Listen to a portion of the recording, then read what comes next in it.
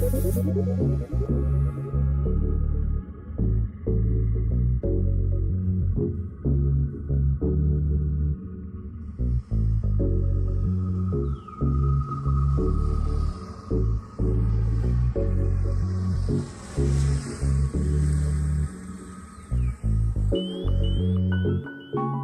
la sera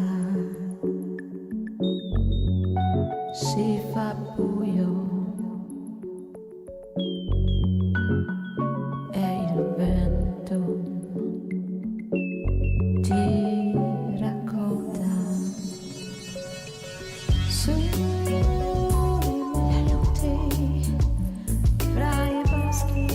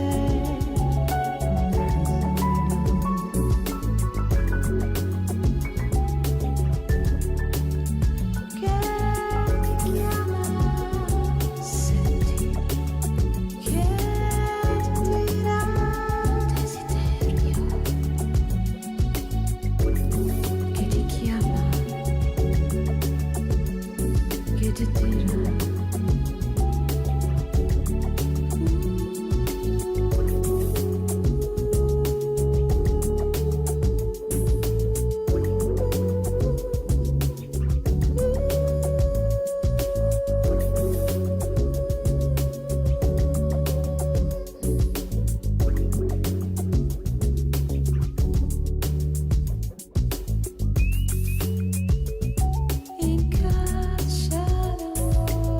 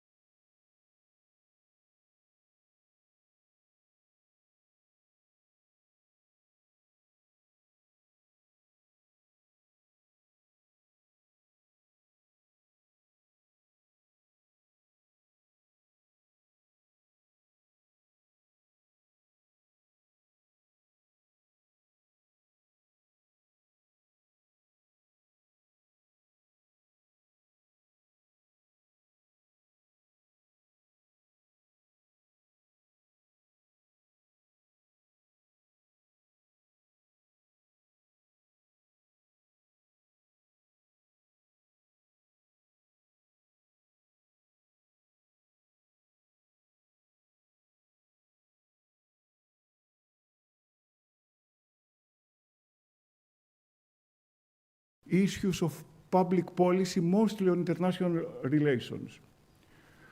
With no further ado, we can proceed after the rest of the greetings to the subject matter. Thank you.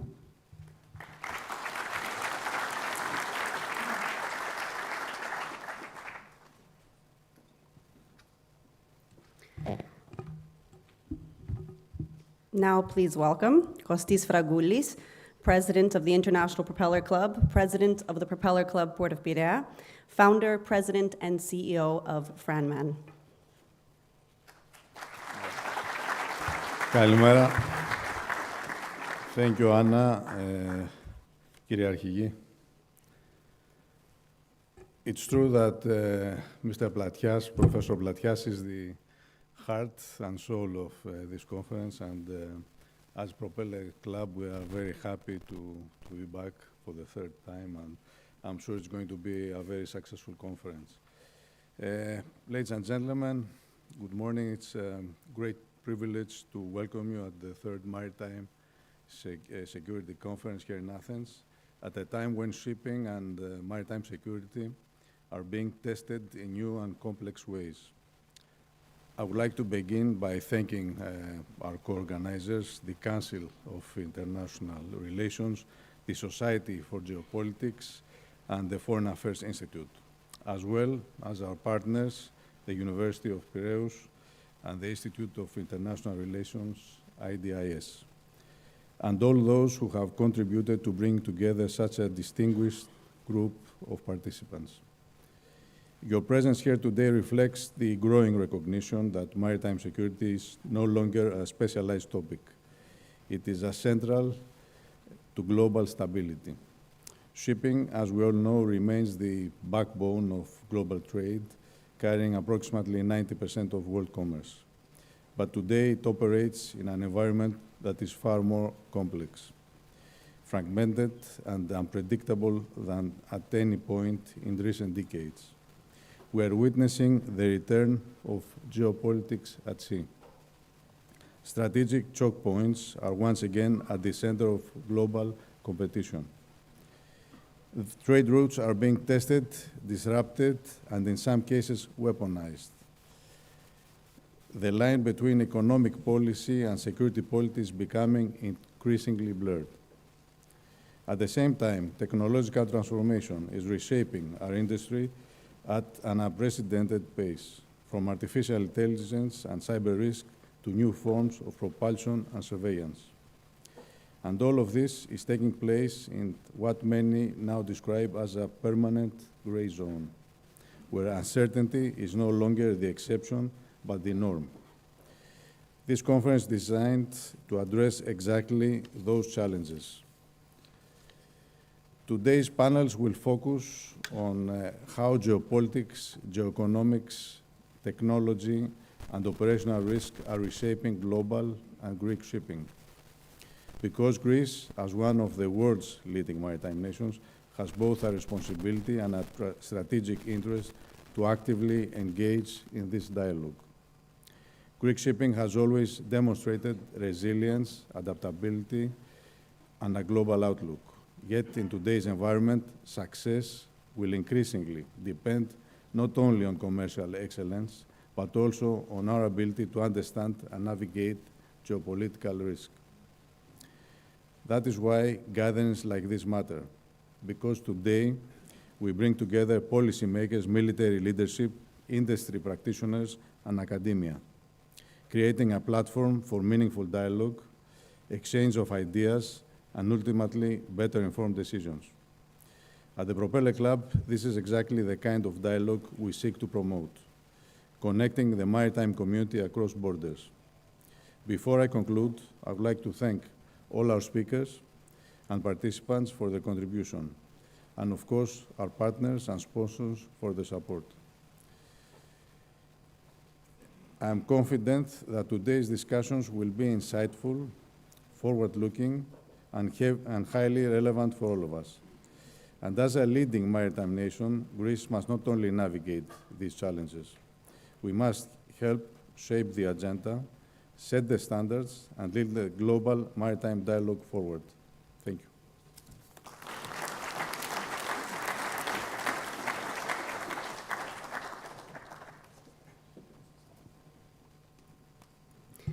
Now please welcome Angelos Padouvakis, Dean of the School of Maritime and Industrial Studies at the University of Piraeus.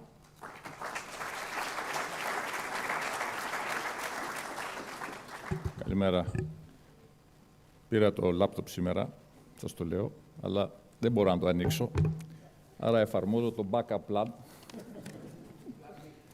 το οποίο όμως προϋποθέτει να έχουμε και γυαλιά μαζί μας. Επομένως, βλέπετε ότι υπάρχει security, αλλά θα δούμε τι θα κάνουμε. Άκου να σου πω, δανείστηκα, Λεωνίδα. Μπορεί να μην είναι δικά μου, αλλά δανείστηκα. Τώρα, ακούστε, επειδή λέει η φίλη μου Δανάη ότι πολλές φορές τα λέω και απ' έξω, θα φύγω λίγο. Distinguished colleagues, members of the Greek shipping community, ladies and gentlemen, welcome to this third Maritime Security Conference. Actually, it is my honor, our honor, to address and welcome in this conference all of you. First of all, who care, and second, who carry. Who care about the society, who care about the security, the maritime industry, who care about everything and something.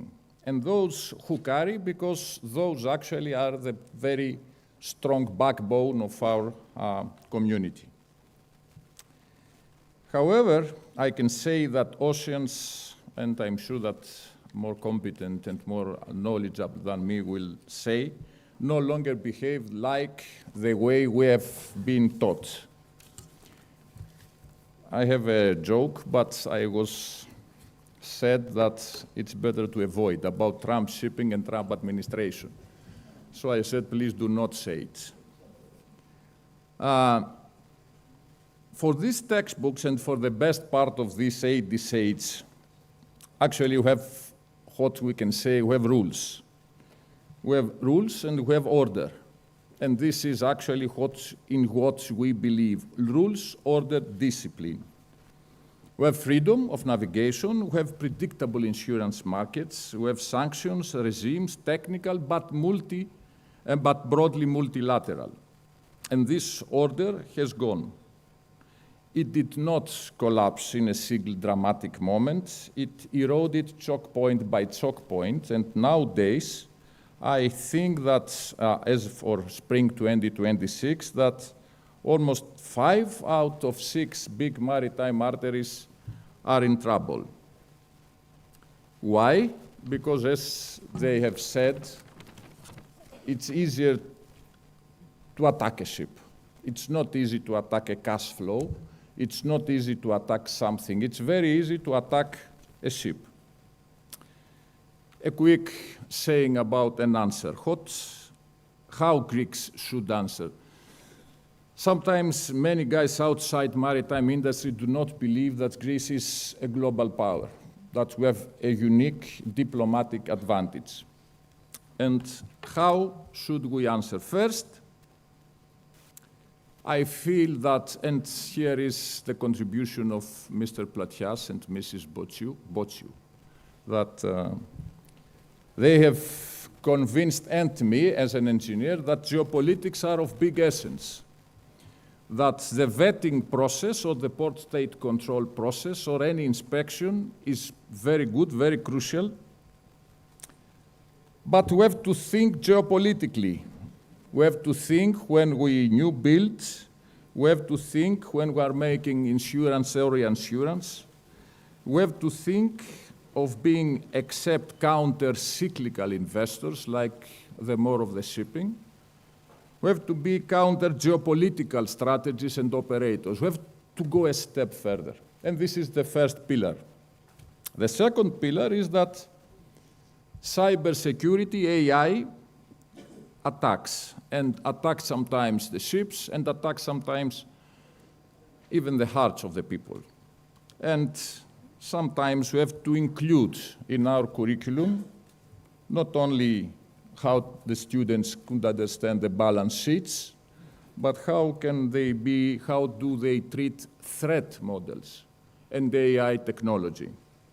And third and final, as Greece is on a very good, very big strategic position, and as Greek ships are flagged with dozens of registries and crews comes from many nationalities.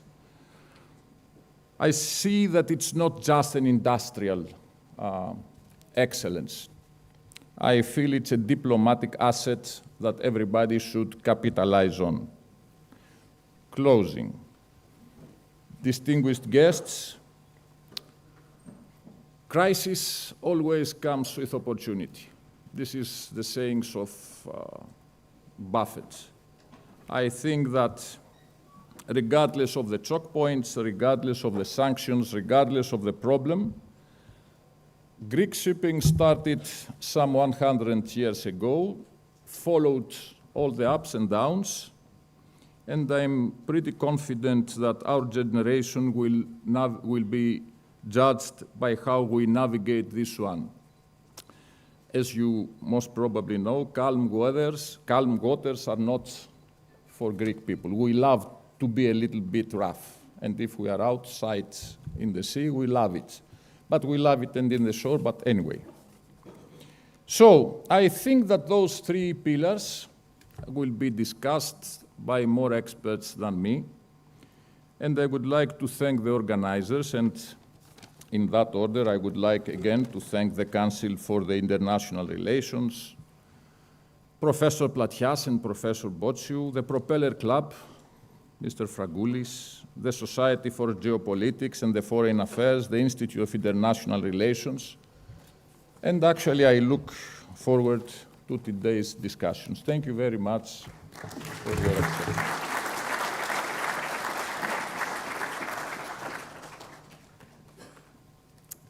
Now, please welcome Leonidas Dimitriadis Evienidis, IMO Ambassador to Greece and President of the Evienidis Foundation.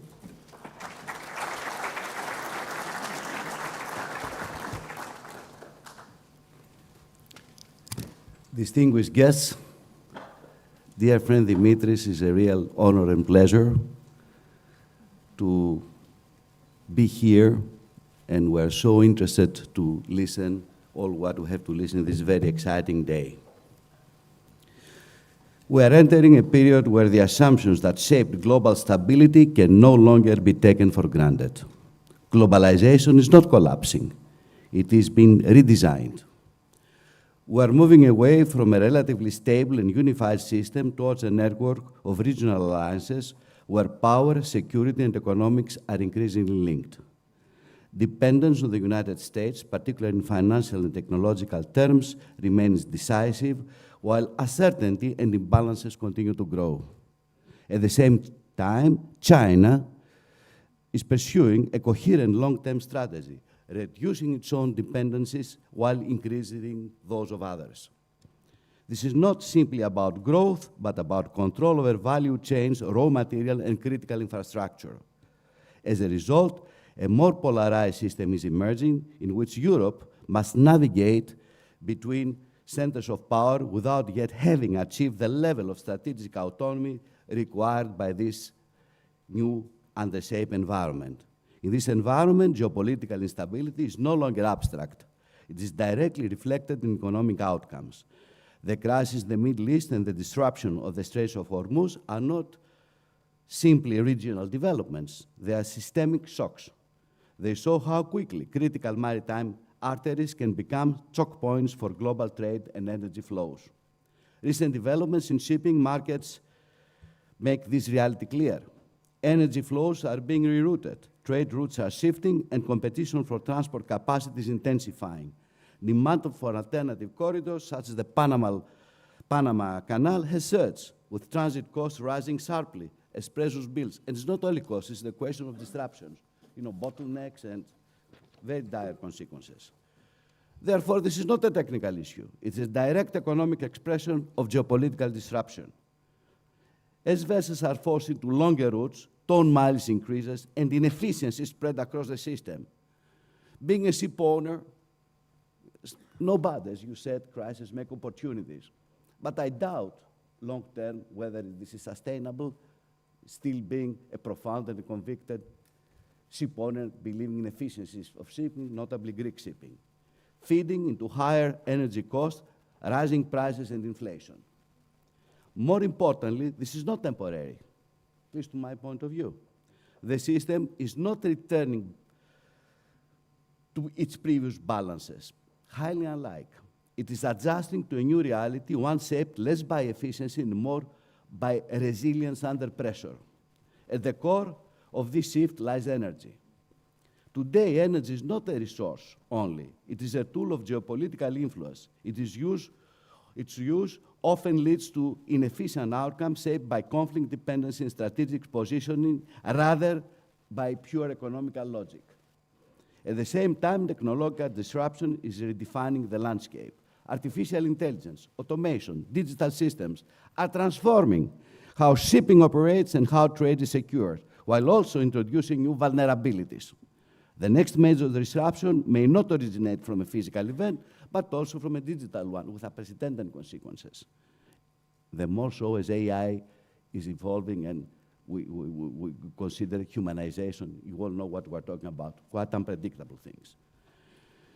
Within this context, shipping is not simply a transport sector, it's a critical geopolitical actor. Carrying 90% of global trade, is also the first to absorb the systemic shocks, whether from conflicts, sanctions, energy disruptions, cyber threats. Maritime security, therefore, is not a technical issue. It is a matter of governance and stability.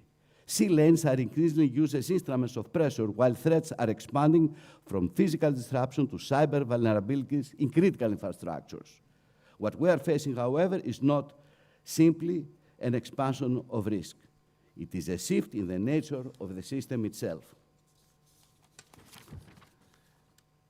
Traditionally, risk could be identified and managed within known parameters, game theories, name it. Angela, I mean, we're young and we became old with these things. But today, we are increasingly operate under conditions of, as Mr. Fargul said, uncertainty, where events are not only unpredictable in scale, but difficult to anticipate. Geopolitical tensions, technological vulnerabilities, and systemic dependencies no longer act separately. They interact and reinforce one another, producing outcomes that cannot be fully controlled. This distinction is critical. Managing risk is about optimization. Managing uncertainty is about resilience. And this requires a fundamentally different approach from operators, institutions, and policymakers alike. In this environment, one principle must remain clear. Shipping requires a stable and secure framework. The sea cannot become a space where the tensions of the land are transferred. It must remain a domain of stability, cooperation, and freedom. Because if this balance is lost, the consequences extend far beyond shipping. They affect global economy and society. Therefore, the conclusion, and sorry for getting you a bit tired, is clear. We are no longer managing a system defined by predictable risk, but one shaped by structural uncertainty. In such system, shipping is not simply a part of global economy. It could be and should be a force for stabilizing. For countries like Greece, this is not only a challenge, it's a responsibility. Because in time of uncertainty, stability is not given, it is created. It also highlights the need for a coherent international regulatory framework. What we're witnessing nowadays, United Nations, difficult times. One that ensures consistency, stability, and fairness across global shipping, because in an environment defined by uncertainty, fragmented or unilateral approaches are not sufficient. What's required is coordination at a global level, capable of supporting both security and the efficiency of the trade. Sorry for taking your time.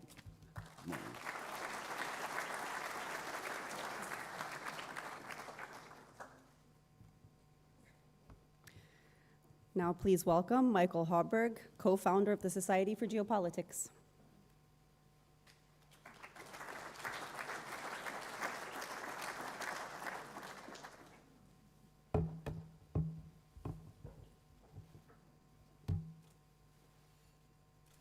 Welcome, everyone. I'm the chairman of the board at the Mackinder Forum, which hosts the Society for Geopolitics, led by my colleague, Roger Baker, who's the president. It's a real great pleasure to be here. I'd like to thank all of the panelists who've flown out to participate and all the sponsors of the conference. I'd particularly like to thank Athanasios Platias for the opportunity to participate. Every time I talk to him, I walk away having learned something, either new insights into how the world works, or maybe more valuably, learning from his example of how to build things like this conference and how to lead from a place of strategic prudence. It's really a pleasure to work with him. There was a time not that long ago when many businesses could mostly ignore geopolitical risk.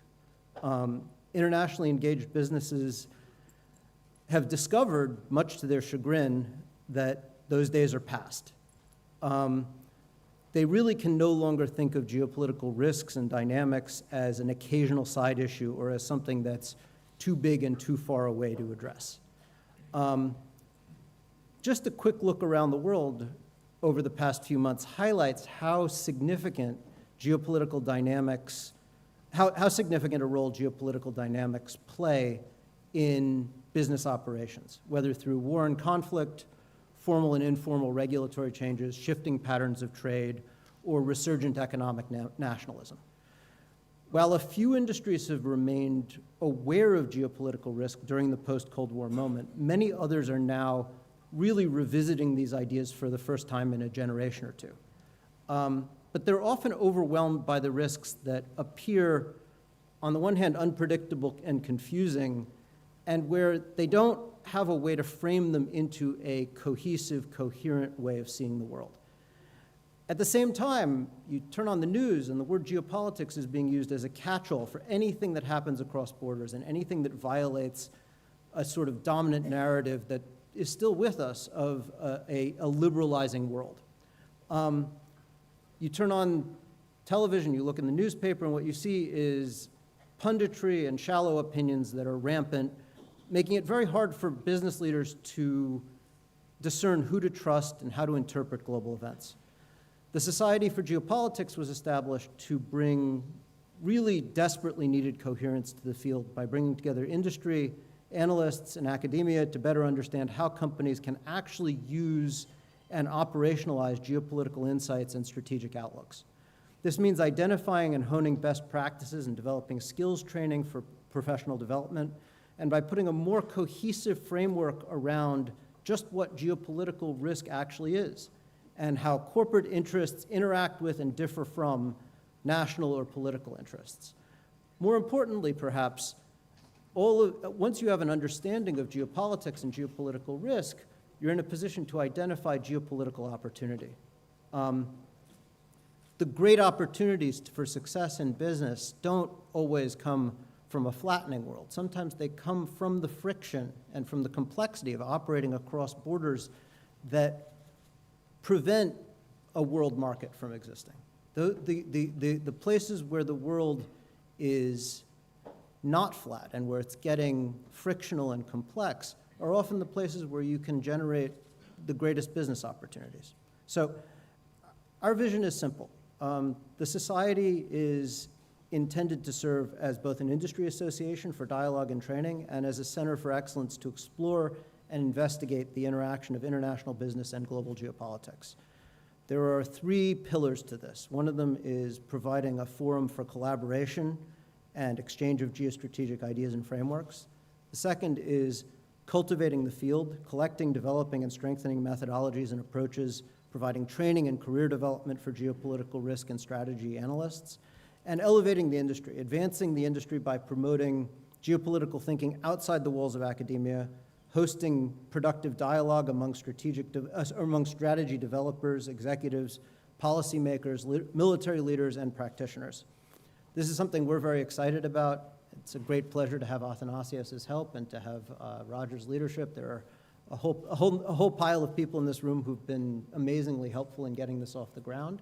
And I'm looking forward to meeting anyone who's interested in this and who'd like to contribute. Thank you for the opportunity to be here, Athanasios.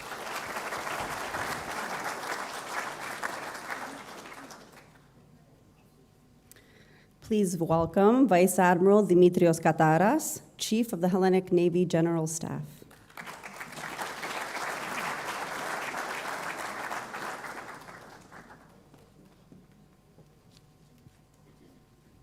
Kalimera. Ambassador Mrs. Maria Theophili, President of the Viennidis Foundation Management Committee, Mr. Leonidas Dimitrios of Viennidis, former Commander-in-Chief Admiral Ioannis Pavlopoulos, President of the International Propeller Club Mr. Kostis Fragoulis, professors, friends of the Hellenic Maritime community, distinguished guests, ladies and gentlemen. It is with great pleasure, profound honor, and a true privilege that I address this distinguished audience today on the occasion of the third International Maritime Security Conference here at the Evianidis Foundation. Having attended the first two iterations of the conference, I'm happy that this event has gained significant impetus and visibility. Although I would wish that it had happened in a nicer time, I truly hope that next year's conference will be addressing the results of what happened a year ago. In this respect, I would like to thank the Council for International Relations Greece for offering me the opportunity to share my thoughts on the conference theme, a subject that captures the essence of the current challenges we collectively face. Today, more than ever, the uninterrupted flow of maritime trade, the protection of critical infrastructure, and the safeguarding of freedom of navigation constitute fundamental prerequisites for economic growth, prosperity, and international security. Over 80% of global trade is conducted by sea, while underwater cables, energy pipelines, and offshore installations form the invisible backbone of the global economy. However, this vital domain is increasingly contested. The East Med, our immediate neighborhood, reflects this complexity. It is characterized by a wide spectrum of conventional and hybrid threats, geopolitical tensions, terrorism, cyber attacks, irregular migration, trafficking networks, and vulnerabilities in critical maritime infrastructure. These challenges are further amplified by three forces of disruption. First, geopolitical shifts are reshaping alliances and redefining power balances. Regional conflicts, strategic competition, and unilateral allegations are projected at sea, transforming the maritime domain into a space of both cooperation and contention. Second, geo-economic competition is intensifying. Control over sea lines of communication, energy routes, and maritime choke points directly impacts global markets and national prosperity. Current developments in the Strait of Hormuz are a great manifestation of this effect. Third, technological transformation is rapidly evolving the character of naval operations. Emerging technologies such as unmanned systems, artificial intelligence, advanced strategic weapons, and cyber capabilities are redefining how we monitor, perceive, and operate in the maritime environment. These innovations offer significant opportunities, but also introduce new vulnerabilities, responsibilities, and risks.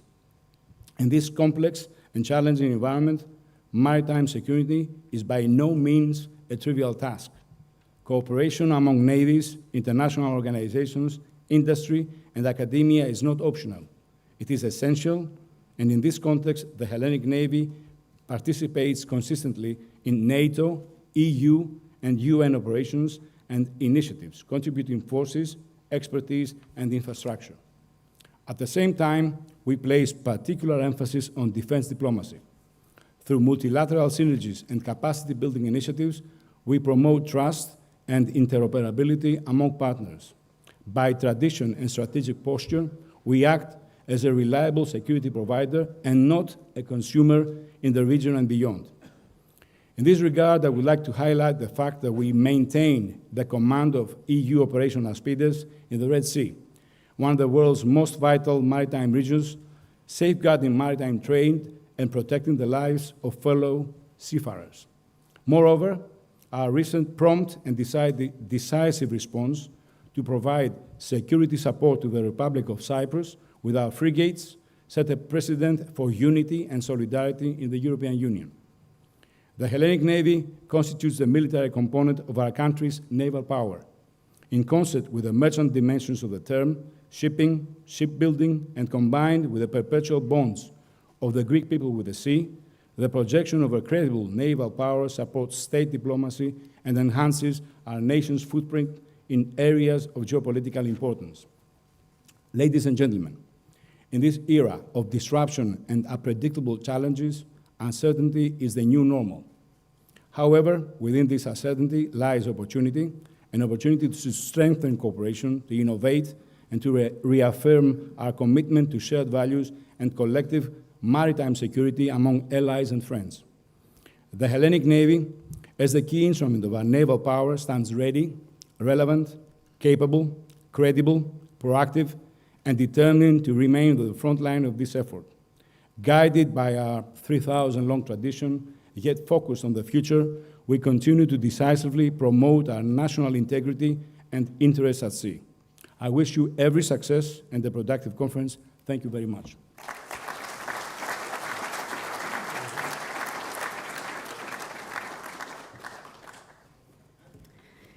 And now, Ambassador Maria Theophili, head of the Task Force of the United Nations Security Council.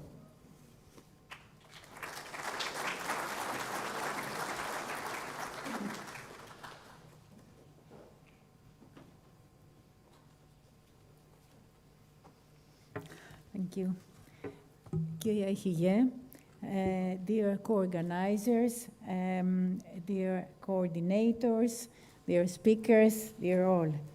It's really an honor and a pleasure to be again here for the third Maritime Security Conference, which focused on an issue of utmost importance, an issue that has become more relevant than ever.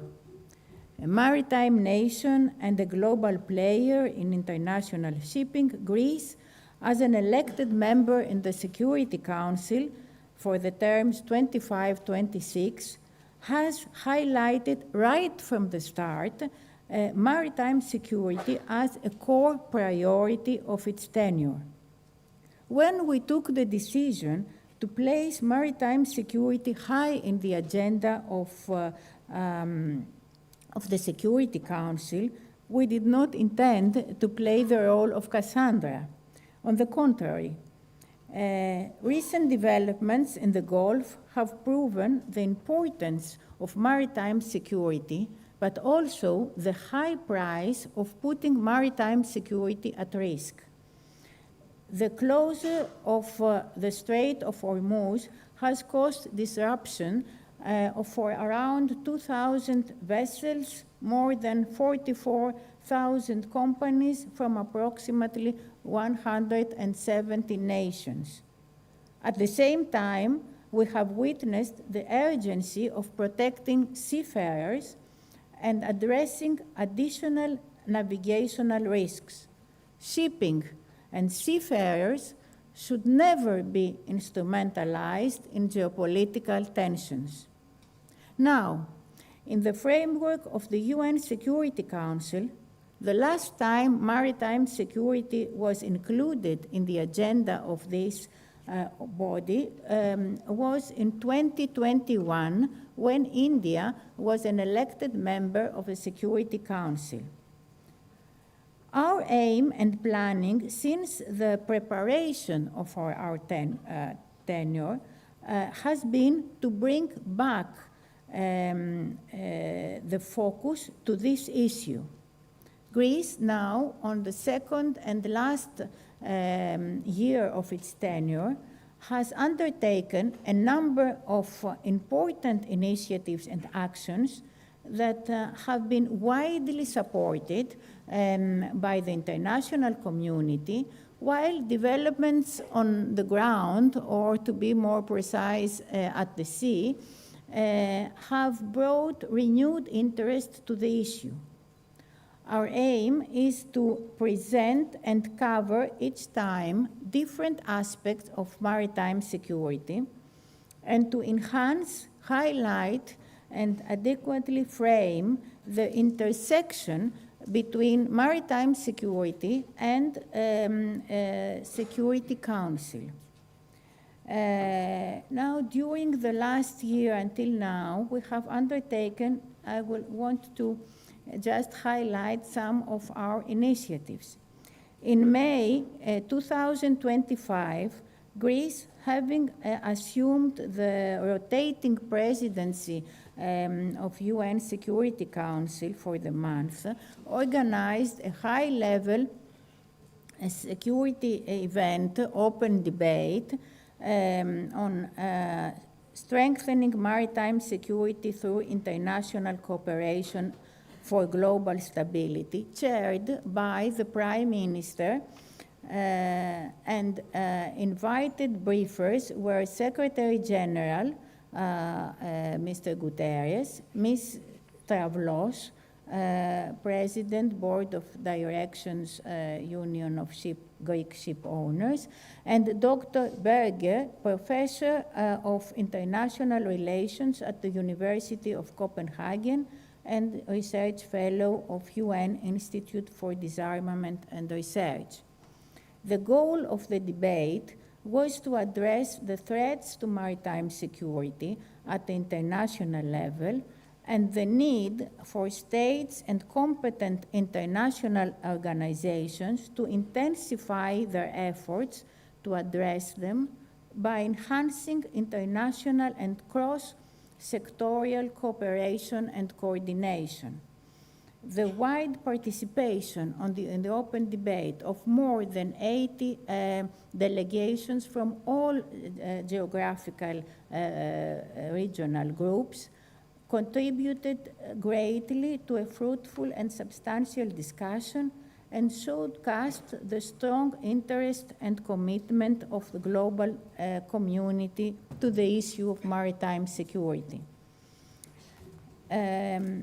In September 2025, during the high-level week of the UN General Assembly in New York, we organized a high-level side event on maritime security titled Safeguarding the Freedom of Navigation, Maritime Security and Coordinated Responses, which was attended by Deputy Foreign Minister Ambassador Papadopoulou, the Secretary General of IMO, the representative of UN Office on Drugs and Crime, Mr. Pasquale, and the Chief Business Development Officer of the Diaplus Group, Mr. Georgopoulos, who was the key speaker.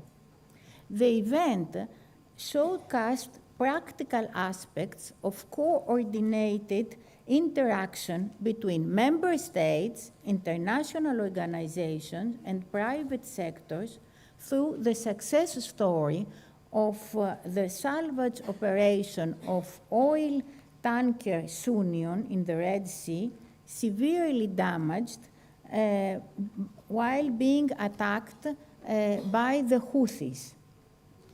Our third initiative took place in November when Greece, along with India and Philippines, co-organized an informal meeting of the Security Council on maritime safety and security protection of seafarers, with a broad, once again, participation of delegations. The meeting underscored the importance and essential contribution of seafarers as the backbone at international maritime transport.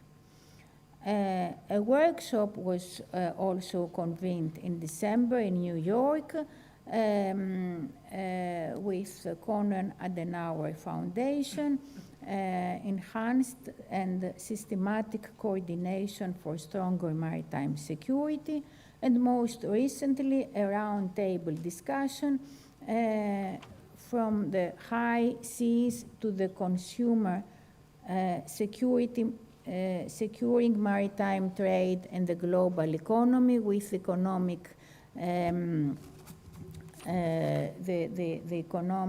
Delphi Economic Forum, where Greek Foreign Minister delivered remarks.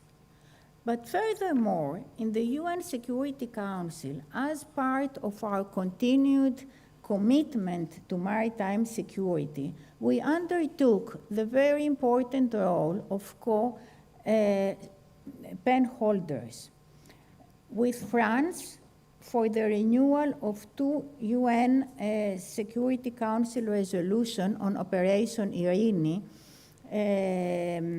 for the inspection of vessels on the high sea off the coast of Libya, which is the only tool for the maritime enforcement of the UN arms embargo, and with the United States for the renewal of 3 resolutions on maritime security in the Red Sea.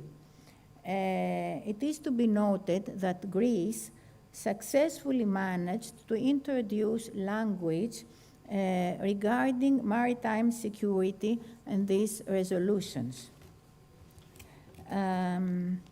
At the same time, we remain committed to working with all partners to prevent and respond to current and emerging threats, as we are already doing through the leading role that Greece has assumed, as Commander already said, in the EU naval operation Aspides, as well as the operation Atalanta and Irini.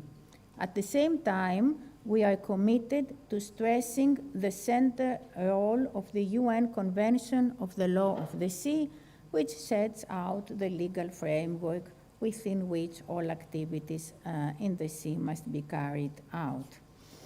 During the current crisis, we are in constant contact with our key partners, including UK and France, within the framework of proposals and initiatives related to the current situation in the Gulf. Now, as we said, we are already in the final year of our tenure, but we are convinced that the issue of maritime security will remain in the agenda of the Security Council, as also Panama and Bahrain, 2 fellow member states in the Security Council, share this vision. In this respect, we are aiming at adopting a UN security product, probably a resolution on maritime security, to contribute to the formation of an adequate global maritime security architecture. As I finally conclude my remarks, I would like again to congratulate all organizers for organizing and hosting this timely 3rd edition, which is more pertinent than ever. And as the UN Secretary General, Mr. Guterres, has recently stressed, without maritime security, there is no global security. Thank you very much.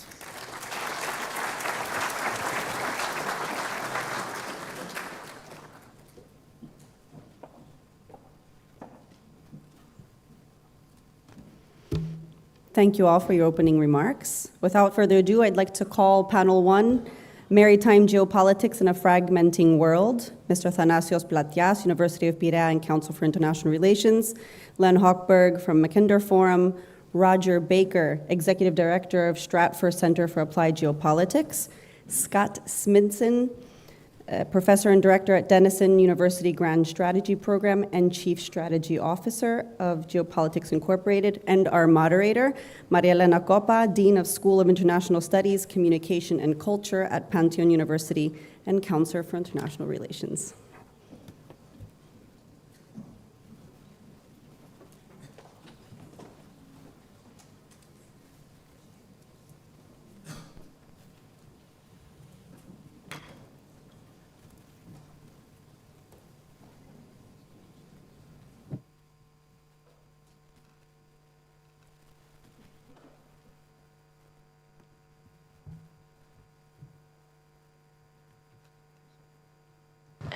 Good morning.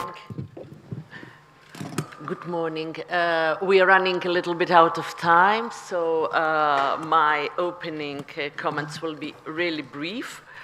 I just want to say that last year, during our 2nd conference on maritime security, Nobody could predict the relevance of this topic this year.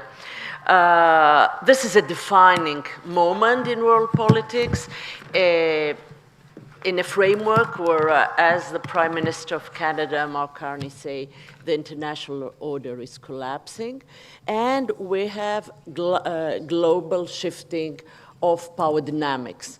So without any further ado, I would give the floor to our first speaker, Professor Athanasios Platias. Please. Kalimera και πάλι. Good morning again. I will try to offer a broad overview in order to explain the causes of the instability that we see. There is geopolitical instability. And this geopolitical instability, it influences maritime trade. So I will try to get into the causes. My presentation will focus on 4 pillars, 4 themes. First, the freedom of the sea is at risk. Freedom of navigation is no longer guaranteed. It's contingent on power, conflict, and strategic competition. And by the way, this is unprecedented. It's the first time that it's happening after the end of World War II. And this is going to characterize the next decades. So shipping enters a very volatile area, and it's not going to stop. Shipping is also part of a strategic infrastructure. Ships, ports, routes are weaponized, are tools of power. The third theme is that globalization is becoming fragmented. It's not changing, but it's becoming fragmented. And the fourth theme is that military power, naval power, it's connected with financial systems, industrial capacity, and this, everything becomes part of geopolitical competition. So I will concentrate mostly on the big picture, try to explain what's going on. Okay, let me start with this graph. Naval power allows countries to control the sea, thalassocracy. If you control the sea, you can control the maritime trade, and you can offer security to allies, and this creates wealth. You become rich. And if you become rich, you can invest more on sea power. And this is a virtuous circle. This is what it characterized the sea powers, the thalassocratic powers. This recipe was invented here in Greece by Themistocles, by the ancient Athenians, and every maritime empire has followed this route. Invest in shipping, in naval power, control the sea, control the trade, become rich, and then create a virtuous cycle. But in international relations, nothing stays forever. Things are changing. And this virtuous cycle that I described, it worked for the British, and it works now for the Americans. But now they have a competitor. Now thalassocracy is becoming competitive, contested. We are entering a period of contested thalassocracy. Why? Because of the rise of China. You have a challenger to the maritime supremacy of the United States, which creates new trade patterns, new infrastructure of shipbuilding and innovation, and you have new competition for maritime resources, and all this creates contested thalassocracy. So the reason of the instability that we see is precisely that. Now, let me try to connect military strategy applied at sea with what we see happening in our days. There are 3 basic functions of maritime power. The middle one is thalassocracy, sea control. By controlling the sea, you apply power from ship to sea, you eliminate the enemies at sea, and you ensure freedom of navigation for yourself. That's the typical model of thalassocracy, controlling the sea. And if you control the sea, you can project power. So the Americans, for example, were controlling the sea after World War II, and it created the precondition for globalization and shipping. And this allowed them to project power, what we saw in Venezuela, from sea to land, from aircraft carriers to Venezuela, what we see right now happening in the Gulf, from sea against Iran. But at the same time, because of contested thalassocracy, the Asiatic continental powers are responding. And how they are responding? By sea denial. What is the pattern that we see all these years? Russia tried to deny the Black Sea from the Ukrainians and NATO. The Houthis trying to deny Red Sea from maritime trade. 12% of the maritime trade was passing through the Red Sea. What is happening right now? Iranians try to deny area denial of the Persian Gulf, 20 plus of the world energy. And also China is doing the same thing around Taiwan in the first island chain and around South China Sea. So that's why I say it's contested thalassocracy. It was a period that the United States and its allies can go everywhere. Now they cannot go everywhere because of anti-access, anti-denial. That's precisely the causes of the instability. So we are moving in international system from bipolarity that we had the Cold War, then we had the period of globalization, which was underpinned by American maritime power that allowed free trade. And now we are getting into a period of contested thalassocracy, fragmentation, which is the new Cold War. Like the old Cold War, it happens between the two blocks, the global West, blue, which includes United States, Europe, but also parts of Asia, Japan, Korea, Australia, against Eurasia, the Eurasian power, which is mostly China, Russia, and Iran. And these countries are involved in this global competition. But the new Cold War, unlike the first one, had a lot of similarities: geopolitical competition, arms races, economic warfare, political subversion, technological competition, a lot of wars by proxies. We see all this, but we have new elements. Two new elements are important. During the first Cold War, the competition took place in Central Europe, inland, in a static environment. Now the competition takes place at sea. And the second characteristic, the second difference is during the first Cold War, the two blocks were not interrelated. Now, because of globalization, they're completely interdependent. Therefore, it's easy, because you cannot have nuclear war, to weaponize this interdependence. So we see every relation being weaponized. Now, although interdependence is weaponized, and although the West tries to decouple from the East, you cannot stop globalization. You see trade is increasing every year. It's more than 25 trillions. And by the way, 80% of this moves by the sea. Why? Because it's cheaper.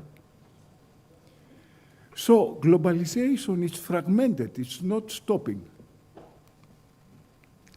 Now, because of the geopolitical competition, as I said, it happens in the sea, but which seas? The seas around Eurasia. Why? Because the Eurasian powers, China, Russia, Iran, and Turkey, are trying to expand. So what the West is trying to do is to contain them. When you contain them and you stop them, there is flashpoints. Look all these flashpoints. Where is happening? In the periphery of Eurasia. All the wars are around this area. The seas are on fire. Baltic Sea, Black Sea, East Med, Red Sea,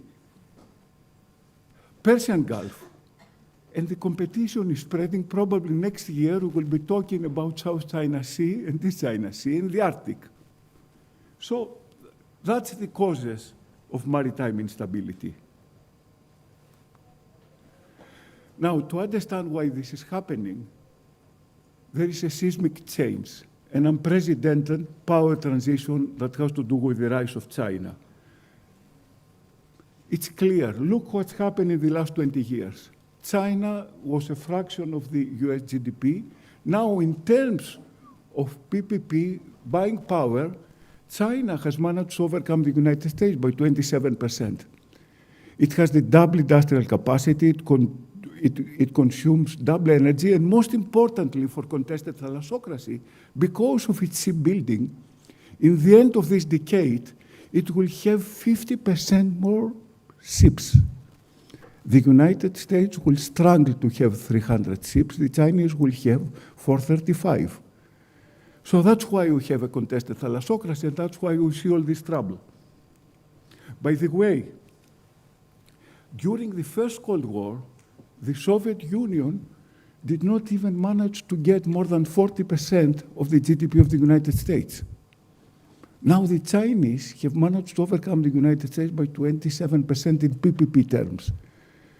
In nominal terms, it's 80% of the US GDP. You see, power transition, and it's not only economics, it's technology, it's shipbuilding, so this is changing global power.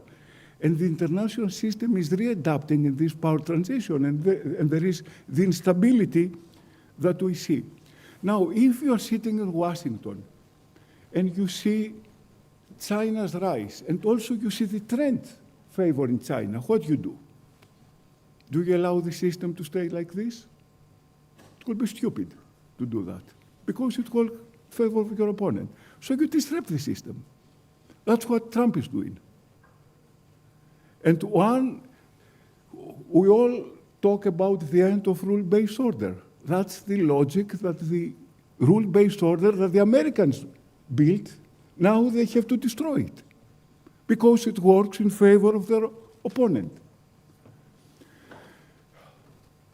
Professor Hoberg will talk about the American strategy, but I would like to point out 3-4 characteristics. The number one opponent is China, primary enemy. How you deal with China? First of all, you have to consolidate your area, which means the Western Hemisphere. Consolidation, it means try to control resources, including Venezuela oil, but most importantly, throw the Chinese out, roll back. That's what happened in Venezuela. With Venezuela, you also get Guana. This is what's going to happen to Cuba. This is what happened to Chinese ports in Panama. So, first step is consolidate the Western Hemisphere, and that's how we have this discussion about Greenland. Second, reduce commitments in Europe in order to concentrate to Asia. That's why we have this trouble in transatlantic relations. The United States, unlike the first Cold War, now it has to concentrate on the East. So it's disengaging from NATO. The Europeans, they don't like that, and we have all this problem in transatlantic relations. And third, you have to stabilize Middle East. But in order to stabilize Middle East, you have to destabilize it first, in order to build a new architecture. That's precisely what's happening right now in the Gulf. So, as I said, 26 trillion trade, 80% of it goes through the seas. And by the way, 70% of this trade goes through straits. So the majority of the trade, something like 15 trillions, they pass through choke points. One choke point, Strait of Malacca, is 5 trillions, just to understand the importance. And by the way, there are more choke points that you can imagine, not only the so-called famous one, Suez, Panama. As you can see, there are more critical choke points. And by the way, it's not only trade. 80% of energy goes through the sea and through choke points. And that's precisely what we see now on Hormuz. And by the way, Hormuz is not the number one in terms of energy. It's the Strait of Malacca that is more important. Here I have the most important choke points, but from different risks, from geopolitical risks to piracy to terrorism. You see, all choke points face high risk, so it's very easy to weaponize them. It's as simple as that. But most importantly, there is weaponization of shipping. We have direct kinetic threats. For example, in the Strait of Hormuz, 25 ships have been attacked. 10 crew members have died. And its use of top advanced state technology, from missiles, drone, mines, to attack commercial shipping, but also hybrid tactics, lawfare. Is it permitted Iran to block the Strait of Hormuz or not? There are two legal opinions there. So, lawfare. We have maritime militias, we have port inspections, we have guaranteed strategy or blockades, double blockades in the Strait of Hormuz. And of course, ecological warfare. You see, it's very easy to weaponize a strait by create risk. If you create risk insurance, they don't risk the ships, and ship owners afraid, the crew is afraid. So essentially, with very limited means, just by creating threat at this ecological level, you can block it. So it's easy and efficient. That's why all these zones, from Black Sea to Red Sea to Persian Gulf to Horn of Africa, are already in flames, and there are future danger zones. Roger Baker will concentrate on these issues. Now, sometimes we are lucky that if you block a strait or a sea like the Red Sea, we have alternatives, like what happened in the Red Sea. It may be costly, it may take 12 more days, but there are alternatives. But not always alternatives. In Hormuz, there's no alternative. And by the way, in the Strait of Hormuz, it's not the first time that we have trouble. The older of us, we may remember that we had the tanker war in the 80s, that 259 tankers have been attacked, and other shipping. So it's nothing new there, it's a repeated pattern. Why the Strait of Hormuz is so important? Because on geography, it's very easy to have anti-access area denial, simply because of geography. And there are very few alternatives. From 21 million barrels per day, maximum 7 can be diverted through pipelines. Now, we are losing something like 12 million barrels per day, plus 2 million barrels per day in Ukraine, in Russia, because of Ukraine attacked. So every day, there are 14 million barrels per day that they don't go to the market. Now, from the time that the trouble started in Iran, and assuming that there is an agreement today, until the energy market stabilize, it will be missing 1 billion barrels from the global economy. Now try to understand what this means and what ripple effects it will have. You see, the existing alternatives, first of all, they are fragile, but still, the maximum that they do is 1/3 of what it goes to the Strait of Hormuz. Now, from this geopolitical rebalancing at the energy level, who is the beneficiary? And who are the losers? The losers are the countries that import energy. The winners are the ones that are exporting, mostly the United States. So essentially, the United States is using its dominance in energy in order to do a rebalancing. Look who is losing. The Gulf and the Russians in the westward, which means the Asian basin, the Eurasian Asian. Who is winning? The Atlantic. So there is an energy realignment, and energy is a precondition for global power. So look what's happening in the Strait of Hormuz. I mean, in terms of energy trade, because of tankers, only 10% of tankers are passing compared to what used to be before. That's the weekly, there were about more than 250 tankers passing. Now they pass around 25. So 90% off. And who is losing? Asia, because most of the Strait of Hormuz was going to Asia. But because of ripple effect, it's not only energy, it also creates food insecurity, which is trouble for stability. Remember, the Arab Spring started because of food. Now, the number one problem has not erupted. It's a minefield waiting to erupt. South China Sea. South China Sea, as you can see, it's 1/3 of the global trade and 1/3 of the energy trade. And China, East China Sea is contested. The Chinese are claiming they want to do what the Americans are doing in the Atlantic, in the Caribbean, a zone of influence, their own Mediterranean.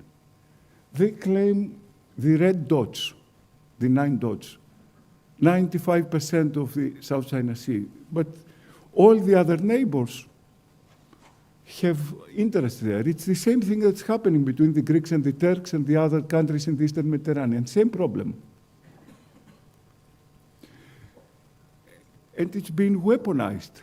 We don't have naval ships, but we have Coast Guard, we have naval militia, and the Americans are sending the big boats in order to ensure the freedom of navigation. They send aircraft carriers. That's a typical trip of an aircraft carrier, which means the threat of escalation is always there, because the Chinese are harassing these American ships. And by the way, these American ships are flotillas, because as you probably know, one aircraft carrier, it can be more than other 40, a flotilla can have up to 40 pieces from submarines to other ships.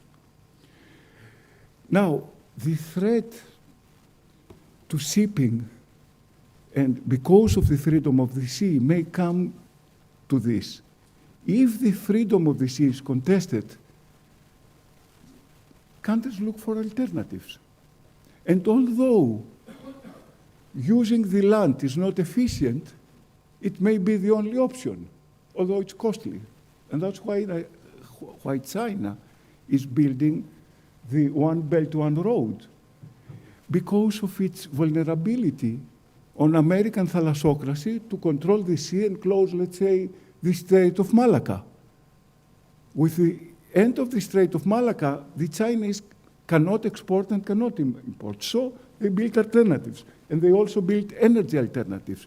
So one threat to shipping is if sea is contested, they're looking for alternative routes. That's a long-term threat to the maritime industry. I talk about geopolitics. The next panel will be on geoeconomics, so they will deep in on this thing. But there is a fundamental restructuring. During globalization, the United States and the West offshore production to the East. Now they want it back. They want it either reshoring or near-shoring neighboring countries like Mexico, for example, for the United States, or friends like India and Vietnam. All this creates trade realignment, trade rebalancing, which influences the maritime industry. One way to do that is tariffs. By the way, Liberation Day was the 2nd of April, the day that we had our last year conference. So the moment that we're discussing these things, Trump came with tariffs. But the most potent weapon is sanctions. And the United States, look, they sanctioned Venezuela, Russia, and Iran.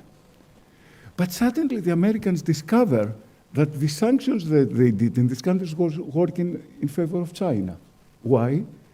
Because Russia, Iran, and Venezuela, they were selling their oil 40% discount to the Chinese. So essentially, the Americans were subsidizing, stupidly and indirectly, the Chinese industry who was competing against the European and the Americans. So you can understand that they have now changed that. They realized that that was a big mistake. So one other instrument, I talk about weaponization of shipping, of ports, is the financial architecture, and most importantly, insurance. Mr. Dominic Donald will talk about this. Now, the strategy of the United States is decoupling from China, but this cannot happen. I mean, the supply chains are so integrated, it's very difficult to interrupt. So what firms are doing, they have the China plus one strategy. They still have China as a way of producing, of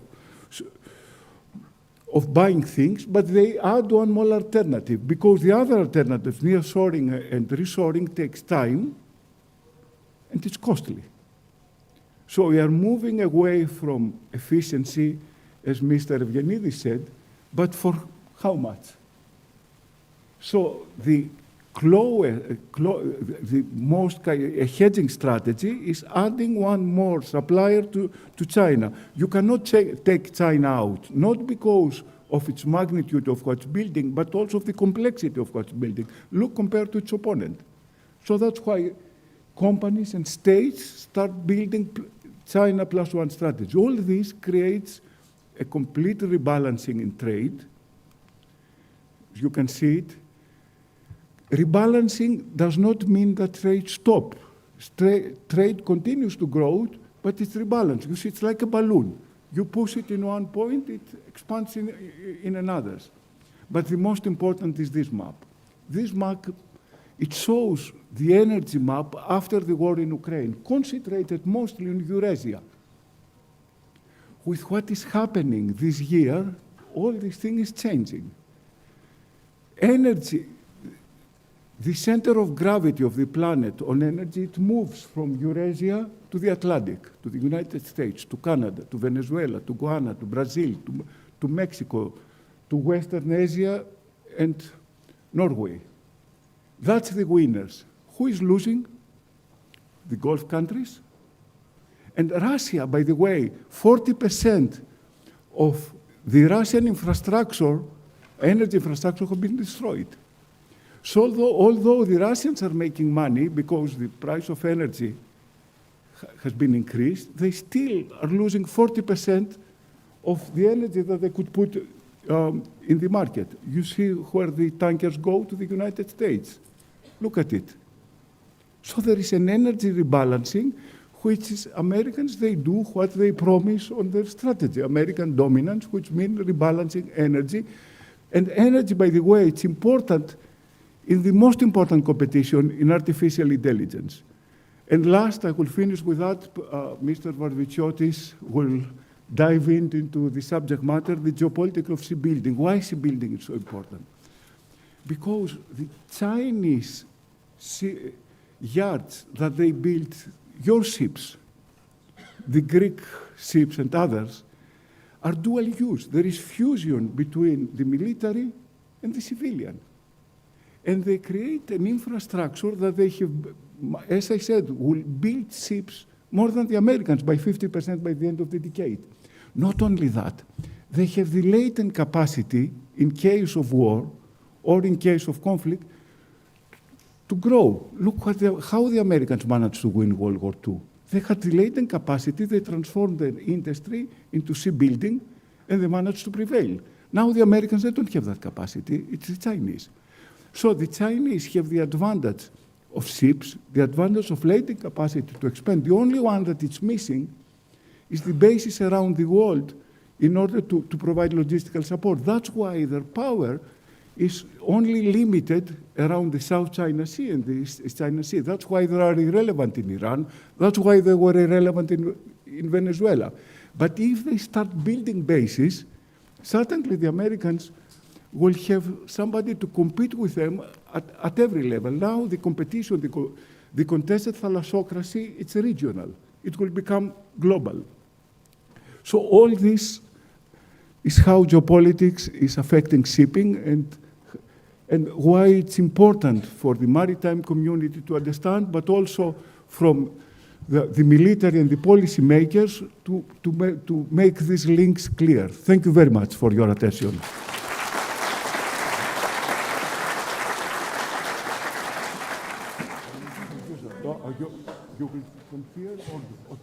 Thank you very much, Professor Platias. I give the floor now to Len Telos. Hochberg from the Mackinder Forum Room.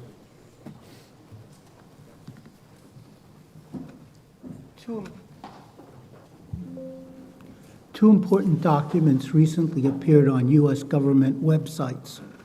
The 2025 National Security Strategy, NSS, of the United States, and the 2026 Department of War National Defense Strategy, the NDS.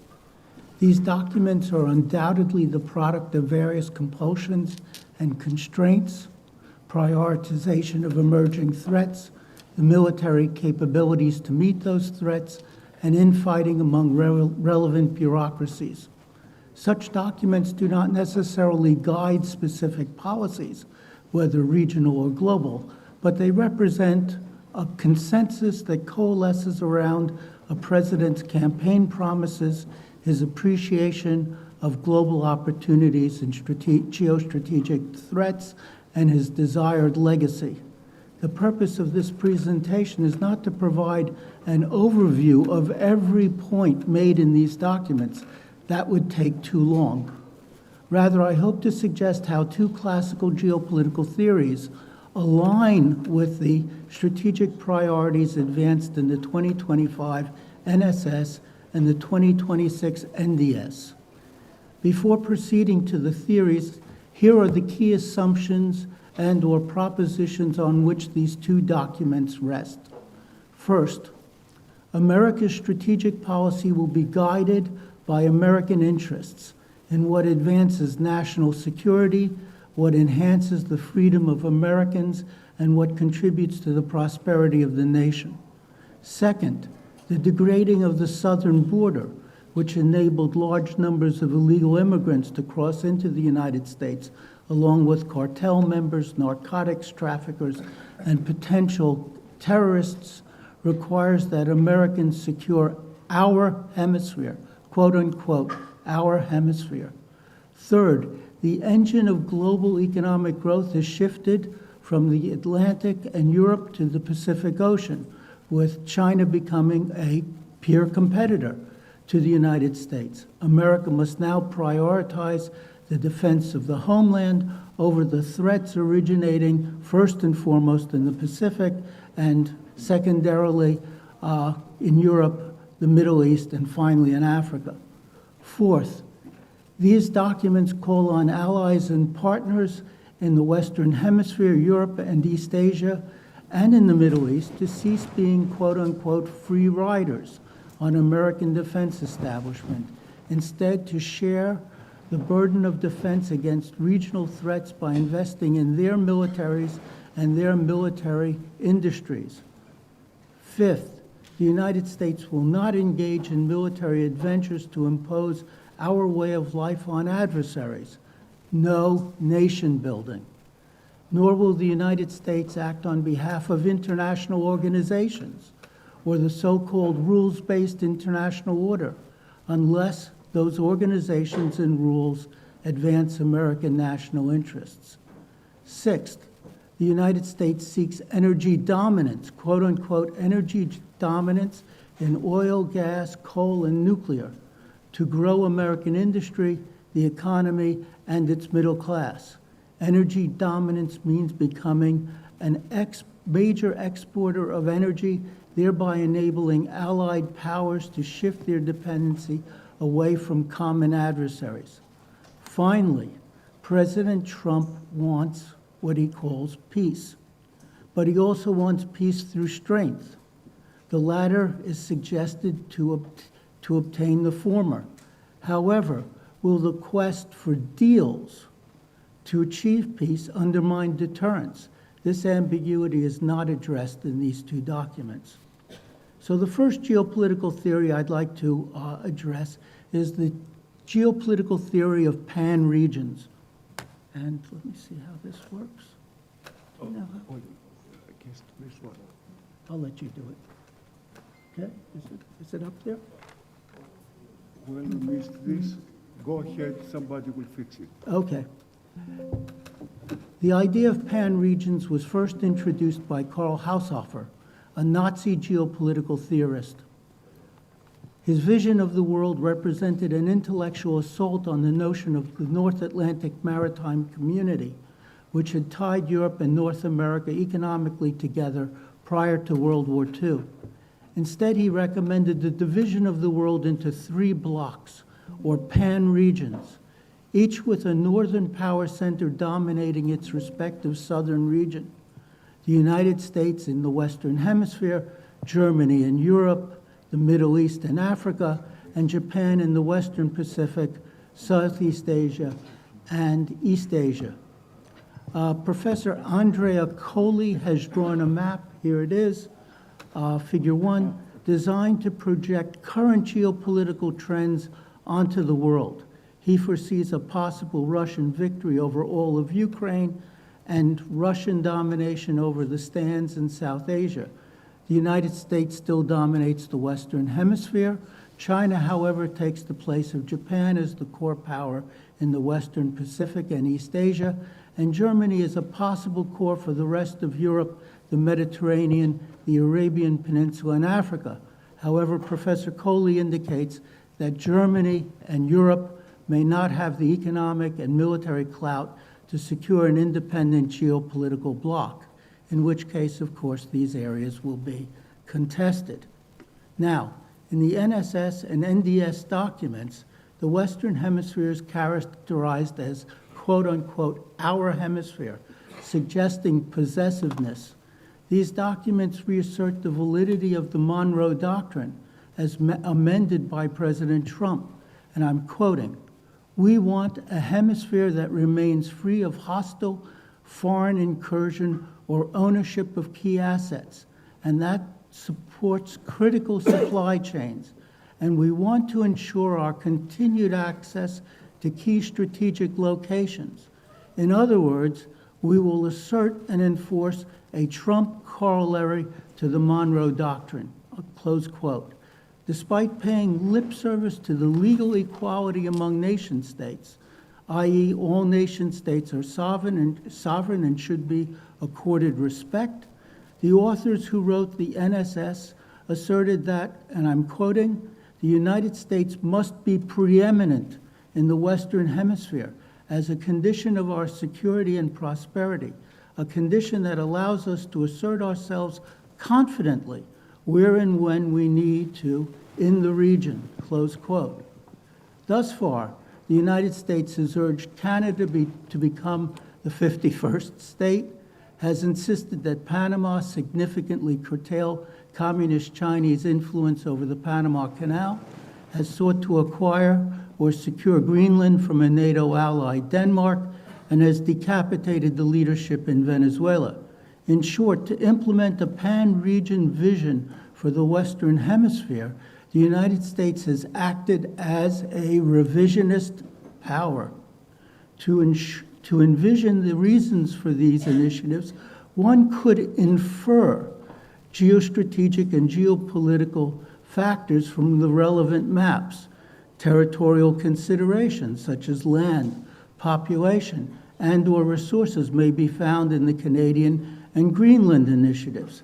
Nevertheless, all the cases also have maritime consequences, greater control over the northern Pacific, the Atlantic, and the Caribbean littorals, greater access to the Arctic littoral and the resources to be found there, enhanced maritime surveillance over the waters between Greenland, Iceland, and the United Kingdom, and the reassertion of power over a strategic location, the Panama Canal.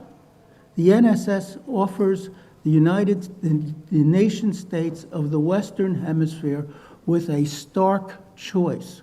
Quote, "The choice all countries should face is whether they want to live in an American-led world of sovereign countries and free economies, or in a parallel one in which they are influenced by countries on the other side of the world. Close quote. The decapitation strike against the Venezuelan regime revealed the extent to which the Trump administration was prepared to allow one sovereign country in the Western Hemisphere to inhabit a parallel world dominated by adversaries. Trump held to his desire to fight a short, decisive war to eliminate foreign adversarial influences, no nation building. Policy changes in Venezuela promise an end not only to the purchase of weapons from Russia and China there in Venezuela, but also the sale of oil to China at below market rates, a potential economic blow to Chinese economic competitiveness. Now, the second geopolitical theory I'd like to mention is the one of the Eurasian heartland and rimland. The idea of a Eurasian heartland was first broached by the geopolitical theorist Halford Mackinder in his 1919 masterpiece, Democratic Ideals and Reality. Mackinder defined the heartland as that area of Eurasia that was relatively unaffected by naval power and maritime commerce. Figure 2, oh, you got it, thank you. Figure 2 depicts the geography of the Eurasian heartland, stretching roughly from the Arctic littoral to the Himalayas and from Moscow to the Lena and Kolyma river basins. This region was cut off from the sea by the polar ice cap, with its rivers running north to the Arctic or to isolated inland seas.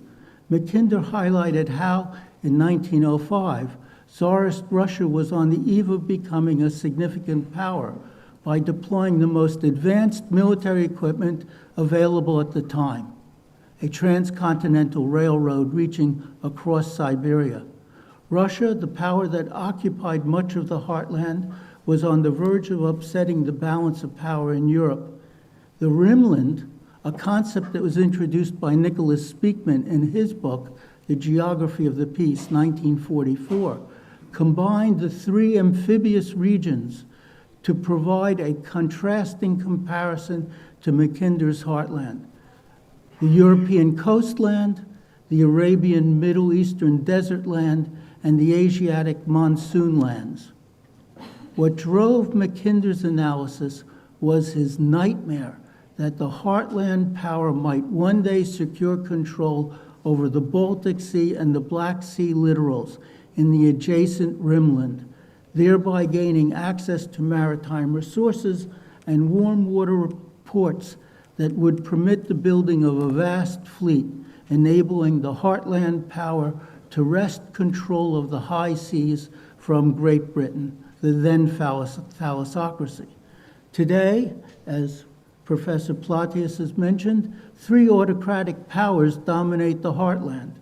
The traditional occupant of the heartland, Russia, Iran, which has access to the Persian Gulf and is attempting to dominate the Strait of Hormuz, and China, which also has a long coastline and has built a naval force to rival that of the United States. China has also claimed the South China Sea as its own. By building artificial islands, China is attempting to turn that international waterway into a lake. It might then assert the right to charge tolls for passage. Geopolitical analysis suggests that such a maneuver would put South Korea, Japan, Taiwan, and the Philippines at an economic disadvantage. Despite their ideological differences, these three autocratic powers, Russia, China, Iran, have entered into agreements demonstrating a common interest. They hope to overturn the current American-dominated world order and to break the maritime control that the United States and its allies and partners have held for the last 40-so years. The NSS and NDS nod toward Mackinder and Speakman without explicitly mentioning their theories.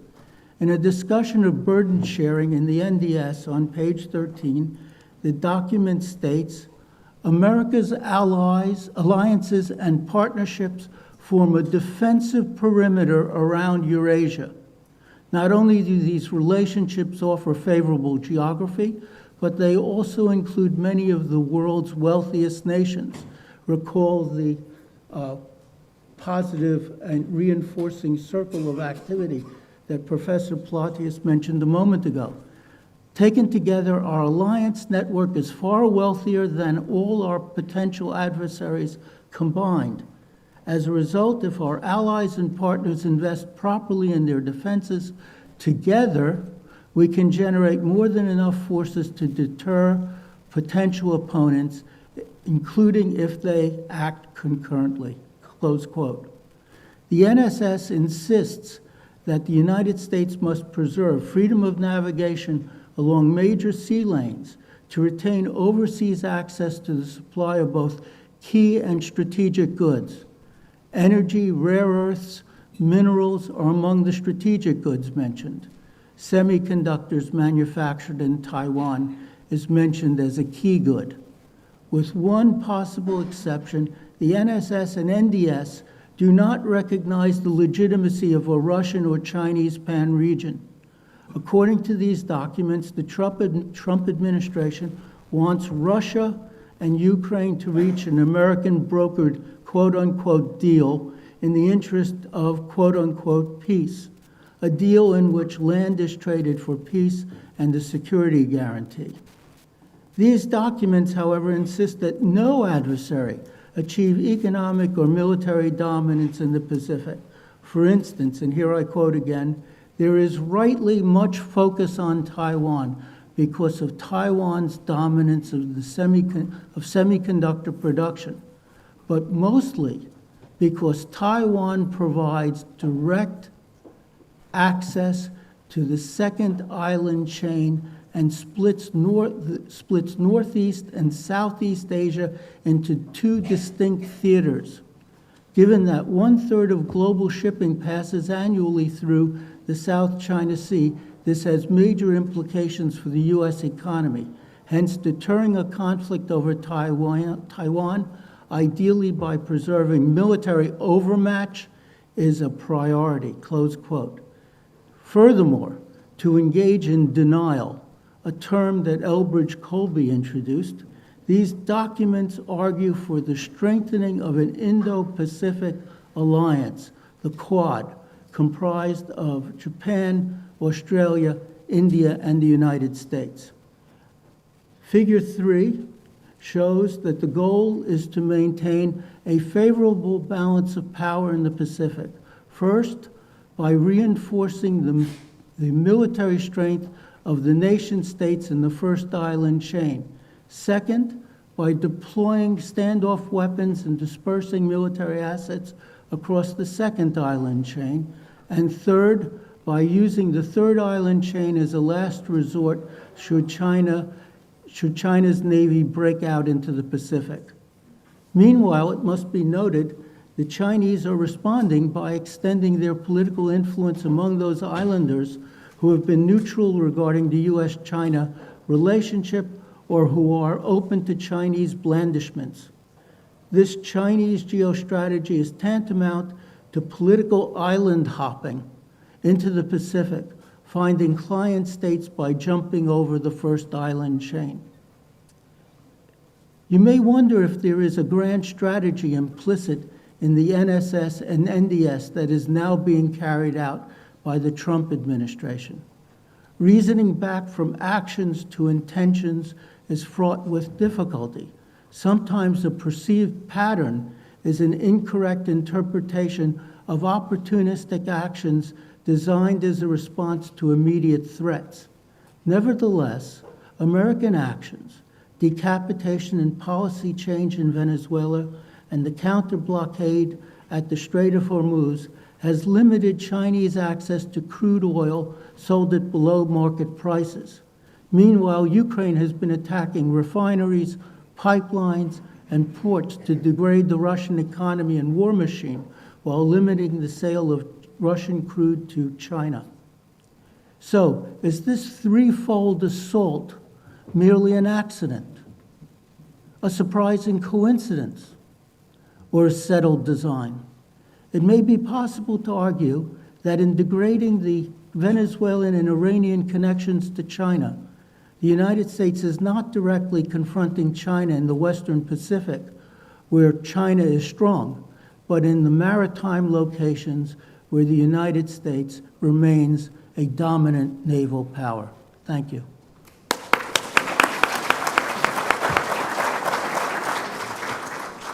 Thank you very much. I now turn to Roger Baker, Executive Director of the Stratford Center for Applied Geopolitics.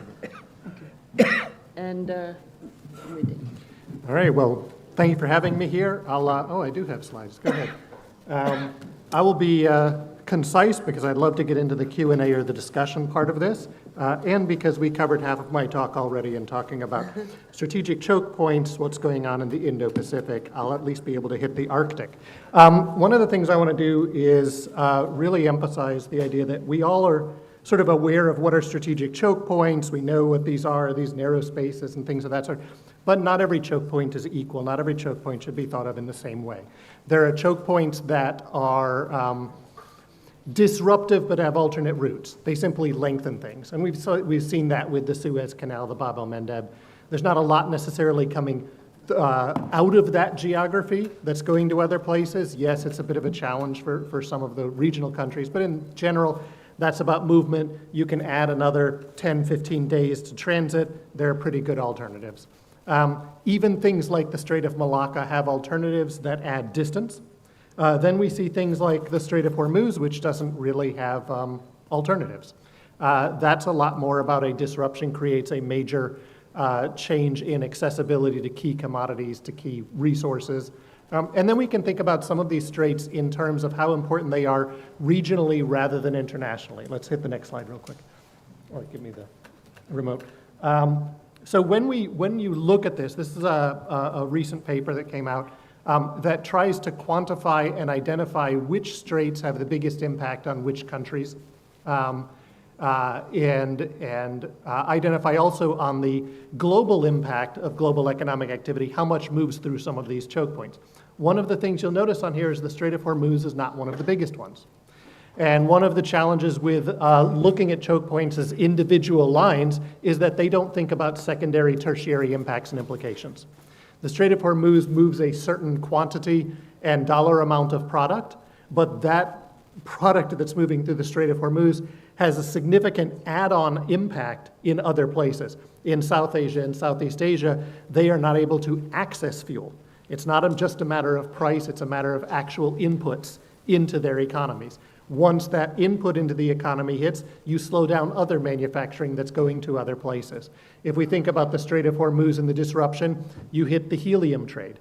Well, the United States is the major producer of helium, but coming out of the Gulf is some of the greatest amount of exported helium. Well, what's the helium going into? Yes, it's going into party balloons, it's going into MRI machines. It's critical in the semiconductor manufacturing sector. And if you start to disrupt the helium, you have challenges in the manufacturing of semiconductors. Now, the Chinese, the South Koreans, the Taiwanese, because of disruptions to rare gases coming out of the Ukraine conflict, really readjusted their own domestic capacity to be able to recover, recycle, and actually produce many of the gases that they need for the semiconductor industry. Southeast Asia, not so much, which means that the low-end chips are going to be hit, which means now we have a first order, you lose the hydrogen, a second order, lower and moderate end chips, which goes into a third order, all consumer electronics and automobiles. That's going to take months and months to ripple into the system. So the other thing as we think about these choke points is not thinking about them in what is being disrupted today, and when the choke point opens, everything is back to normal. It's what's the tail end on that. If we think about the urea and the other components that are going into fertilizers, we are at the moment when fertilizer needs to be applied. So various countries and farming is looking at saying, okay, we will reduce total crop. We'll plant the same amount but expect lower harvest. We'll change what types of crops that we put in place. Doing so means that not today, not tomorrow, do you have food insecurity, but this autumn. When you get to the fall harvest, you start having the first impacts of the food security dynamics, where the stored up food is already done, the new food is supposed to be coming online, but there's a lower amount. We're already hearing India thinking about reducing rice exports to the region. Well, if you have your major producing regions reducing rice exports, what's that going to do? That's going to come back in and hit pricing. It's going to hit availability. It's going to hit social stability in countries in North Africa, in countries in South Asia, in Southeast Asia, in the fall, winter, and spring of next year. That's going to then have an impact on manufacturing, on social stability, on all of those aspects, months and months down the road, even if everything opens up tomorrow and is flowing perfectly fine and flowing perfectly freely. So when we think about these, one, don't think about the straits in single isolation. Don't think about the commodities as just what's going through in that raw number amount. And don't think about it as the tail stops as soon as things open. We know that there are very long elements to this. Second thing as we look at these is this is just some quick data from 2 years ago, looking at what do the disruptions do. Well, what do disruptions do? They start changing the relationship between the miles that the same amount of goods transit, right? Well, that means that you add cost, you add time. Ultimately, unless you add ships and additional ships, you reduce the total quantity of goods that are able to move. Now, these are short-term disruptions, but those short-term disruptions led to pretty lengthy, significant impacts. As we start to see changes and adjustments in the pace, scale, scope, frequency of these types of disruptions, yes, for the shipping industry, it is, we'll just move our ships somewhere else, or we'll still be paid, or the price goes up, we're still recovering it. But start to think about what is the impact then on the manufacturers and on the consumers, and again, what's the longer tail on that? So if you have higher prices because of, and delays because of higher shipping costs, because of time delays, then you start to get into questions of, do you start reducing consumption of certain things? Do you change the products you're going to produce? Do you start shifting where you're going to source from? And that's going to ripple back into the shipping industry itself on where are the ships necessary? Where do they need to be? What types of commodities and goods, finished goods, are going to be moved from where to where? Are we going to see shifts in shorter routes, longer routes? People moving and starting to utilize alternates to maritime trade. So you think about, there are now 22 weekly timed rail transits along the Belt and Road Initiative from China to Europe. They're no longer random. They have timetables, they have set number of cars, they become mappable to people's supply chains. They take half the time as sea, they cost 3 times as much as going by sea. But if you start to have disruptions and you're worried about your supply chain and you're worried about a subcomponent part coming into your broader supply chain, you may start to adjust and say, I'm going to move 20% of my goods to rail transit rather than sea transit to give me the buffer space. And that's going to be cost effective because it gives me certain guarantees. And we're seeing from the work I've done with supply chains and supply chain companies, a lot of move towards storage redundancy, shorter routes, multiple routes, changing supplying dynamics. And again, this is things that are going to ripple back into the industry as we think about that. So what are we seeing from ways countries are dealing with this? So we've talked a lot about China. Why is China worried about their maritime frontier? We've looked at it from the perspective of China wants to dominate the world and things of that sort. But if you are China, what do you see when you see your coast? You see the United States in a little double arch surrounding your coastline. Taiwan sits at the keystone of that double arch. And it's U.S. treaty allies and U.S. partners in the U.S. military holding you in. It looks like the Caribbean as if the British and the French sat on every island and every coast around the Caribbean and could seal in the United States. Obviously, for the Chinese then, they have to develop a way to break free from that. And they've done a threefold strategy. Number one is build alternative routes that are not directly cost effective, that not fully replace what's there, but that give you optionality during moments of crisis or other times that soften your overdependence on a particular couple key routes. The second thing that you do is start reshaping your consumer markets. Who are you consuming? A big part of Belt and Road is to build up new consumer markets in interior Central Asia. So Western China can trade with Central Asia instead of worrying about what's going on in Eastern China and trading in other places. And the third is you build out a massive navy. and you start protecting things. And the Chinese have a grand strategy as they look at global trade of wanting to own everything from start to finish. Own the mine, own the road that goes from the mine to the port, own the ships, own the routes, own the fuel that's coming into the ships, own it all, so you reduce places where the US, using geoeconomic tools, can constrain you there. We see that the Chinese, because they're not a democracy, are able to a great degree, compel their businesses to go along with national strategy. Not perfectly, but they do a pretty good job of that. That's much harder in the West. You can't move that money and move those resources. So what does the United States have to counter this? They have the TRIP, right? The little Trump route that's, I think, 47 kilometers in the middle of the Caucasus. And that's going to take $400 million and, I don't know, 5-7 years to build out. If they rush it, they'll have it done in 2.5 years. That creates one extra rail line that creates the connection between Azerbaijan through Armenia and over. It doesn't actually replace the middle corridor that the Chinese have built. It just creates one leg that creates some alternative routes.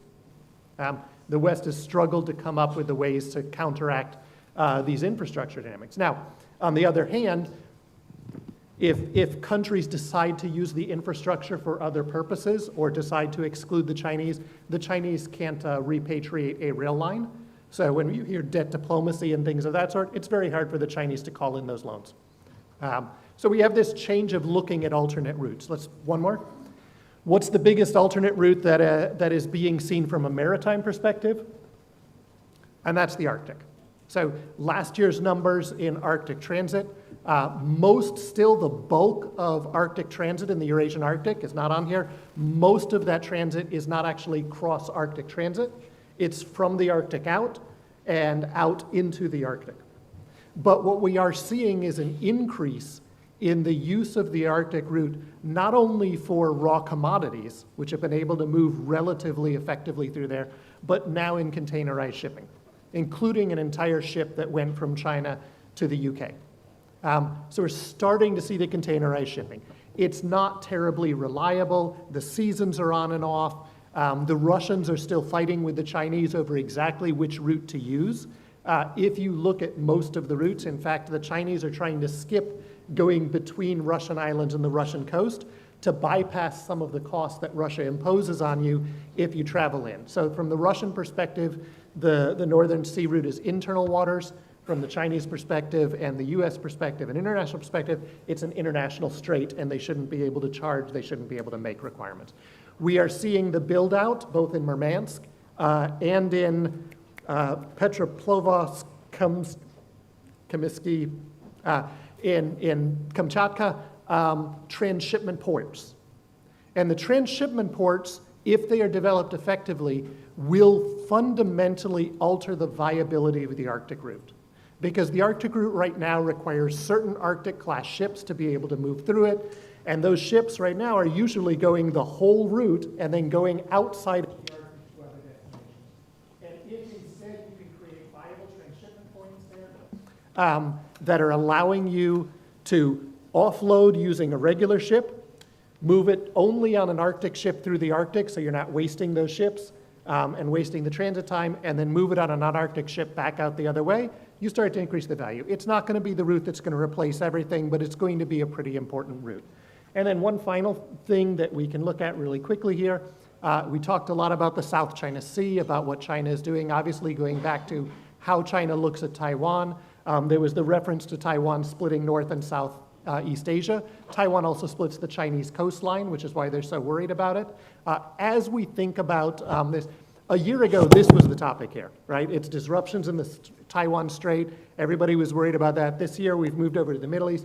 Next year, we'll be back to this region again. Think about, though, the connections between these routes that we're seeing. The Pacific-Arctic connection, the Arctic-Baltic connection. These connections are linking in areas that could sort of be seen traditionally in different ways. A lot of the trans-Arctic routes actually run from Chinese Pacific ports over the Arctic to Russian Baltic ports and back. They are moving there, connecting this whole area, as a new area of strategy. The Europeans have moved, and the Canadians, to expand their maritime capability, naval capability, Coast Guard capability within there. The United States is miles behind. The United States doesn't have a single deepwater Arctic port.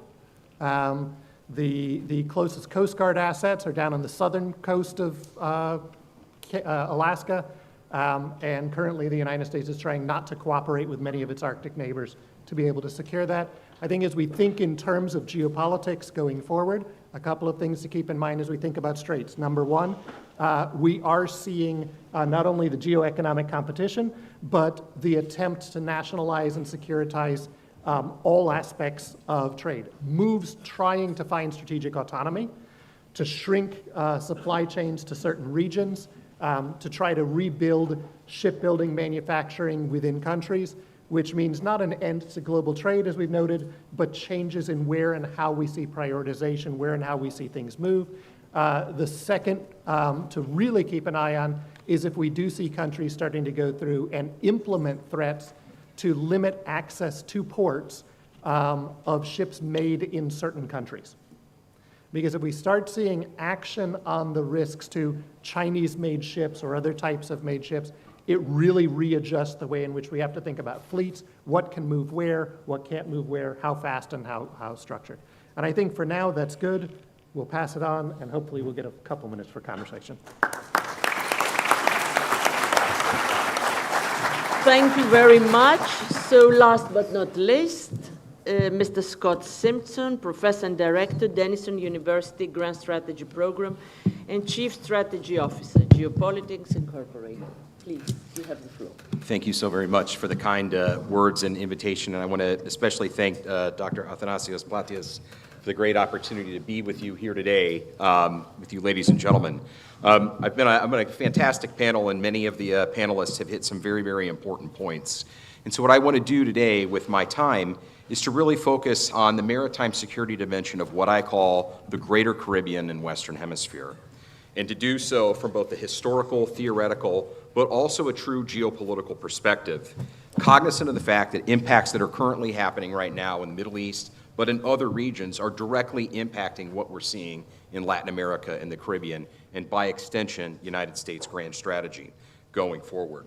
I think this matters because we're seeing not only a convergence of challenges, but convergences of threats and opportunities at key locations. Panama Canal will be one that I'll talk about at length today, but there are others. This matters not just for countries like the United States and China, but also for what I call consequential powers, like Greece, going forward, something for us to consider. I think one of the most important insights that we're going to get today is this idea that the geometry of global trade is changing, and has been changing for quite a while, even before the second administration of President Donald Trump. And lastly, no surprise to anyone in this room, but as a surprise to other industries and to other armed services, sea power and geography is back with a vengeance, and it is coloring and influencing everything that we're seeing geopolitically going forward.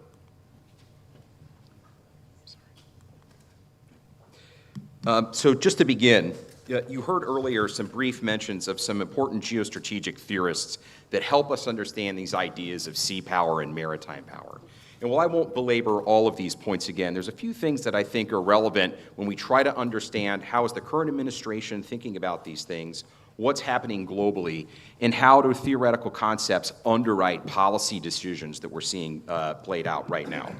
First, I want to just briefly mention the works of the great American sea power theorist, Alfred Thayer Mahan. It's important to note that Mahan's ideas of sea power were really incubated in the Caribbean. In fact, he called the Caribbean America's Mediterranean in his writings, most principally an essay he wrote titled The Interests of America in Sea Power, Present and Future, which included this map that you see on the left that not only shows the Panama Canal, but also distances in the most important sea lines of communication. One of Mahan's most greatest insights behind his ideas that you heard earlier today about choke points, securing energy, was this idea and this realization that for the United States to be a power going forward globally into the late 19th and earlier 20th century, it needed to have influence in the Caribbean so that it could simultaneously be both an Atlantic and a Pacific power. And this is something that I hope that when we think about the Western Hemisphere, we recognize that this is the part of the world that is unique in the fact that it is both simultaneously. The ability to sit astride these two major areas of power projection and trade. Mahan was also writing at a time of great power competition. Britain was the dominant power, Germany was in the ascendancy, and there was a rush for the very type of things that Athanasios discussed at the beginning. Who would control sea lines of communication? How could you have guaranteed access to energy? How could you weaponize that energy in a way to maintain one's industrial base? And how was sea power key and essential to doing that? The other thing that I think is important that Mahan discussed was that for the United States to be successful, it had to be secure in the Western Hemisphere, in the Caribbean, before it could think about things globally. So in many ways, you see a resonance with the actions and words of President Donald Trump with Mahanian concepts. My colleague Glenn Hochberg briefly mentioned the Dutch geopolitical theorist Nicholas Speakman. Speakman obviously focused a lot on the greater Eurasian landmass, but interestingly, during World War II, Speakman cautioned the United States about the necessity to avoid hostile European or Asiatic powers in what he called the equidistant zone in the southern part of South America. For him, Caribbean security was not just a function of what was going in and out of the Gulf of Mexico, but what was happening in the northern half of South America, both politically and in an industrial sense going forward. And I think that this is something that really is important when we try to think about not only the maritime aspect, but the littoral and ground campaign aspect of where we see security going forward. In many ways, this cautionary tale that both Mahan and Speakman, and I think that we would all agree to today, really was proven true in the First and especially in the Second World War. The map that you see on the right shows German U-boat patrol locations in 1942. Many of us, when we study World War II in the maritime perspective, when we think about the Battle of the Atlantic, we tend to think about the high north, some of the areas that Roger spoke about. But in actuality, more Allied tonnage, American, French, Dutch, and British, was sunk in the Gulf of Mexico, in the Caribbean, in this part of the Mediterranean, this part of the Atlantic, than in any other part of the Atlantic Ocean. And so, in essence, what the United States had to do is it had to establish a massive military footprint in the Caribbean just to enable what I call fighting the fight to get to the fight. The need to supply Soviet and British allies in North Africa and in the European continent was predicated on the ability to project force and maintain secure hemispheric lines of communication going forward. So how does this kind of matter for some of the things that we're discussing today? I think first and foremost, we have to understand that the way that we understand geography is contingent and can change. Last night at a dinner, we had discussions about how geography was not a limiter at all to globalization after the fall of the Berlin Wall and the beginning of the post-Cold War unipolar moment. But now geography is coming back in ways that are barriers, not necessarily enablers. Second, the ability for the United States to organize a massive military footprint to conduct undersea warfare was based partially on the fact that it had good relations with its partners in Latin America and the Caribbean. So in other words, favorable geopolitical partnerships on land were necessary to compel power in the maritime and eventually the air domains going forward. That does not just happen overnight. There was a general I used to work for said, Scott, you cannot surge trust. Third, as I think as the German U-boat indicates, because obviously there were not German land forces in Latin America at the time, adversaries can use operational reach and technical capability in one domain to hold at risk interests in other domains. We're going to probably talk about this afternoon when we talk about the disruptive impact of AI and cyber. But even right now in Latin America, China maintains 3 major signals intelligence locations in northern Cuba. Russia's ground-based control stations for the Russian equivalent of GPS, GLONASS, the majority of GLONASS tracking stations are not in Russia. They are in Honduras, they are in Cuba, and they are in other parts of Latin America. So I just say this because this is a highly consequential and contested location. What makes it so going forward? I think one of the things that we have to look at when we look at the image on the left is this fact that great power competition, despite what some are hoping, is not limited to the greater Eurasian landmass. And in fact, competition between the United States, Russia, and China is going on and is going on at an accelerated pace and has been for decades. It's only been after the United States stopped its focus and attention on the global war on terror that it re-woke to its vulnerabilities in Latin America and the Caribbean going forward. We've talked a little bit already today about the actions of China, Russia, Iran. One of the things I think that's crucial when we think about gray zone competition in Latin America is it just doesn't happen. It's enabled by certain regimes. And while there's a lot of focus, obviously, on the Maduro regime or what's happening in Cuba, what's happening in Honduras, Russia and China would not be able to do, and Iran to a lesser degree, to do what they do in America and the Caribbean, would it not be for permissive political relationships with regimes that support each other and support that presence going forward. Classic example, 17 out of the 31 countries in this region are part of China's Belt and Road Initiative. China uses those Belt and Road Initiative relationships and parlays that to diplomatic isolation of countries that recognize Taiwan. The vast number of countries that recognize Taiwan diplomatically today are all found in the Caribbean and in the northern South America area going forward. Venezuela alone, in the last decade, received $615 million of weapons sales from China. And Venezuela has been a critical hub, and I point out its close approximation to the Panama Canal, for multiple political, military, and economic and information investments going forward. The same could be said for Russia. Russia alone has had $9 billion of weapons sales to the region. 16 of 31 countries within Latin America receive Russian security and military training. And both port calls and the use of Russian naval activity has all increased significantly in the Latin American region. And these numbers come from before the beginning of Donald Trump's second administration going forward.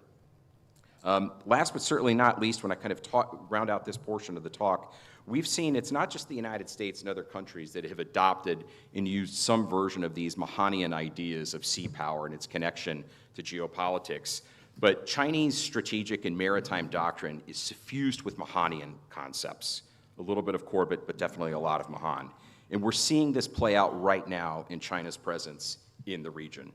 First and foremost, just last year, China underwrote the building of a huge megaport in Peru worth $1.3 billion, subsidized mostly by the Chinese shipping giant COSCO, which is trying to create a major center of gravity for South American trade for a Pacific-oriented market. The United States is trying to put pressure on the Peruvian government right now, but there is no major alternative to this in South America at the moment. You're also seeing this contestation play out in the Panama Canal zone. One of the benefactors, if you will, we talked about risk and opportunities of the disruption of the Strait of Hormuz, is the Panama Canal is getting more and more traffic. The shipping itself has significantly changed. Many Asian markets that are now buying more and more American LNG and oil are now utilizing the Panama Canal to do so. Panama Canal traffic has increased significantly just in the last few months, over 3.7% of a year-on-year increase, and now constituting more than 5% of global trade. While this is going on, this shift in the geometry of international competition that I mentioned is playing out in real time. So right now in Europe, as we all know, since Russia's invasion of Ukraine and now the current conflict in the Middle East, many European countries are looking to diversify their energy resources. President Trump's talking about buying American LNG and oil, but now more and more European countries are looking to Canadian markets for liquefied natural gas, even at above market. What does this mean? Not only is energy flowing from the Panama Canal from the American East Coast to Asia, now Canadian energy is going from the Pacific across the Panama Canal directly to European markets. So the Panama Canal itself, as an important piece of real estate, is only increasing. All this is happening while you have significant legal competition between Chinese-owned firms, Panama, and the United States. China is linking new supply chain security regulations to disputes over port access in Panama. This is part of a broader trend in which China has significantly expanded export controls and economic countermeasures in response to U.S. policies and allied efforts to constrain its technological and commercial activity. Some recent events. Recently, Panama's Supreme Court invalidated a long-standing concession by Hong Kong's C.K. Hutchison, and that interim control of those ports has now shifted to subsidiaries of Maersk in the Mediterranean Shipping Company, who we all know, amid U.S. pressure. China has sharply increased inspections in response in massive detentions of Panamanian flagged vessels. So we're seeing geopolitical competition being played out at these maritime choke points, not just militarily, but also legally and economically. All of this is, again, kind of changing the vision of what we have. As Len Hochberg mentioned, President Trump has really invoked this idea of the Monroe Doctrine of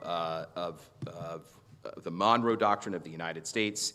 And as Athanasios mentioned, we see this played out with this idea of consolidating the American influence in the Western Hemisphere. Interestingly enough, this is not a new idea. The image that you see on the right is a map that was painted in the late 1930s called the Technate of America.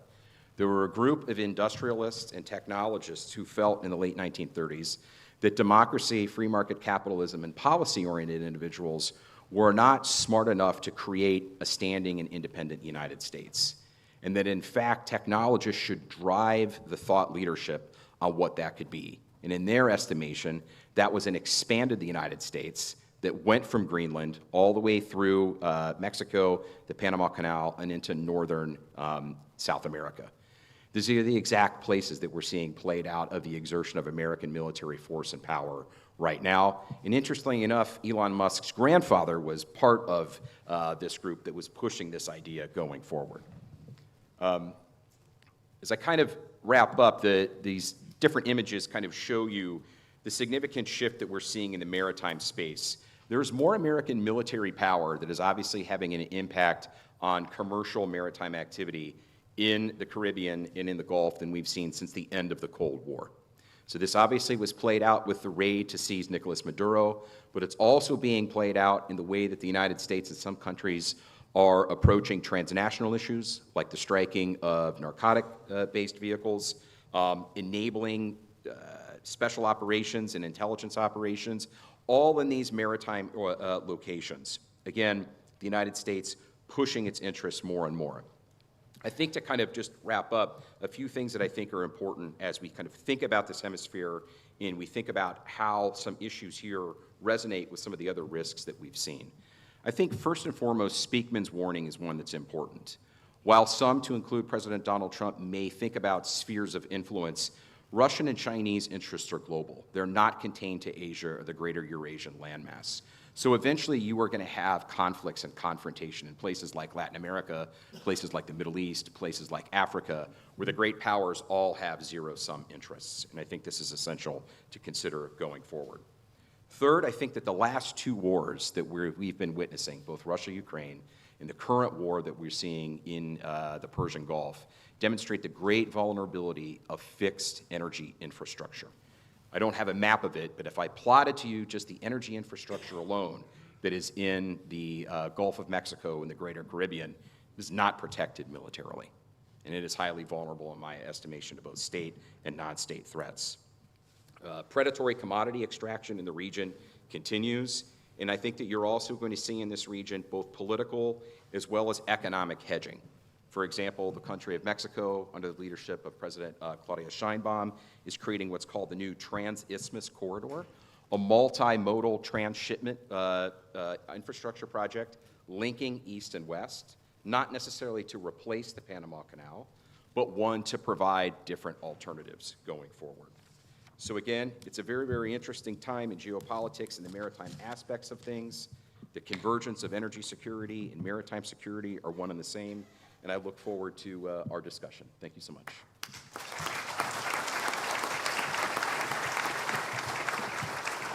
Thank you so much for four excellent presentations. Unfortunately, we're running late. There is no time for discussion. We're half an hour late. So I immediately give the floor to the next panel on geoeconomics and the urbanization of shipping. Unfortunately, our moderator, Sofia Galani, is indisposed, so it's my colleague, Professor Hadzi Manuel, who will be the moderator. Thank you very much.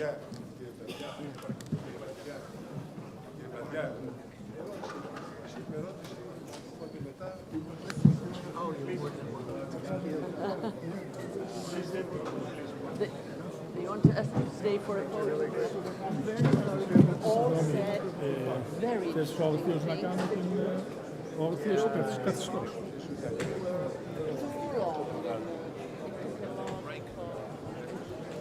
We didn't get much wiser anyway. Έλεγε φωτογραφία.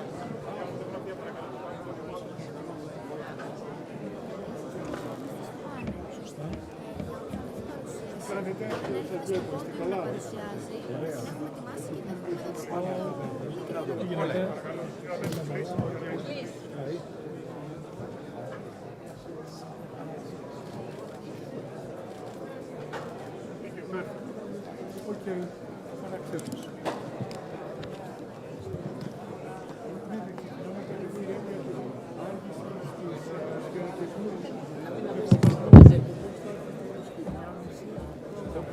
Οπότε να έχουμε πολλά λεπτά. Το δεκάδο στο πίσω ακριβώς, οπότε είναι 1 ώρα και 5 λεπτά.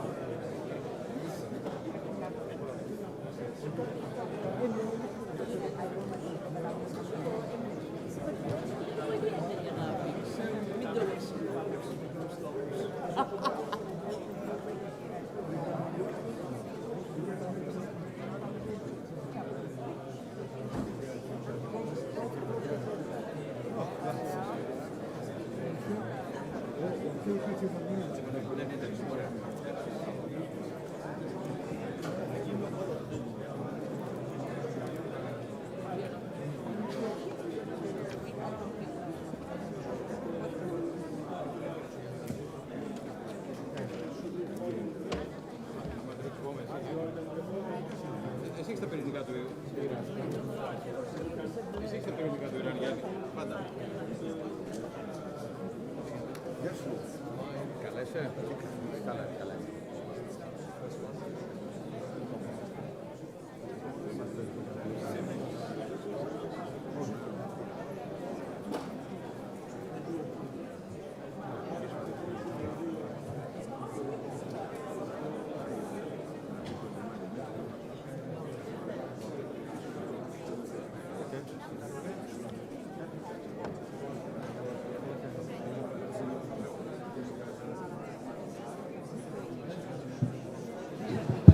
So,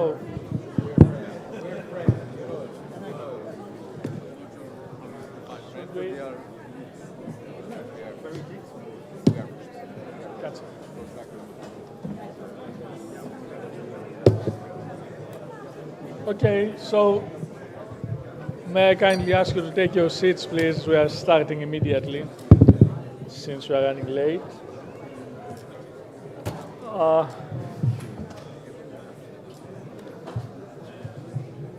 Ladies and gentlemen, will you please take your seats?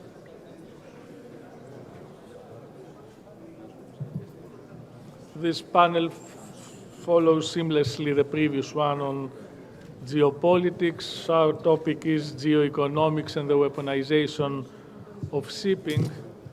We have heard a lot about choke points in the previous panel, and of course, we have recently seen how physical choke points have led to the weaponization of trade routes in the context of actual military conflagrations. We have seen it in the Red Sea. We are now seeing it in Hormuz, with deleterious consequences for the world economy. Also in the South China Sea, with the use of fishing, of the Chinese fishing fleet as a quasi-offensive weapon in the struggle for control of the South China Sea against the Philippines. Personally, I came across the concept of choke points in the context of finance, since I'm a financial expert. You know, the dollar, SWIFT, and payment systems, how they are weaponized by the United States. But the two concepts, physical choke points in maritime routes, financial choke points, are very closely linked. Sanctions and secondary sanctions are also leading to the weaponization of shipping, since the shipping industry is made to conform to international pressures, and we have also seen the involvement of shipping, the unwilling involvement of shipping in the tariffs war with the imposition or potential imposition of heavy charges on non-US built ships. All these issues, I suppose, are of acute interest to the shipping industry, but also to the economy more generally. Trade, finance, insurance are immediately affected, and we have today 5 eminently qualified speakers to speak about these issues. The first to take the floor, he will speak from the podium, is Mr. Panitoza, the Director of Maritime NXT in Singapore, and also the President of the Institute of Chartered Ship Brokers. Mr. Rosa, you have the floor. Thank you so much for being with us.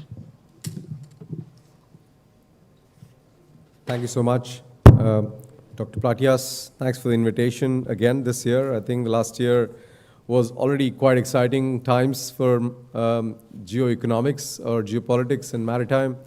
I think this year we have got an unprecedented amount of challenges to look at. It's a pleasure because obviously I come from the industry, having worked in dry bulk shipping companies all my life, and now getting more involved in the teaching of this from a practitioner's perspective. I'm also very fortunate that I get a chance to teach at University of Piraeus on this very course or topic.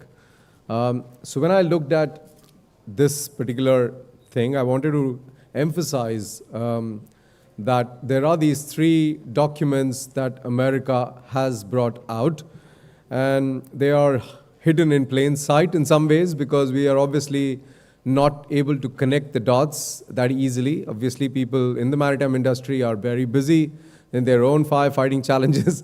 So there is a challenge to try and connect the dots. And these 3 documents are essentially the US trade policy, the new one, 2026 version, the national security strategy, and the maritime action plan. And this set of slides is to try and explain and understand how they are all connected with each other, and they have some kind of common objectives which are interlocked with each other. But more importantly, they will have tremendous consequence on the maritime industry and the trades going forward. So I want to emphasize that space. Before I start that, I would like to say that there's a tremendous amount of skepticism that whatever documents are put out by President Trump's administration are then kind of more or less torn apart, and then a new path is looked at by Mr. Trump on a regular basis. Having said that, I still believe that a lot of these things are difficult to reverse once they are implemented. There is also an end goal understanding which is clear. Maybe the path keeps changing. But more importantly, these documents give you vital points to monitor as a maritime industry that we need to keep an eye on what's actually going on. So let me just try and see why these are convergence points in my mind. When you look at the 3 policies, they are all essentially looking at the trade, which obviously has tremendous maritime connotations. But the idea is that even though a Supreme Court order came about and took away the powers on the IEEPA that the president had, you are still finding these investigations being done. So the trade policy, again, as I said, the end goal is clear. It's something which is being pursued. Now maybe there are roadblocks, but that doesn't really stop the administration from going further ahead.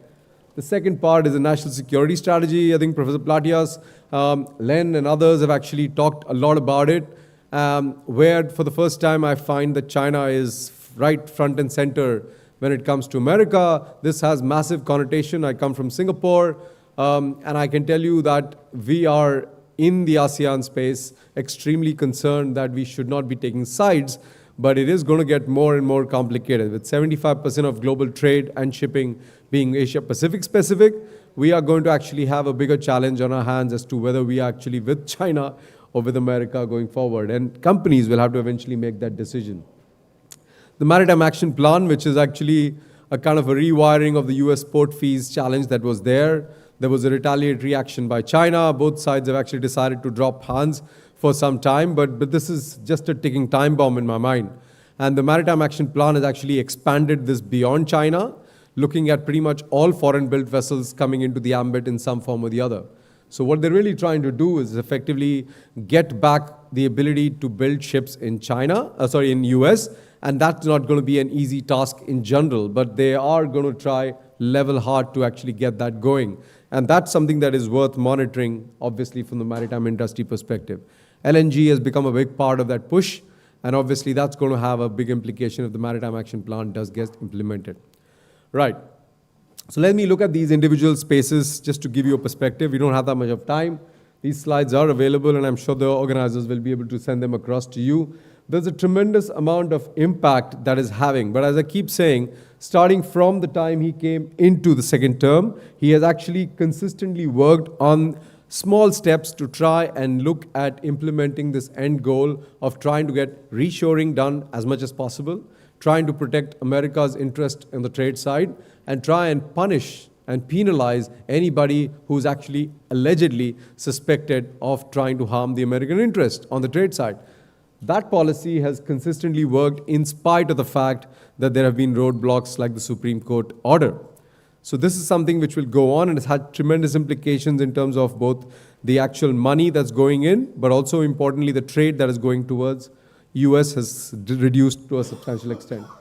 The Maritime National Security Strategy, we've already discussed this in the previous panels, but I just wanted to highlight that China being the primary adversaries, which means that they are trying to look at proxies.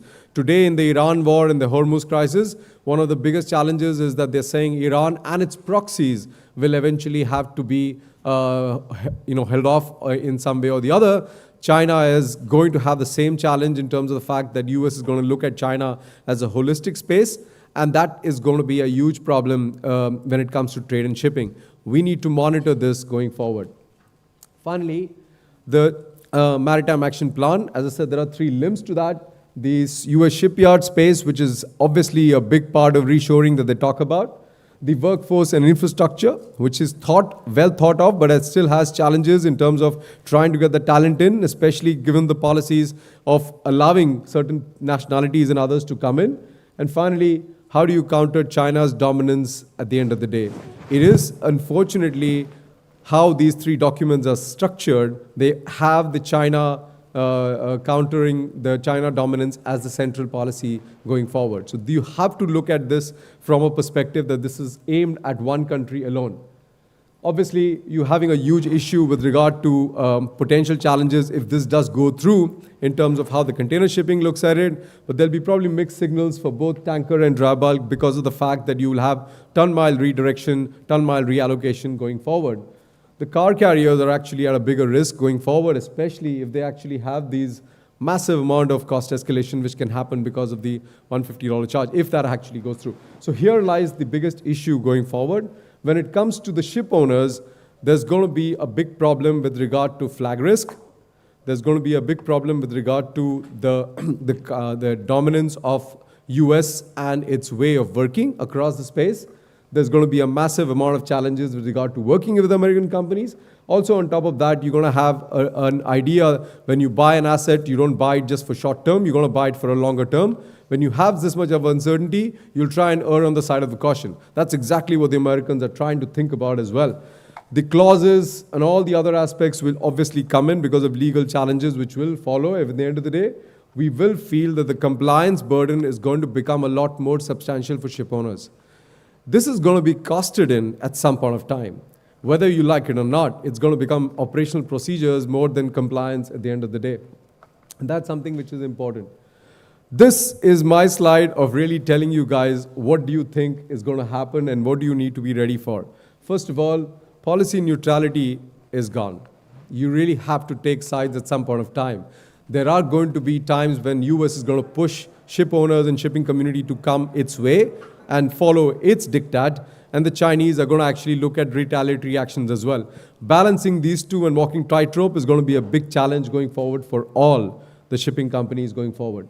Cost structures will shift permanently in my mind. As I said, it's very difficult to kind of reshape or retract some of these things. The first Trump term introduced a tremendous amount of tariffs and burdens down the line on China. The Biden administration could hardly take back any of them in reality. Supply chain diversification is not optional anymore. So I think that's where the real ability for shipping companies to be smart about it. Their customers will actually have to start looking at new routes, new ideas, new places to source their commodities. That is where shipping companies can actually start offering a very innovative way of building the customers, the diversity of supply chain spaces that they're looking at. On top of that, this is something that will please my co-advisory board members in S4Geo. Intelligence and visibility will become competitive assets. I think the information flow that you have, I spoke at a conference a year ago saying that in future, the shipping companies will have to employ a new person on the C-suite called Chief Geostrategic Officer. He's going to be a guy who looks outside the company with what's going on and connects it with what's happening inside the company. Eventually, you'll have to outsource that to organizations where you can trust their insights and their ability to actually get into the nitty-gritty of the businesses that you're in and how that can actually be a clear strategy planning, scenario planning. This is not going to be all strategies. These 4 C's will determine how we take this forward in our global scenario. Thank you very much.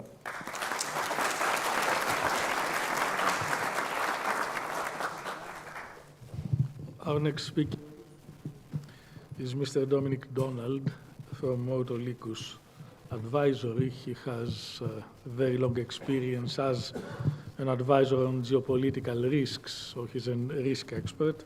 He's also a member of the Lloyd's War Risks Committee, so who better to illustrate and illuminate these issues? Mr. Donald, please, you have the floor. Thank you very much. I just start off with a small clarification. I'm not actually a member of the Joint War Risks Committee. I'm an advisor, which is a lovely position to be in because you suggest things and they can ignore you or listen to you. And if everything works, you get the credit. And if everything goes wrong, it's all their fault. So if I have any advice to young people in the audience, it's try to be an advisor. So that's my first. I mean, a Greek name for your advisory, but he was a thief, wasn't he? Yes. Autolycus is a character in Shakespeare who is described as the snapper up of unconsidered trifles. So he's someone who sees nice, shiny things and he steals them. And I actually think that most geopolitics advice is a function of seeing nice, shiny ideas that other people have come up with and stealing them and putting a label on them and then handing them to your client as advice. So there is a strange logic to the naming of my company. Shakespeare never thought about that. Yeah, exactly. Right, so thank you very much. Professor Platias asked me to speak today, and he asked me to offer the perspective of an insurance underwriter. Now, as I've just indicated, I'm not an insurance underwriter, but I've been working with war risk underwriters for about 20 plus years. And so I have a fairly decent idea about, firstly, how the Lloyd's, the London war risk market works, and secondly, how war risk underwriters think and view the world. So I can offer an insight into this particular part of the overall equation, but please bear in mind that I'm not actually an underwriter. So it may be that this is the point at which you need to go to sleep and reckon that my word isn't worth anything at all. So, firstly, what are the current and emergent risks to shipping? And I'd say there are 4 broad areas, at least in as much as my brief, as they affect my brief. The first is kinetic, essentially things blowing up. And the threat there is mostly posed by military-grade ordnance. In the past, it might have been pirates with knives or rifles. Now, it's missiles and drones. Secondly, the second current and emergent threat is seizure. For most people looking at the way the marine insurance market works, they don't necessarily think of a vessel being detained as a threat. But actually, if you're an underwriter, it's perhaps a bigger threat than the vessel being damaged. Because if the vessel's detained, you lose it, full stop. If it's detained for 6 months, it's probably a write-off. So if the vessel is detained, you probably lose it and have to pay out. If it's just damaged by a missile, you can fix the damage, send it out again. The third threat is delay, in essence, to damage commercial interests or stop vessels using certain waters.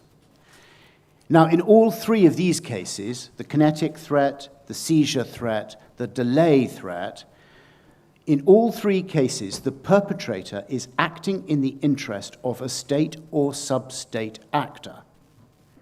So this is, in effect, a matter of policy for somebody. It's not strictly commercial, illegal activity. It's actually policy. Part of their overall strategy is this action. And that means that this is basically a geopolitical problem which is outside the toolkit that the owner of the vessel has for dealing with problems. Okay. It's outside their ability to deal with it. And then again, in all three cases, increasing geopolitical instability and volatility means increased risk. So more kinetic threats, more seizure threats, more delay threats. The fourth area of current and emergent risk, I'm just going to touch on because it doesn't really follow through in what underwriters see, and that's legal risk. Ship owners obviously face the threat of sanctions and tariff-related measures. So, if those are the current and emergent risks to shipping, how do underwriters evaluate and price uncertainty in this environment? Broadly speaking, the threats I've just outlined, they fall under what are called war risk policies. And these are policies that essentially cover things that might happen to ships that aren't in the normal business of everyday moving around the world's seas. Are only a tiny fraction of the overall insurance cover that a ship owner will generally have. They may not have war risk cover for most of the world, but they will need to have it for high-risk areas. So there are two levels of pricing. Most of the world, where effectively there is very little war risk threat, and then excluded areas, areas of high risk. Now, the excluded areas are areas of heightened risk as determined by the Joint War Risks Committee, which I advise, to their chagrin. So it's determined by the Joint War Risks Committee in the Lloyd's insurance market. And the JWC aims to identify current threats, but also, crucially, impending threats. So it tries to get ahead of likely crises. So, for instance, at our recommendation, the JWC listed the Black Sea and the Sea of Azov about 3 weeks before Russia invaded Ukraine in 2022. We were asked, we actually said in December that we were fairly confident, an 80-90% probability that the invasion was going to happen.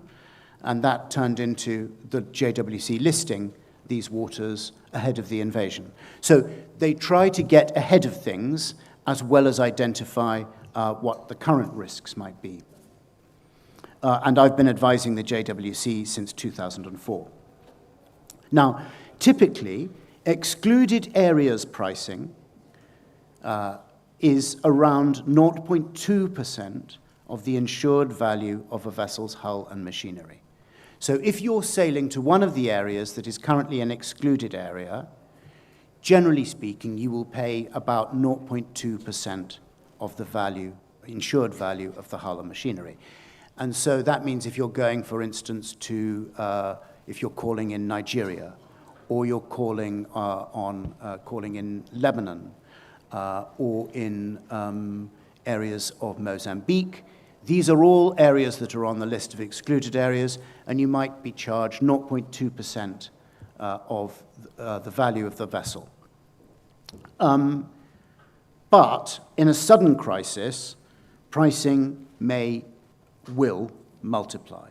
And in the Hormuz crisis that we've just had, and we're still enjoying, it went up to between 1% and 2% of the insured value. So it multiplied by a factor of 5 or 10. You may have seen reporting in newspapers that it went up to 5%. Complete nonsense. It didn't. So certainly in the London market, there may have been people elsewhere who were trying to charge more, but the London market, it went up to between 1% and 2%. Most war risk policies, they've got a 6-day notice period. And this is actually what gave rise to a lot of the panicky headlines when the Iran war started. There's a 6-day notice period on a war risk policy. At the end of, you invoke the notice period, at the end of that period, the old policy is defunct, and you settle a new policy on new terms. And so what typically happened in the Hormuz crisis in late February, early May, was that all across the market, underwriters called in their notice period. They said, we're going to have to renegotiate this in 6 days' time. And then when the renegotiation process started, they then said something to the effect of, okay, between 1% and 2% of the insured value of the vessel. But crucially, that's immediate. That happens even if your old policy had only been in place for 3 days. And crucially, it's money down, and you need it if you're going to get out of Hormuz. So logically, that's going to be a bit of a shock within the sector. Shipping operators are going to say, whoa, can we find, here we are, we've got a VLCC, it is just as a hull worth $200 million. Suddenly, we're going to have to find $2 million or $4 million in straight cash overnight. That's setting aside the cargo. It's quite a jolt. So that was very much what happened at the beginning of the crisis. Now, previously, war risk insurance was generalized. Vessels of a certain type would pay similar rates to transit similar areas. So the rate for a container ship was X. The rate for a VLCC was Y. The rate for a bulk carrier was Z. But increasingly, as all of the things that have been talked about so far have developed, it's becoming much more specific to the vessel and the cargo and the flag, the ownership. And that means that whereas previously you'd have a market that operated primarily in terms of grouping everything together, now you've got a market that's operating on a much more individual basis. And that's going to have cost implications and bureaucratic administrative implications. So that's how underwriters evaluate and price uncertainty. Actually, there's one thing I should add to that. In terms of the JWC, what the JWC does, it does not mandate anything. So we advise the committee advises the market. So within the market, you will have people who just choose not to pay attention to the recommendations of the committee, maybe for commercial reasons, maybe for reasons related to a particular client. So what we recommend to the JWC, and the JWC then recommends, is not mandatory. Okay, so what does the threat look like? And we've touched a bit on this. The kinetic threat, this military ordnance, missiles, drones, mines, artillery, increasingly unmanned vessels. Crucially, the actor using them is, as I mentioned, they're pursuing a strategy. They're going to have a lot of these weapons, and they'll keep using them for as long as it is in their interest to do it. When it comes to seizure, what does the threat look like? Essentially, hijack or seizure at sea by a state or a sub-state actor. Iran, the IRGC, has long done this, perhaps because of a ship's links to a given state. And then the other kind of detention that we'll see, seizure that we'll see, is in port. Essentially, local authorities prevent the ship from leaving, and it's stuck there for a long time while lawyers fight and the vessel slowly deteriorates at anchor. If the vessel is held for 6 months, it's probably a write-off. A lot of clauses, a lot of underwriters will essentially specify if the vessel is out of the owner's control for 6 months, it is a write-off. So detention, you can see, would be a big problem for an owner or an operator and an underwriter. The delay threat. What does it look like? Instructions to avoid certain waters, interception at sea by navies, Coast Guard, maritime militias, dubious inspections and quarantine enforcement in port. The point that Mr. Oza was just recently making about the United States Maritime Action Plan, that would fit into this kind of category.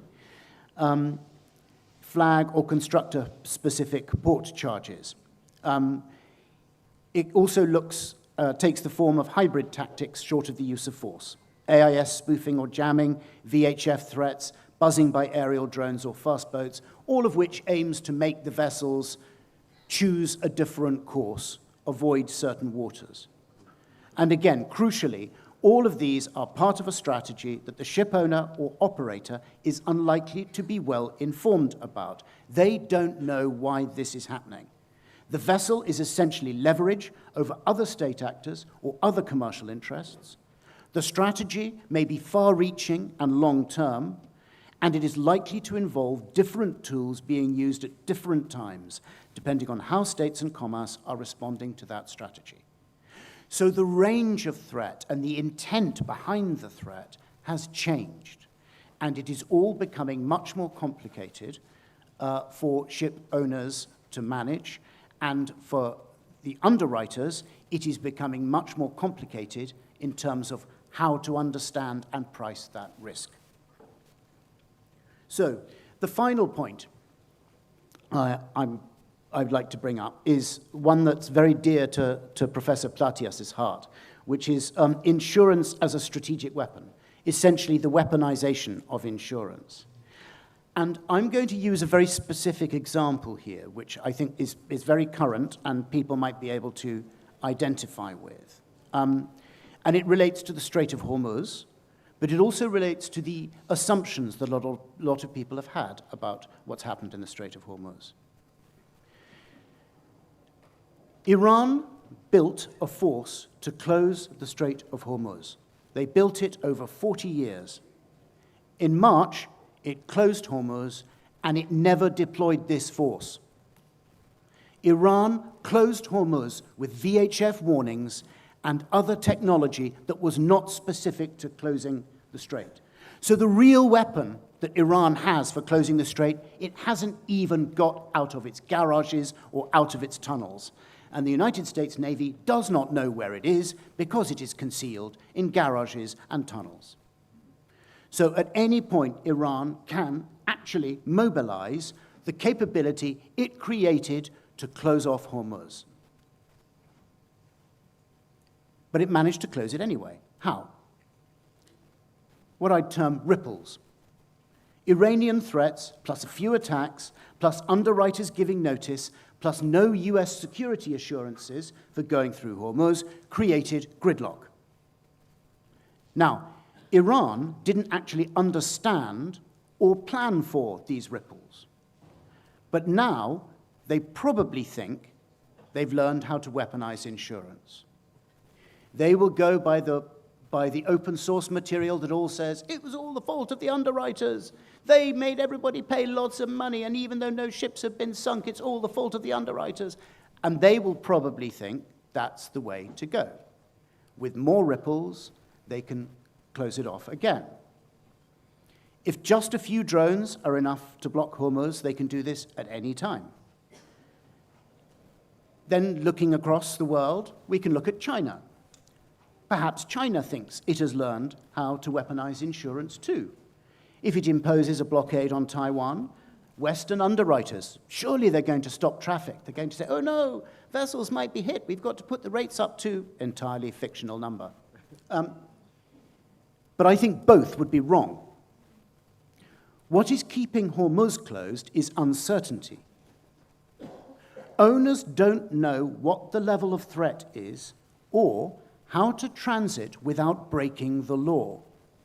Now, this is something that that military people and defense policymakers don't necessarily understand. If you are a commercial entity, you cannot break the law without major consequences. And the difficulty with a ship owner or an operator wanting to transit Hormuz is that if you pay tolls, it is probably illegal.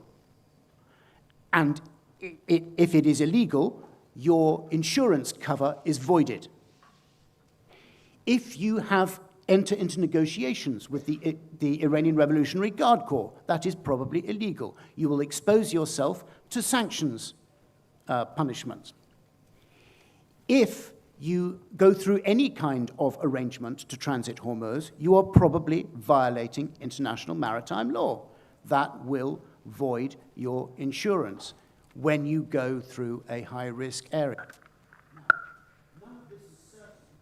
None of this is certain, but you can bet that underwriters in a court, if your vessel is hit and you want to claim your policy, underwriters will say, oh, well, by the way, you broke the law. If you didn't break this law, you broke that law, you broke that law, you broke that law. No, not paying out. And 3 years later, lawyers, very rich, people like me, advisors, made a little more prosperous, but actually the owner is out and probably the underwriter is fine. So it all means that if you're going to get vessels through Hormuz, you need a legal, protected means of transit. If you get that right, a legal, protected means of transit, transit will resume. Ship owners and operators, ship's masters, are used to quantifying risk. They sail in the most inhospitable domain in the world. They're used to it. If there is something they can base an assessment on, they will do it. So if they know they're going to be covered for insurance, they're going to be covered under law, and there is going to be some degree of protection, they will probably resume transit. But the crucial thing is here, that transit can't be provided by the United States, because the United States is a belligerent. And my perception, anyway, from people I've been talking about in this regard over the last month, is that if the United States were providing the protection for transit through Hormuz, people would not resume transit, because they would think that at any point they had essentially identified themselves as targets for the Iranian government. So, if Iran were to try to apply pressure via insurance in the future, it wouldn't work, because Iran shooting at ships again would be baked in to the assessment underpinning the policy. In essence, people would be ready to take the risk. And that's why I think China would be wrong to think that they could weaponize insurance in the same way if they were to try something in relation to Taiwan. Thank you. Thank you so much, Mr. Donald. That was fascinating and gives a lot of food for thought. I'm very glad to give the floor now to Mr. Miltiadis Varvitsiotis. He is the CEO of Hellenic Shipyards. Of course, Mr. Varvitsiotis has been a very important and successful politician in his previous life. I mean, until 2 years ago, he has served twice, correct, as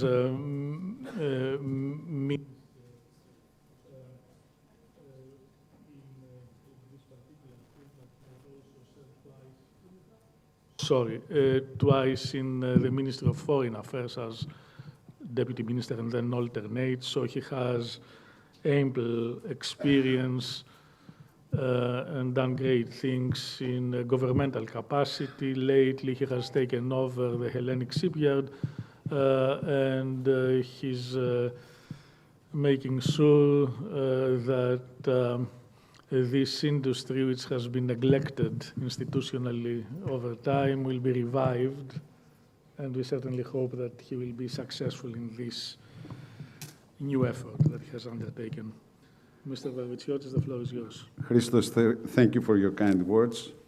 Well, actually, the name of the company has changed because now we are having a new company. It's called Skaramaga Shipyards. Hellenic Shipyard is the old company that is being defunct now. It's being, let's say, under special administration, and a new company has been formed upon this very significant infrastructure built in the 50s, developed until the years 2000 under various managements.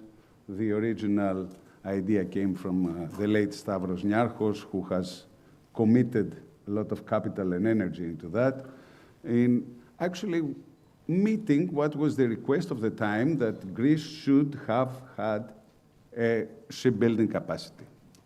And that brings me to the main topic of my presentation, which is whether shipbuilding is a geopolitical tool or not.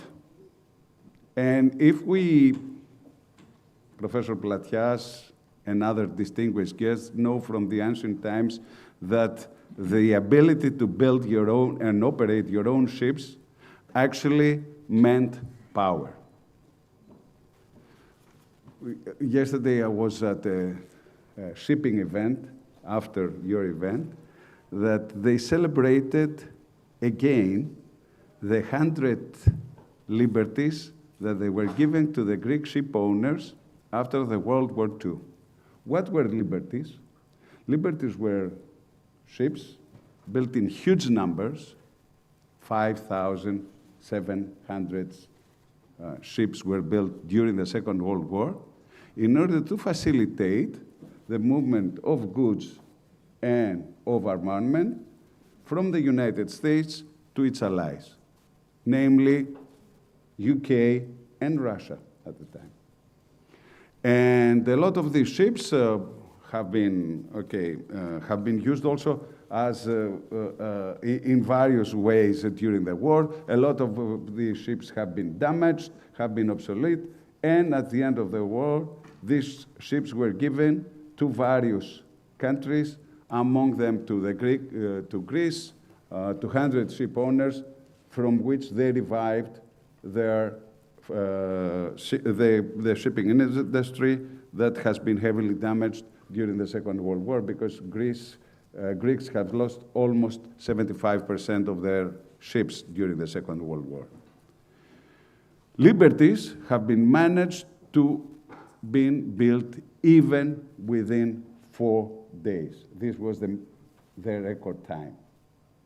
In the same time, the Germans were able to build U-boats in large numbers, a new U-boat every 40 days.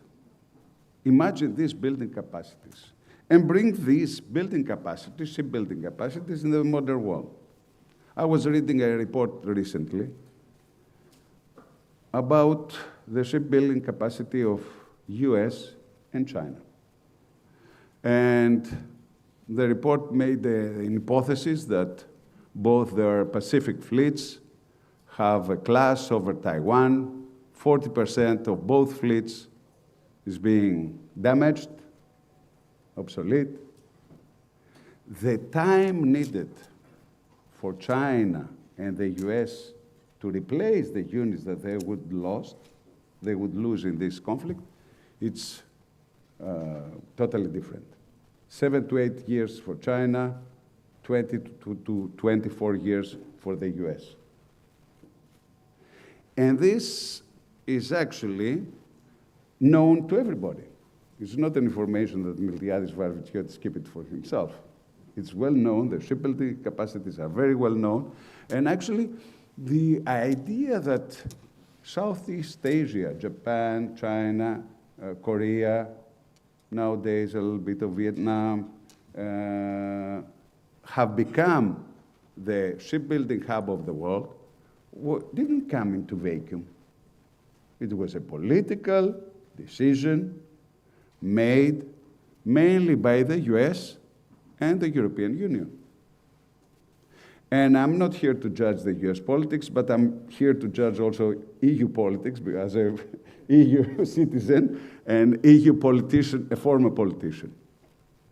And in the year 2000, in Europe, we were building 55% of the world's new ships, only 25 years ago. Now we are building less than 5%. What has happened? Several things. First of all, shipyards were excluded by any kind of investment directed and funding from the European Union. Totally excluded. It's the only industry that is out of the EU spectrum. The EU Council came one day and said, no, we are not going to subsidize shipbuilding. Second, very heavy environmental rules and safety and worker safety protection rules and all this that accumulates in an increased cost, plus the new state aid rules that actually forbidden the countries to give export guarantees to the shipyards, export guarantees that are given widely in China, Japan, and Korea, and therefore it was impossible for these shipyards to undertake new orders. And we have managed to export this expertise, to start building in Southeast Asia in such big numbers, like never before. And now they have actually mastered the shipbuilding productivity in an unprecedented, let's say, capacity by using historical data in order to make their ships more efficient, by using robotics in order to become more efficient. The designs are there, everything is there, and they are giving also orders to themselves. To say something which I find it quite interesting, there isn't a single Chinese order out of China. There is only 10% of Korean orders out of Korea and less than 20% of Japanese orders out of Japan. In the case of Europe, it's only 1% orders in Europe. To understand where we stand. So, what are the challenges ahead of us? First of all, the biggest challenge, and I think that the biggest, let's say, the good thing that has happened over the last 25 years is that the Greek shipping community has grown. Regardless of where the ships are being built, the ownership by Greeks that enter in this highly competitive market, what actually makes sure that nobody of the key players, and I'm talking especially about Chinese, may control the prices of the transfer of goods. By owning and controlling almost 20% of the tanker market, 12, 13% of the dry cargo, and fewer percentages in the LNG and container markets, the Greeks actually make sure that international competition is still alive. And whenever European Union actually said we should tax ship owners, we should put tariffs on carbon footprint, we should make this business more transparent because we want to, whatever policy makers out of Brussels, but in various countries that socialist ideals prevail, they come up with a new idea. They actually harm the possibility of Europe to maintain its competitive advantage. We import 90% of our energy resources. We import 80% of all the other resources. We rely more than the US on seaboard trade. So nowadays that everybody realizes what is the importance of shipping, and they realize how the flow of the energy is going in and out of the Gulf, the Persian Gulf, not the Gulf of Americas, and they realize that it's very important to keep all the routes open, alive. Nowadays, we start to realize, of course, what is the importance. Because we read a lot of things. We read about the record high rates that are being paid to VLCC tankers and to Suezmax tankers.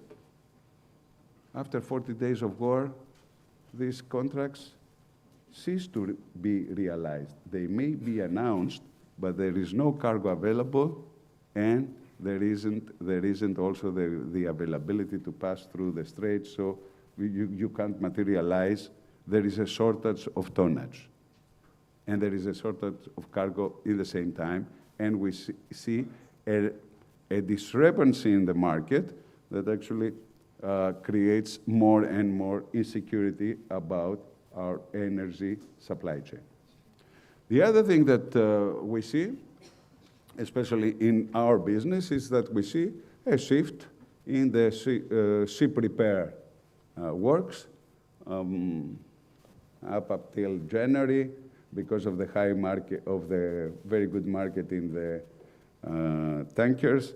We didn't have a lot of calls from tankers in Skaramaga shipyard. Nowadays, we are full with Suezmaxes because all the shipyards in the Gulf are not approachable. And in the Gulf, there are huge investments in the shipyards, both in Kuwait, Doha in Qatar, and elsewhere. And of course, the Saudi Arabia is building their own shipyards as well in order to have access and to maintain their own fleets, but also all the ships that they come in the area. What can be done? Because it's very nice it's very easy, to condemn what has been done in the past. The thing is that we should look forward. First of all, we should use, and I'm talking only for Europe, I'm not talking about the US, because I think what has been already presented shows a great confusion. Penalizing Chinese-made ships without having the capacity to replace it on time and at a normal price that will not actually make this trade impossible to bear. For Europe, we have put together, and it has been presented by Gigi Kostas and others, the new maritime, quote-unquote, policy of the European Union. To tell you, I'm going a little bit to the past to tell you that Europe hates maritime policy, hates. After COVID, we made the conference on the future of Europe. And we came together, all the minds of Europe, and they were putting papers, presentations, debates, blah, blah, blah, blah, blah, blah. This ended up to a draft that came to the EU Council that I was a member, to the General Affairs Council. The draft with 80 policy recommendations and 500 policy subscriptions. There was one word missing, the word sea. In the most coasted continent in the world, with more than 250 million people working by the sea, out of the sea, and from the sea, and within the sea, sea is out of the question for Brussels.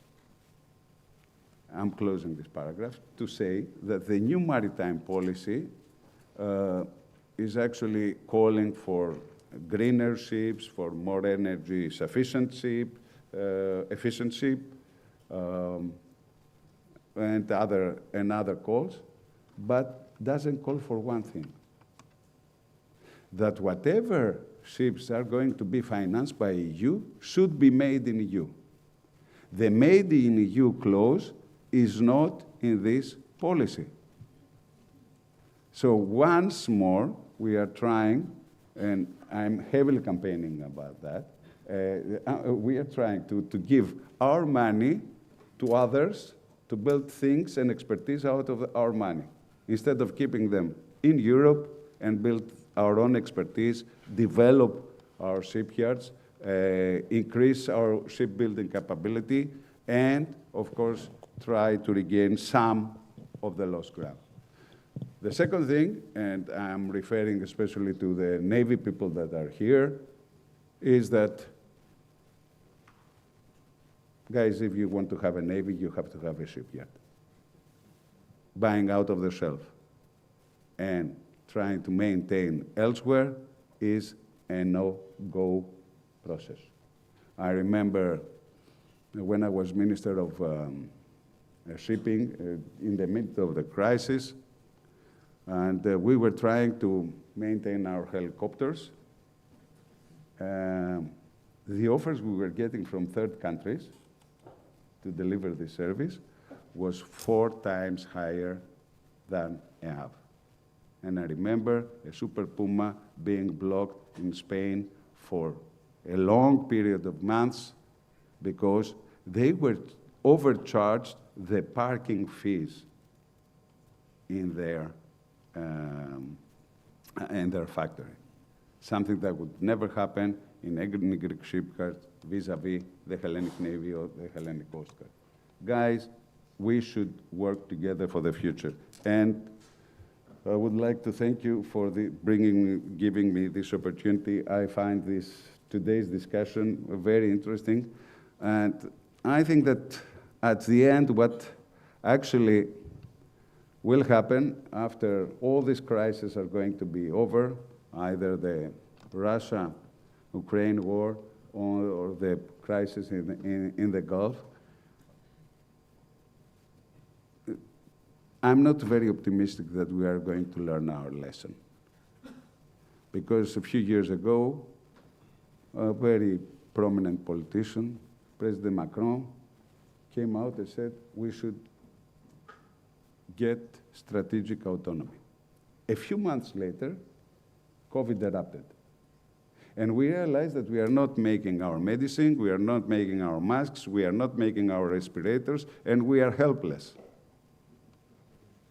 And we said, oh, we should to react and come together and start building our own goods. COVID went away, and nothing ever continued into that direction for a continent of 500, not a continent, I'm talking about a union of 550 million people, the second largest economy in the world, still, and a player who relies on its geopolitical and trade ties in order to keep things running. Thank you very much.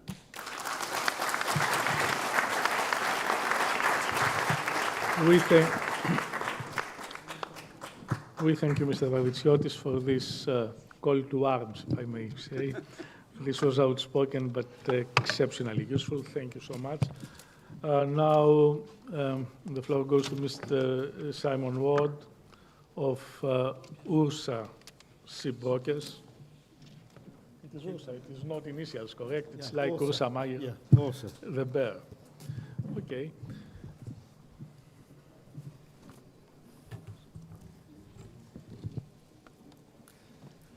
Kalimera σας. Thank you, first of all, Professor Platias, for inviting me.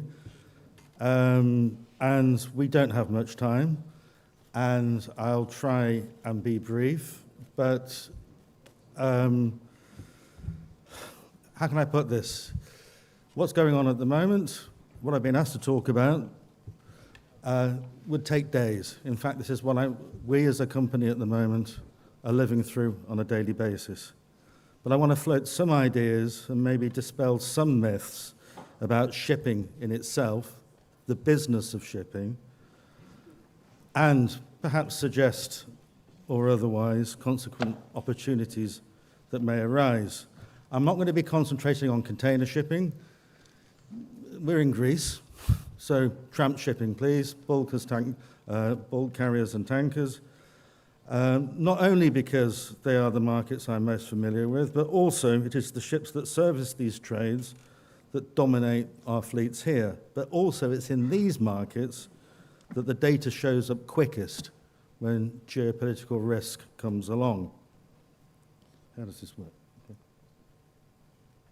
But first of all, how does the tramp markets work? Very briefly, it's in the world of perfect competition.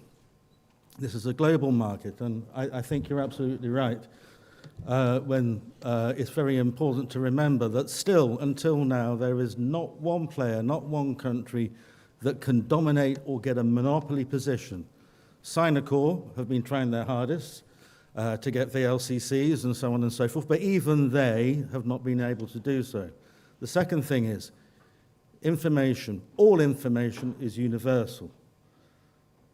Everybody is providing the same product, i.e. the transportation of goods by sea, and there is no barrier to entry or exit.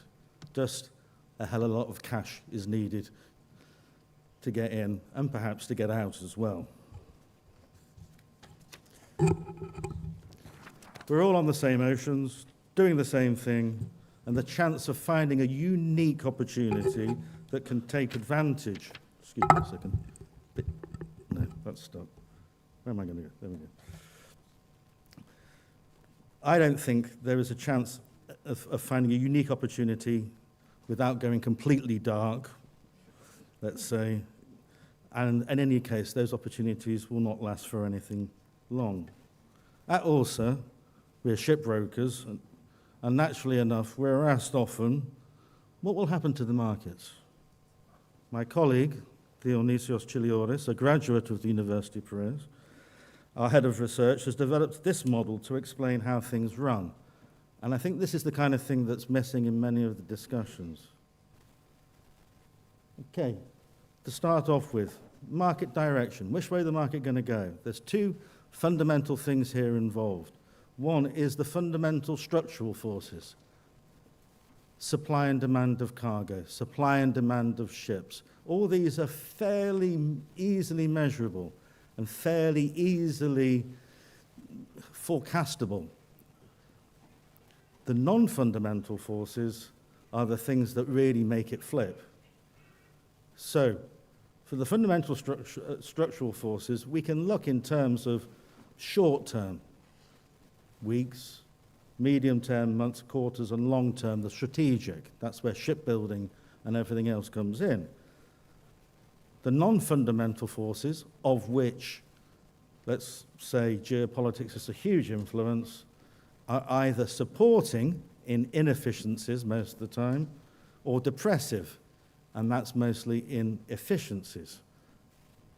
But none of this is actually measurable. This is all an opinion.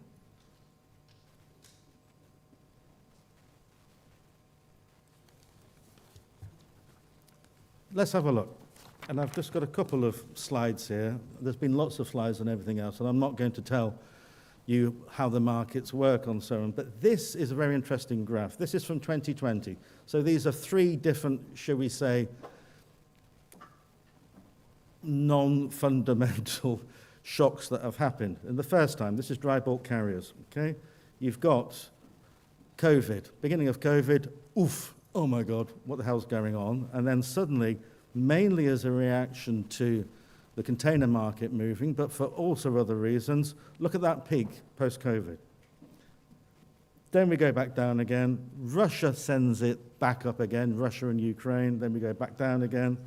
And then coming here, we're only just seeing the influence of what's going on in the dry bulk market at the moment. In the meantime, as you can see, the asset prices, they're the lines, not the red line. The asset prices, they're kind of going upwards and upwards and upwards. Why? Because people are getting money from the dry bulk carrier market, but the prices are going up because people see in geopolitical risk, in my point of view, see in geopolitical risk that there are opportunities for big spikes in the future. And so the demand for ships is there. When you have demand for ships, the prices go up. All other things being equal, as the economists would tell you. Tankers, I will not bore you with the values of the ships. Let's just say up there somewhere, okay? I'm not sure the screen would manage. This is what's happened. Obviously, COVID crash. Then you have a brief and then upwardly rising thing post-Russia-Ukraine, and now what you're seeing.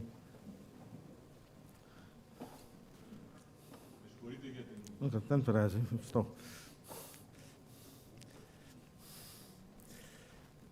So, this is why, if you look on the right-hand side of the graph, that is the fundamental,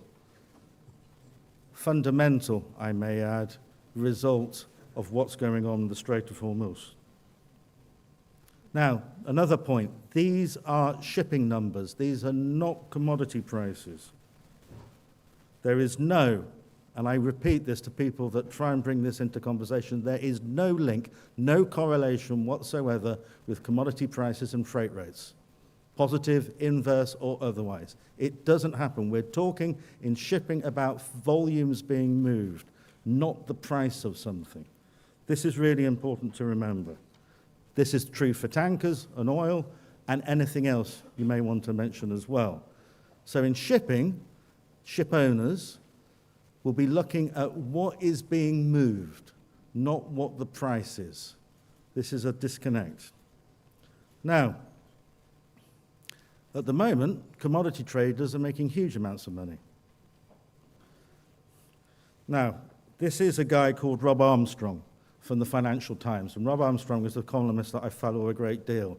He is the person that coined the phrase taco, Trump always chickens out, okay? And it was the taco trade, which is basically, as soon as the markets say no, Trump backs down. This, I hope, is the only time I mention the President of the United States in this speech, because we've heard him often enough. But he comments, the big commodity trading houses are making huge profits from these dislocations. They are responding to price differences by moving commodities from one place where they're not needed to commodities where they are. Right now, this service is in record demand. There's few other people that can do this and service the world. This is commenting from the FT Commodities Conference that took place in Geneva last week. He also says, by the way, across the whole, nobody knows anything. Commodity traders, nobody knows anything. They have theories, they have plans, they have everything else, but this is the world of perfect competition. There is nothing that you can do to predict the future and forecast the future.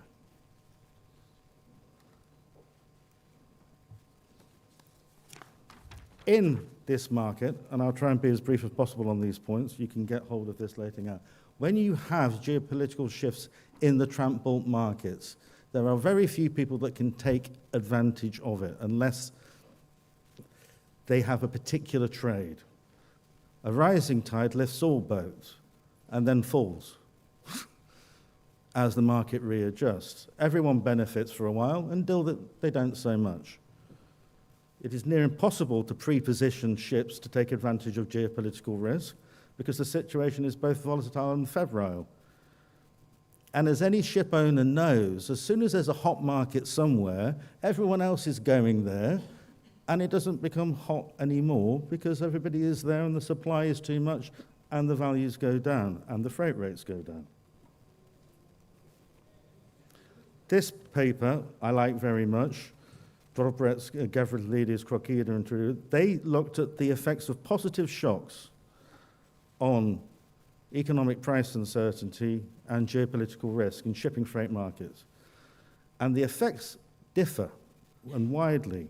A positive shock, as they found, said that geopolitical risk has an immediate effect and then fades. Economic policy uncertainty has the opposite effect, mostly speaking. But I remind you, nobody knows anything. Nothing happens in isolation, and this is what we have to remember about shipping freight rates, the markets in general. This is really, we're asked to do this all the time. First of all, to quote Heraclitus, tapandari, okay, everything flows. Freight markets, remember, are shaped by interacting forces, not single drivers. Supply, demand, and inefficiencies constantly overlapped. Using the ripple effect that was spoken of before, things ripple through the markets. Shipping markets are very dynamic. Every factor is connected and gains and drops in its influence within the market itself. timing of fundamentals and non-fundamentals is critical. We've been here before. So, my conclusions, such as they are, I first of all want to tell you one brief story that I came across, and this is a tale of two very large Greek tanker owners, if you allow me 2 more minutes to talk about this. One of these large Greek tanker owners had some ships in the Middle Eastern Gulf at the time that this thing started. And leaving aside all the noise about pirates and risk takers and all the other stuff that has been mentioned by some silly, loose-lipped analysts and, dare I say, brother and sister shipbrokers in the market, this particular owner was deemed to be lucky because then he was able to get some very large freight rates, over $500,000 a day, to get out of there taking cargo at the same time, and proceeded to do so, as has been documented. Another very large tanker ship owner, whose offices are based somewhere at the bottom end of Singru, you can make a guess, okay, commented to me last week that the fleet was very lucky too, because after I think at least a fleet of over 100 ships, not one ship, tankers, crude, was in the Middle Eastern Gulf at the time when this thing started to happen. Which one was the luckier? It's an open question. Do you get, if you're getting over $500,000 a day, as you've commented, you get it once. You're going to go back again? Then non miso. Or maybe you do. Yeah, yeah, malon body. No. But the second thing is, how do you look at luck? How do you consider luck to be? There is one thing that has not been said in the stuff that I've listened to, and I think it's something very, very important. These are not just ships. We're moving into a situation where ships are seen as legitimate collateral or even uncollateral damage. Ships have people and crew on board. Ships have livelihoods of those people on board to consider and their families. That is not just in the Philippines or elsewhere, but here in Greece. Geopolitical risk means something else for them too. And most Greek ship owners that I know are very concerned about what happens to the livelihood of their crew on board. And this is something that differentiates, if you will forgive me, and I've been here a long time, it differentiates Greek ship owners and the ability of Greek ship owners to stay in business over their competitors elsewhere. The knowledge of life at sea and ships at sea. So I come again to this question, what is lucky? Lucky is being in the right place at the right time. Unfortunately, and I thought about this a great deal, Professor, just as this time last year, we didn't know what we were going to be saying this time this year. Okay, well, some of us did, perhaps, okay. But we did, and I will round up on this point now. We did a couple of, about 6 weeks ago, 2 days before all this started, we also, for the Piraeus Marine Club, did geopolitical seminar under Chatham House rules. And you will remember, because you're one of the panelists, I think this is why I'm here today, to get payback, is one of the things that we discussed many things. But the one thing that we did not spot, 6 panelists, ship owners, charterers, lawyers, academics, and so on, we did not spot the bunker crisis. Not mentioned, not once. It's obvious. Not mentioned. And now I'm told by a friend of mine that there's another oil crisis coming through, which is important to ship owners more than anybody else. Lubricating oils are in short supply. Ships are not going to get just stuck in the Gulf. They're going to get stuck where they are. The engines are going to cease to turn. These are the unintended consequences that we can't see, and these are the things that we have very great difficulty in seeing what's going on. My own view on this, and I'll come to my conclusions now, shortly when it comes down to it. First of all, leaving aside all of this, the knowledge that shipping needs is outside the shipping market to take advantage of these things. And this is why these things, these conferences and different points of view today are very important. Because the knowledge of how it's going to affect the other markets, let's say, have effect on shipping. It requires, however, not even lateral thinking, but creative thinking. So for ship owners and potential ship owners in the room, as most of my clients know, the first important thing to remember is always have ships and money. If you don't have ships and you're not in the market, you can't take advantage of what is happening immediately. You cannot invest in the market once it's gone. If you are going to go down that route, identify a sector which is susceptible to geopolitical pressure before the geopolitical pressure asserts itself. And this is why many people have been invested in crude oil tankers over a period of time, when the market fundamentally didn't make sense. Make the commercial, legal, and moral and ethical choices that you are comfortable with, and then stick to them. You can't run with the hares and the hounds, as we say in England. And you certainly, and I know this as a shipbroker, you can't please all the people all the time. Or in my case, anybody, ever. The only things that increase luck are, apart from preparation and good and opportunity, are risk appetite and the speed of decision.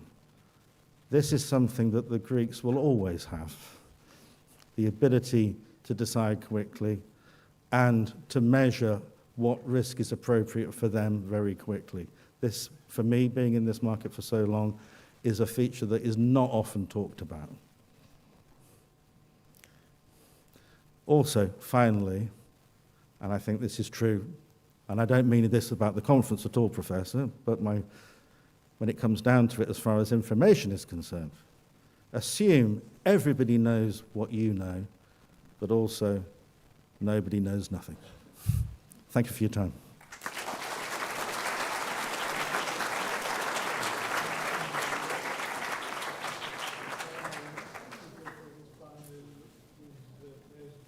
Of the Hellenic Shipbrokers Association, Mr. John Kodzias. I give him the floor. Let me just mention that there will be no coffee break because we are running late. You will follow up with Mr. Dendias's keynote speech right after Mr. Kodzias. Thank you so much. Thank you very much, and Professor Platias, for having the honor to be here today and express my opinions. I will be shorter than usual. In respect of the Minister, I don't want to keep him waiting for his keynote speech, so I will try to cover as much as possible with a few points only of what I had prepared for today because of a short time. I respect very much the Minister's time too. I'm not here to speak as a geopolitical analyst, although these past days, actually it's not days, it's exactly 2 months today since the start of the Iranian conflict and the mess in the Middle East that we are seeing. And I'm trying to find a hat, which is not the shipbroker's hat, but a geostrategic, geopolitical, geoeconomic analyst, which I'm finding it very hard to be able to decode the signals that we are seeing and the signals that we are actually receiving. Within a day, we see many contradicting news that come in, and we have to redecode what we have analyzed in the morning. So I'm here as a shipbroker, and I will try to put a few numbers and a few facts that at least make some sense and keep a little bit, I would say, normalized our thoughts and our panic, and above all, the way of thinking because markets react on psychology. We know it very much. And with the speed of technology that rapidly moves around, even a false rumor can be reproduced. And because even a very, I would say, esteemed news article has come up on a highly accredited news media, and it's reproduced, sometimes it's not validated. So I will stick to figures, I will stick to some numbers, and I will try to be as reasonable as we can be in an unreasonable time. First of all, we have 20,000 seafarers. I start with this, because for me this is the most important, the human element. Ships are not moving dots on a map, although we see them on ice as moving dots, but they're actually homes for the crew. And I stick to that because I've done 3.5 months as a deck cadet on a ship. I've lived with 25 Greek sailors, and it's a microcosm. It's a small little town. It's a small little village. And the life on board the ship is not, it was mentioned earlier by the speakers, it's not exactly the best life in the world. It's full of risks and perils. Although ships have become very safe and efficient, the risks and perils of the sea are tremendous. Going to rest in an area which is considered today a danger zone. Can you imagine being in the position of a crew member? Can you imagine sitting in your cabin or anywhere in the accommodation and not knowing if anything is going to land on the ship and explode the ship, and if you're going to be alive in the morning when you wake up? Now we have the extra fear of being captive, or being kept a hostage. We saw I was really shocked, really, when I saw masked people, heavily armed, coming on board the two ships, one of the Greek controlled ships as well, the Epaminondas and the MSC Federica. It was shocking. This is the war, and we're living in a war. But just for you to understand, 1,000 ships, about 20,000 tons, are in and out of the Gulf, and they're stranded. I heard something which Donald mentioned very rightly. It's not the premiums that have stopped the Straits of Hormuz, definitely.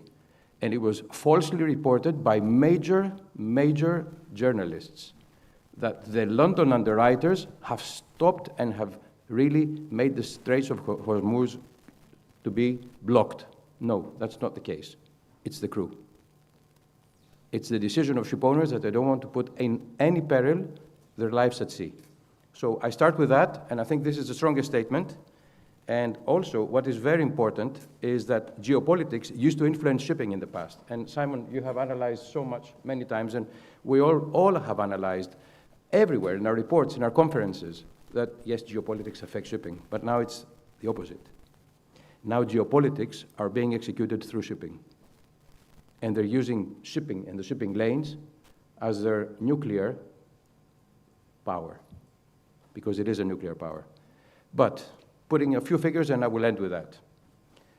The oil flows of crude are not affected in a way that should alarm us. Why? 17 million barrels per day were loaded on ships.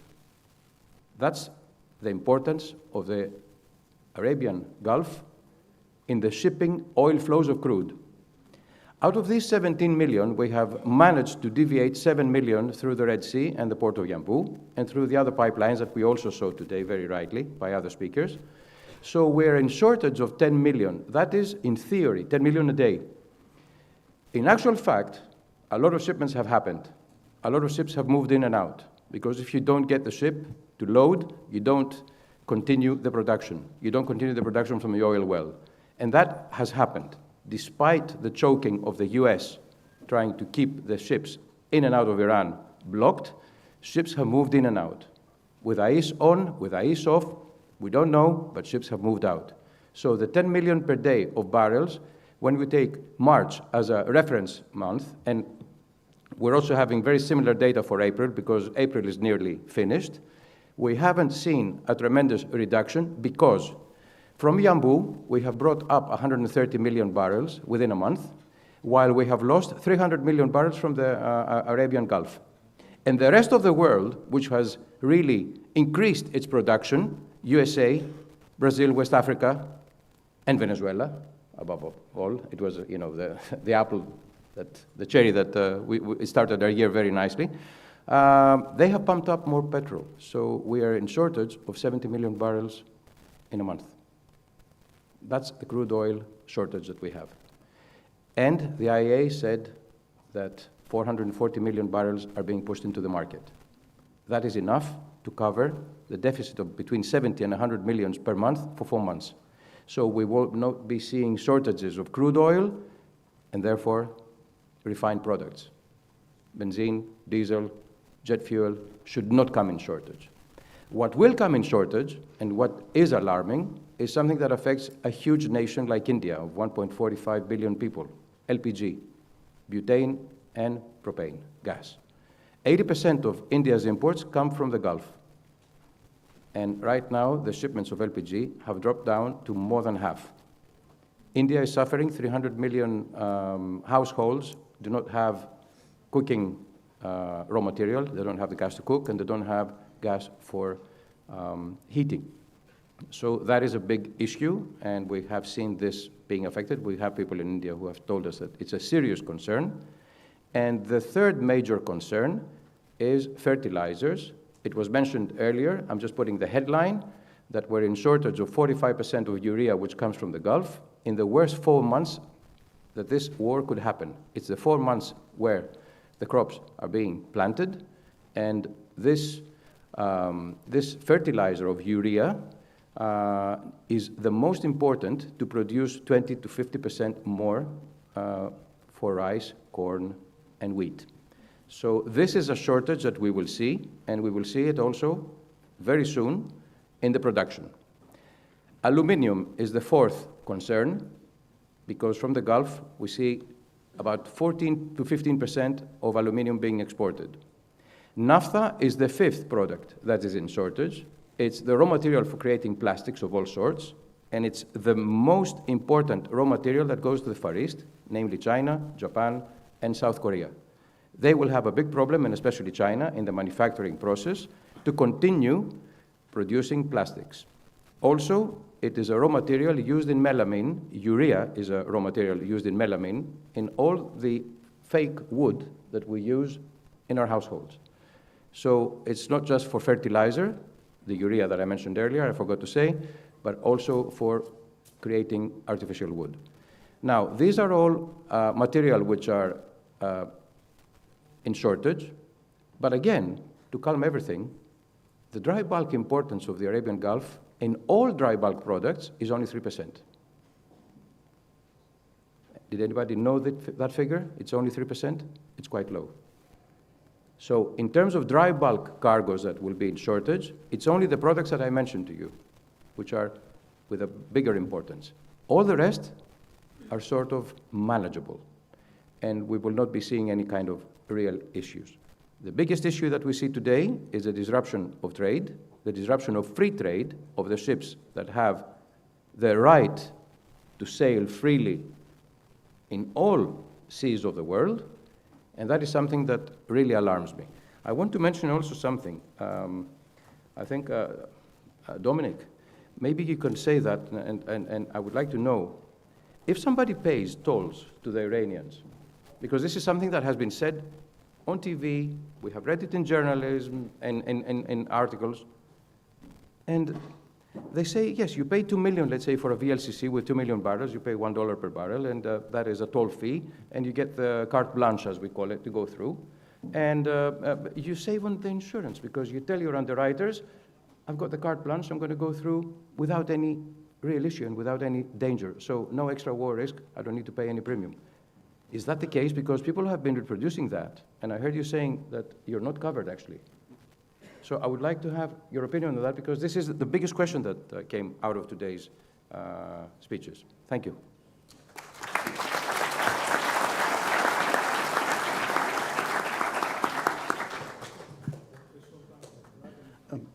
Yes, very briefly.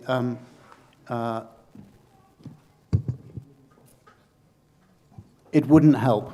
And in fact, the payment might actually void other policies. So essentially, your hull and machinery cover would be voided.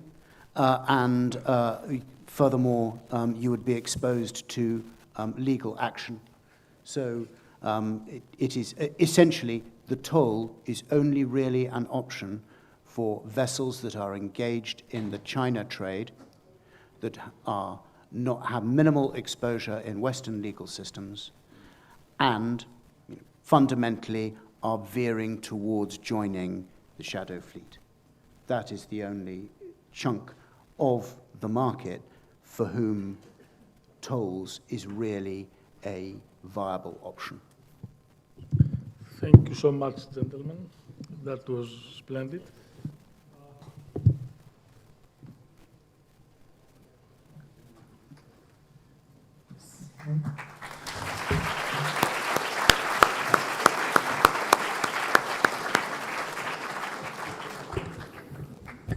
So again, without further ado, let's proceed with the program. No coffee break. Later on, we'll have a lunch break after the minister's speech. It is my distinct honor to welcome the Minister of Defense of the Hellenic Republic, Mr. Nikos Dendias, to this conference. Mr. Dendias is undoubtedly one of the most prominent figures in today's Greek politics. But what sets him apart? Most politicians operate in a reactive manner. They react to events as they unfold and try to manage crises as they arise. In short, they respond to pending problems with existing means. Mr. Dendias belongs to a different, rarer category, that of the transformative political entrepreneur, if you allow me the expression. These individuals grasp the bigger picture, the dynamics and macro trends that are bound to determine our situation looking forward, and challenge standard assumptions and established practices by setting new priorities and acting upon them preemptively. Over the past 2 decades, Mr. Dendias has been assigned a series of important ministerial portfolios, and in all cases, his main concern has been to modernize and transform the relevant organizations and their assumptions.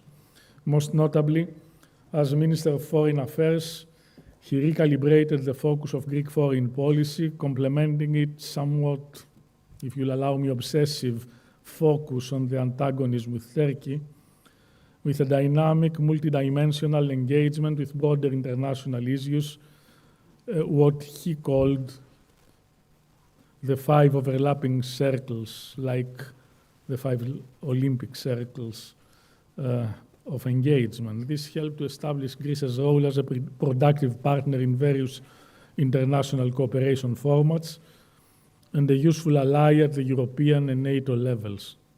Notably, he resolved the impasse of endless and unproductive negotiations by reaching final agreements on the delimitation of our maritime zones with Egypt and Italy.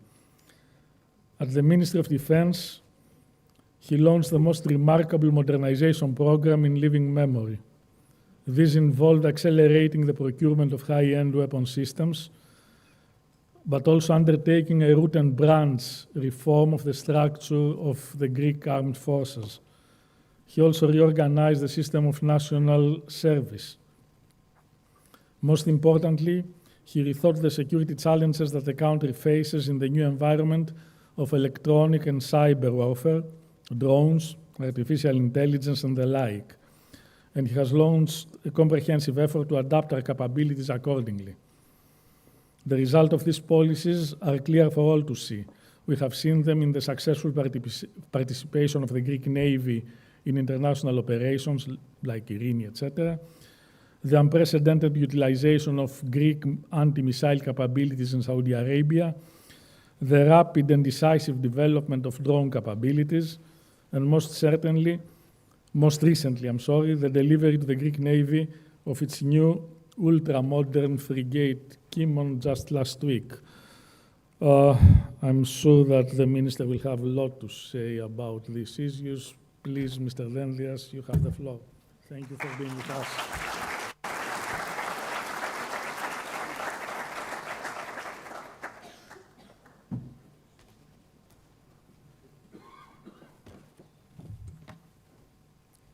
Thank you so much for this very kind introduction.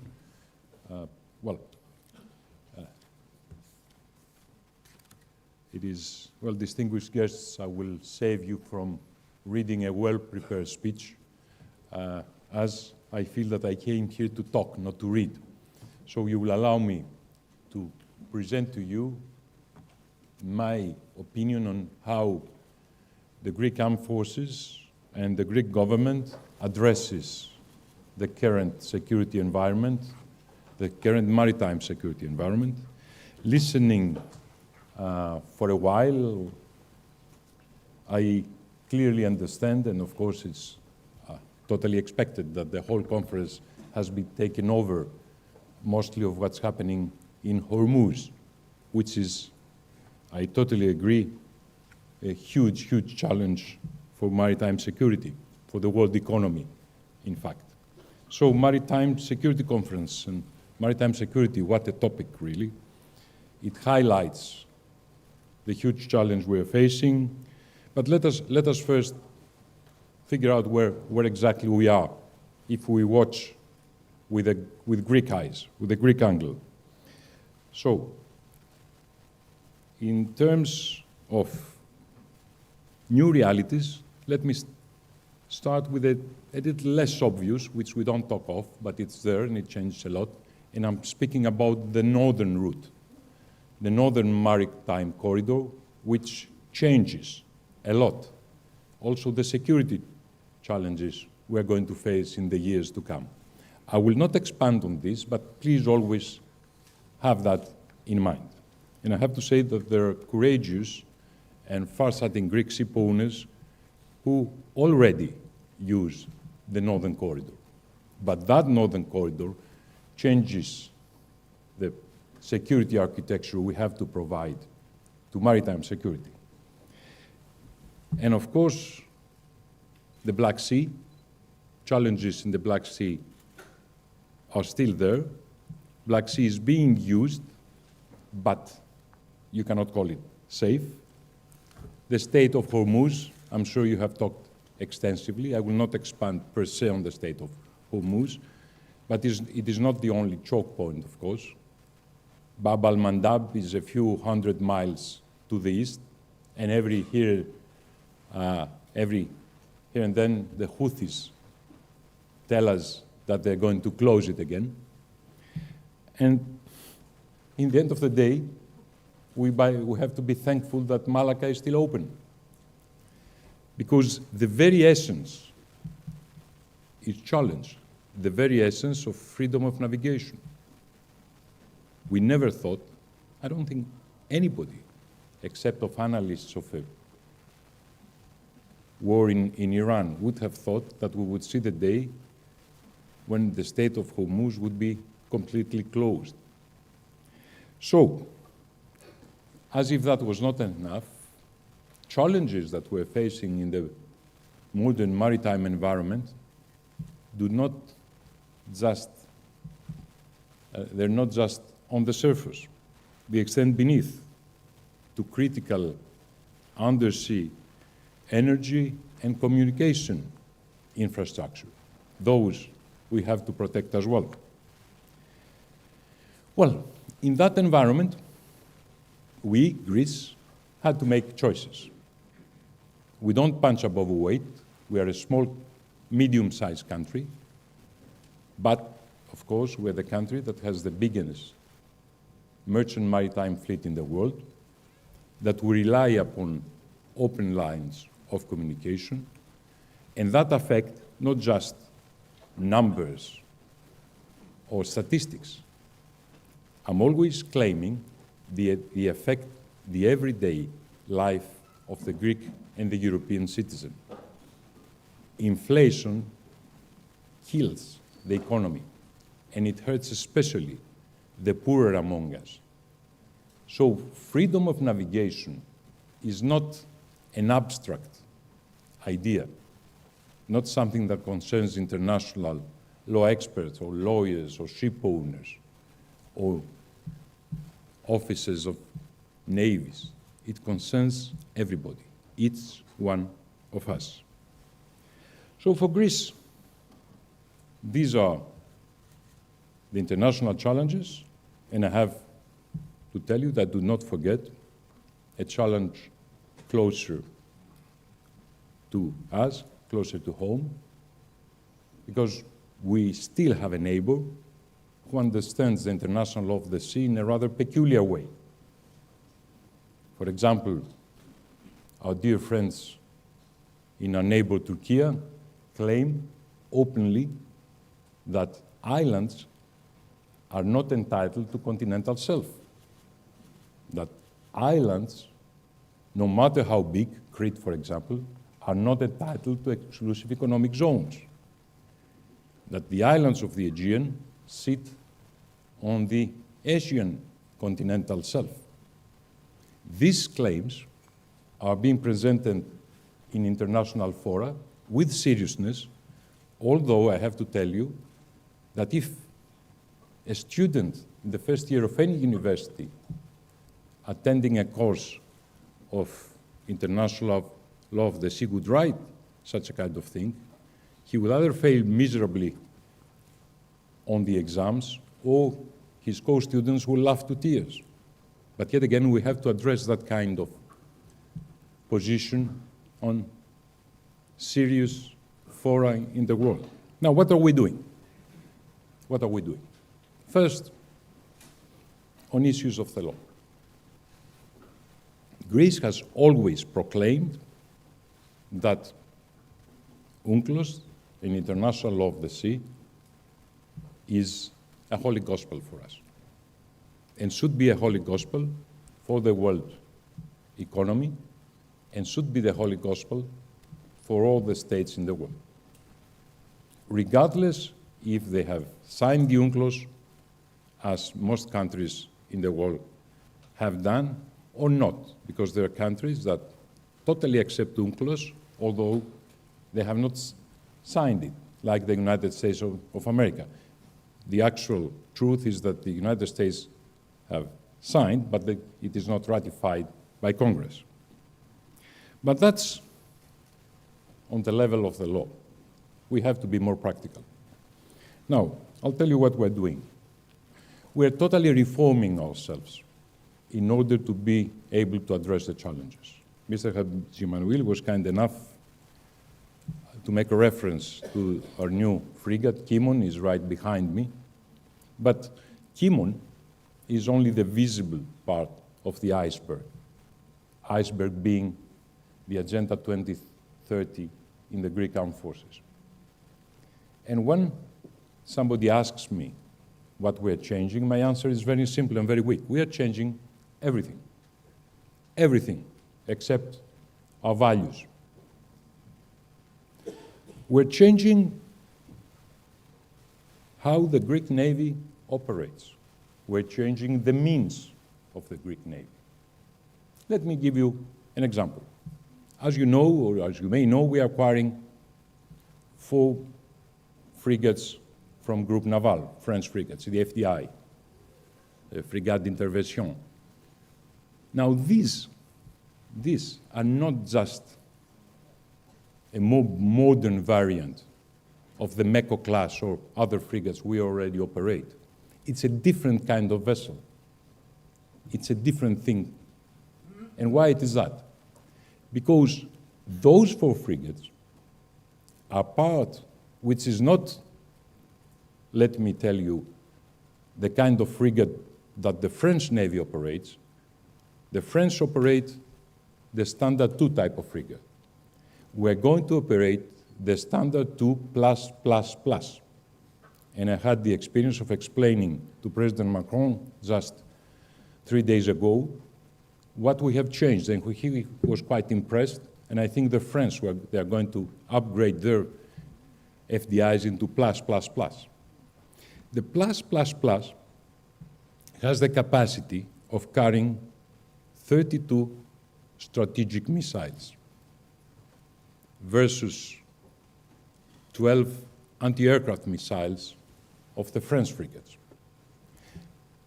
And that will be also the capability of the new Bergamini-class frigates, which we are going to acquire from Italy. 10-year-old frigates, great vessels, even bigger than the FDIs, north of 6,000 tons, able to operate in the open seas, again, frigates that will be able to carry strategic missiles. And that is going to be our deterrent, but also our capacity to be present in operations that safeguard freedom on the sea. And of course, the obvious question I'm being asked is, what about the Aegean? What about what is most important for Greece? And my answer is very simple. Of course, we will safeguard the Aegean. We will safeguard the Aegean much better than we did up today. But we're going to do it in a much more sophisticated way. We're going to do it with missiles. We're going to do it with unmanned vessels. We're going to do it also with smaller vessels on the surface, and we're going to do it with unmanned vessels under the surface. So we're going to safeguard the Aegean in a much cheaper way than we used to do. And we're going to allow our biggest platforms freedom of operation and freedom of deterrence. Because, as you know, up to now, the scenario that we were facing is that somebody comes, as we were told at the night, and takes over a small Greek island. And then Greece's choice is, what are we going to do? Declare a full-scale war, go into Eastern Thrace, do a small operation to recover, which would be extremely difficult. What are we going to do? What's the dilemma? And then, in such a scenario, the attacker has the advantage. Well, in the future case, the potential attacker will have to bear in mind that we have the capacity and we will have the capability to answer with a substantial number of strategic missiles from platforms that they will be spread, not just in the Aegean, but in the Eastern Mediterranean and wherever we think that will be useful and the platforms will be protected. And those same platforms will be able to be in the Red Sea, if needed, where Hydra, Psara, Spetses have been operating with enormous success last month in Aspides operation. By the way, Aspides has a Greek name because Greece was advocating from the beginning that the European Union must have an operation to safeguard the Red Sea and the Bab al-Mandab.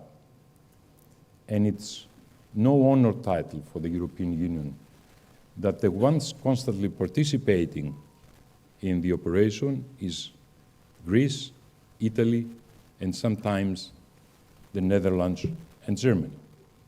When we are speaking about geopolitical Europe, and Ursula von der Leyen was speaking about the Geopolitical Commission, if we want to be taken seriously, we have to do a lot more than that as Europe. But that's another story. Now, let me be also clear to you. Greece is not and should not become Turcocentric. Turkey is not our main problem and should not be our main problem. We should only be capable enough to deter any threat coming from our neighbors. Greece must have, should have, a 360 degrees approach. And please remember that from those 360 degrees, more than 220, 230 degrees, if you see our geography, faces the sea, from the North Aegean to South Adriatic Sea. So how we operate in a maritime environment and how we can operate in a maritime environment is of cardinal importance. Apart from the platforms I have mentioned to you, there are lots more, but it will take hours to explain. Also, we invest in our human resources.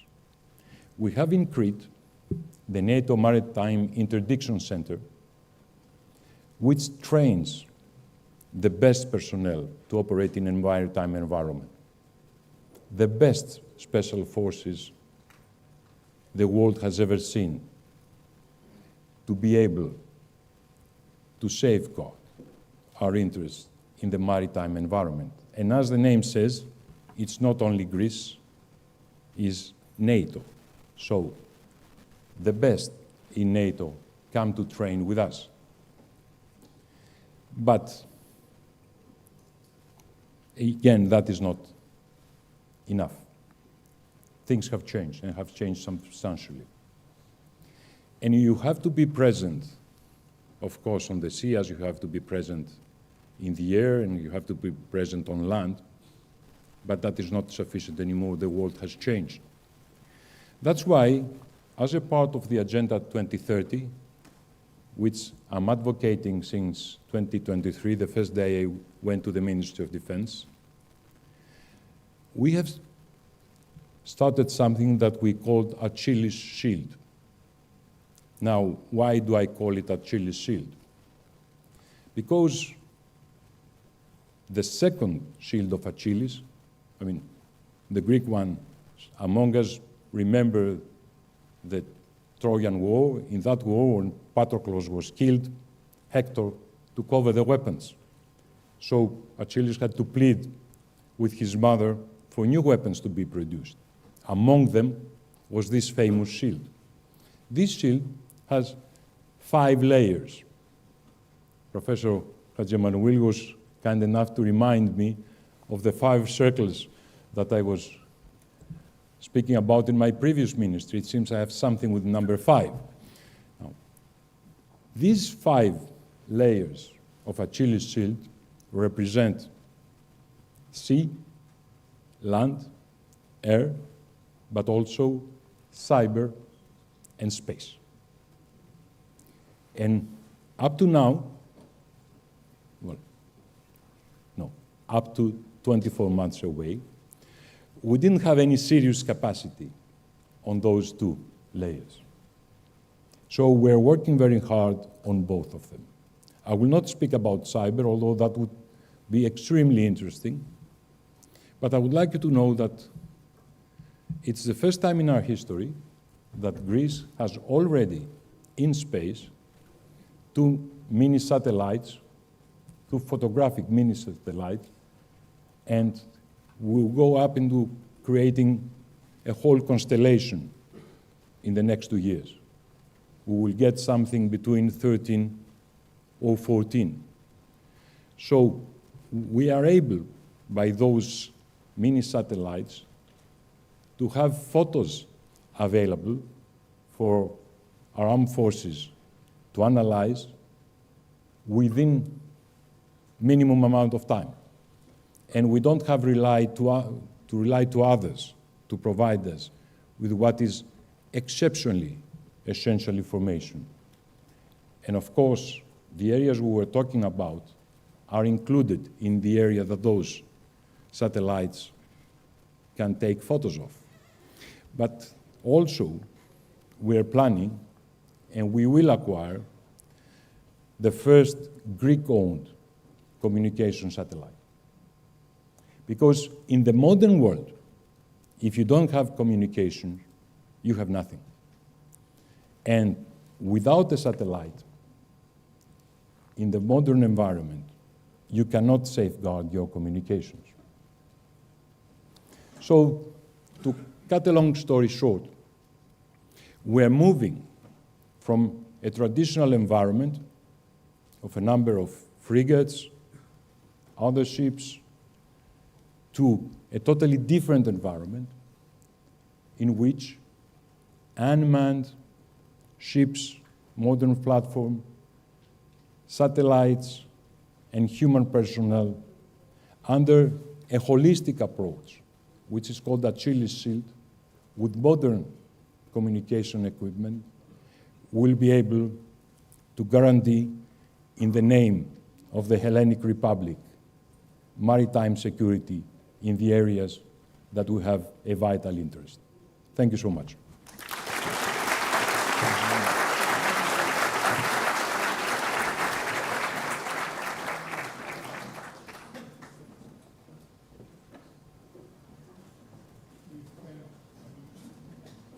Thank you, Minister Landias, for an inspiring speech and enlightening. We hope to see the fruits of your work in operation sooner rather than later. In fact, time is of essence, but you have proven that you take this always into consideration. Ladies and gentlemen, at this point, I think that we should adjourn for a light lunch and be back, what, in 1 hour? In 45 minutes. Thank you so much.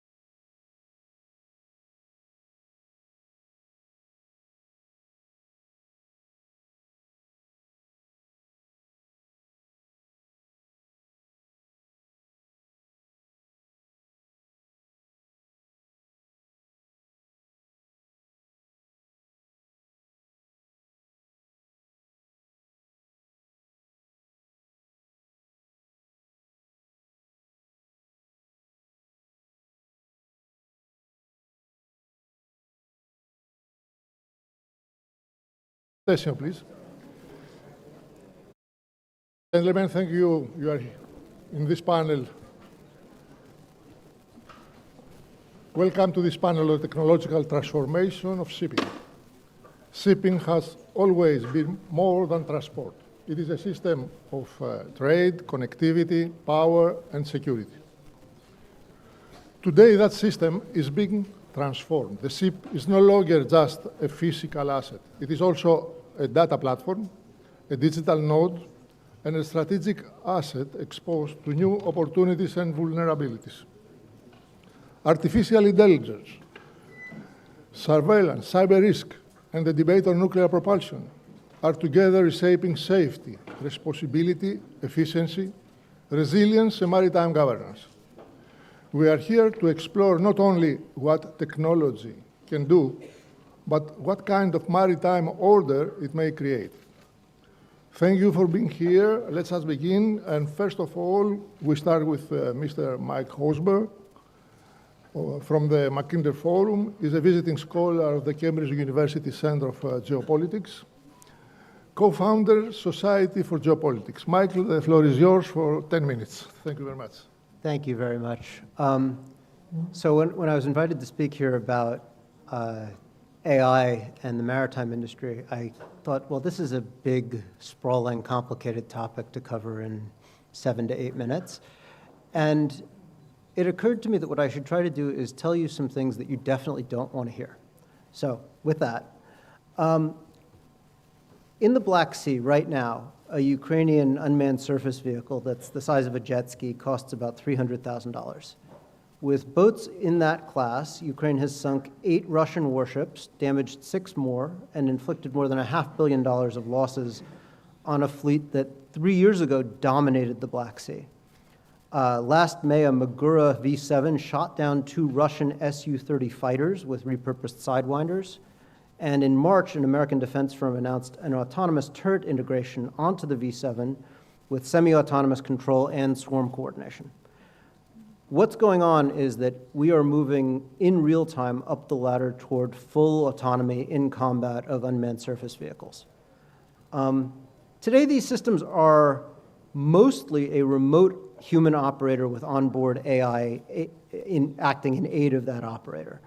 The commander is a human connected by a wireless link or sometimes a fiber link. The autopilot, the target tracking, the video stabilization, these are on the boat. The targeting decisions, by and large, are not. Now new autonomy, is getting bolted on every day as more training data becomes available. And as with so many other things in AI, training data is, in many ways, the biggest limitation. So when you hear people talking about autonomous drones, a key question to ask is, where's the AI sitting and who's in the loop? The bigger and more expensive the system, the more autonomous it can be, since you can put more computation onto it in the form of GPUs and the power requirements and all the rest behind them. On-platform AI is one option. On-platform operators with AI assistance are another. Remote operators are a third. And remote AI is yet a fourth. All of those are different solutions that are getting used in different situations. Each is a very different paradigm and a very different kind of threat surface. So let's step back for a second. The AI boom that we're seeing is not like the dot-com bubble, which some of you are old enough to remember. I certainly am. I've spent a significant fraction of the last few months in the Bay Area talking to founders, to investors, to semiconductor folks. And one of the things that we're seeing that we did not see in the dot-com bubble is a whole generation of startups and mid-sized companies, even some quite large companies, where they're growing at 30, 40, 50% revenue per month. I'm just going to say that again. 30, 40, 50% revenue month-on-month growth. That's factors of 10 in 5, 6 months. And we're seeing that being sustained for 18, 24 months.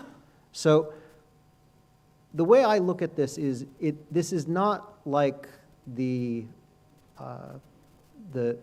dot-com bubble, where there really wasn't any revenue behind the promises that were being made. What we're seeing is something that's much more similar in my mind to the German Gründerzeit, which is the founders' years after 1871. What they saw was an order of magnitude increase in the pace of creation of new companies. They saw the railroad network quadrupling in size in the course of a generation. It did result in a crash. In that crash, they lost something like 20% of the new corporations that went bankrupt. But the railroads didn't get unbuilt. The infrastructure endured. By 1900, Germany was a serious economic rival to Britain. And if you look at it from a classical geopolitics lens, this was the moment when Halford Mackinder identified the railway build-out and the Russian railway build-out as well as the moment that the Eurasian heartland became strategically real and essential. The AI compute build-out that we're seeing is this generation's equivalent. The states that own that AI stack will write the rules. The ones that rent it and that attempt to regulate it will be followers at best.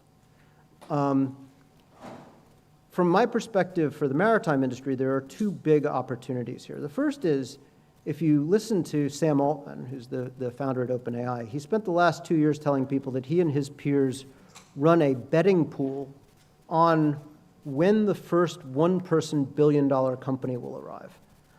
There's been some debate about whether that's actually already happened. That tells you what the real experts think is coming. 3 weeks ago, just to tell a story about this, I was in a hotel room with a friend who runs an agentic AI startup.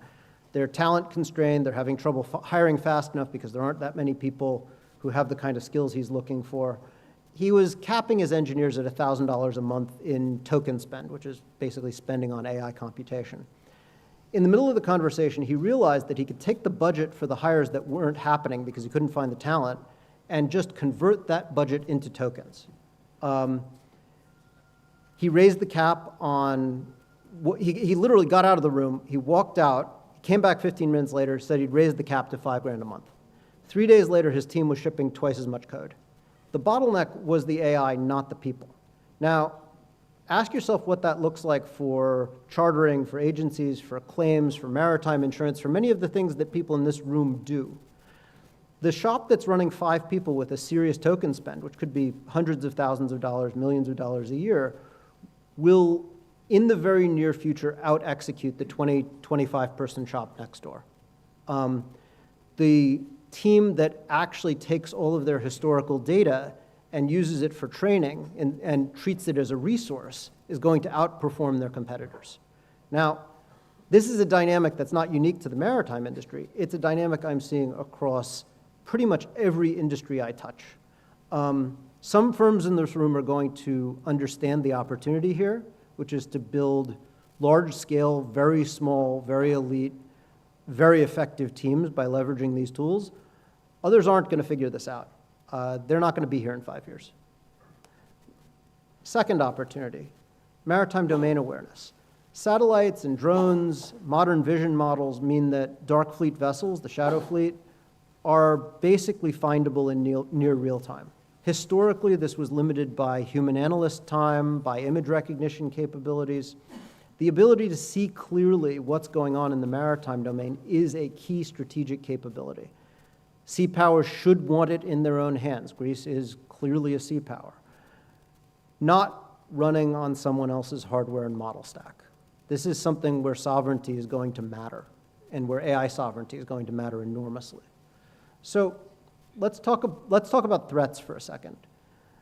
The first thing I want to talk about is the drones. The Russians lost real warships with trained crews and counter-drone systems to boats costing a few $100,000 apiece.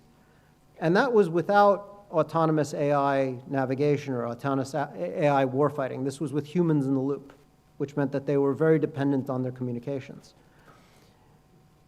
The defense math for a tanker is worse. A VLCC carries 20 or 30 crew, no defensive systems, a couple $100 million of cargo.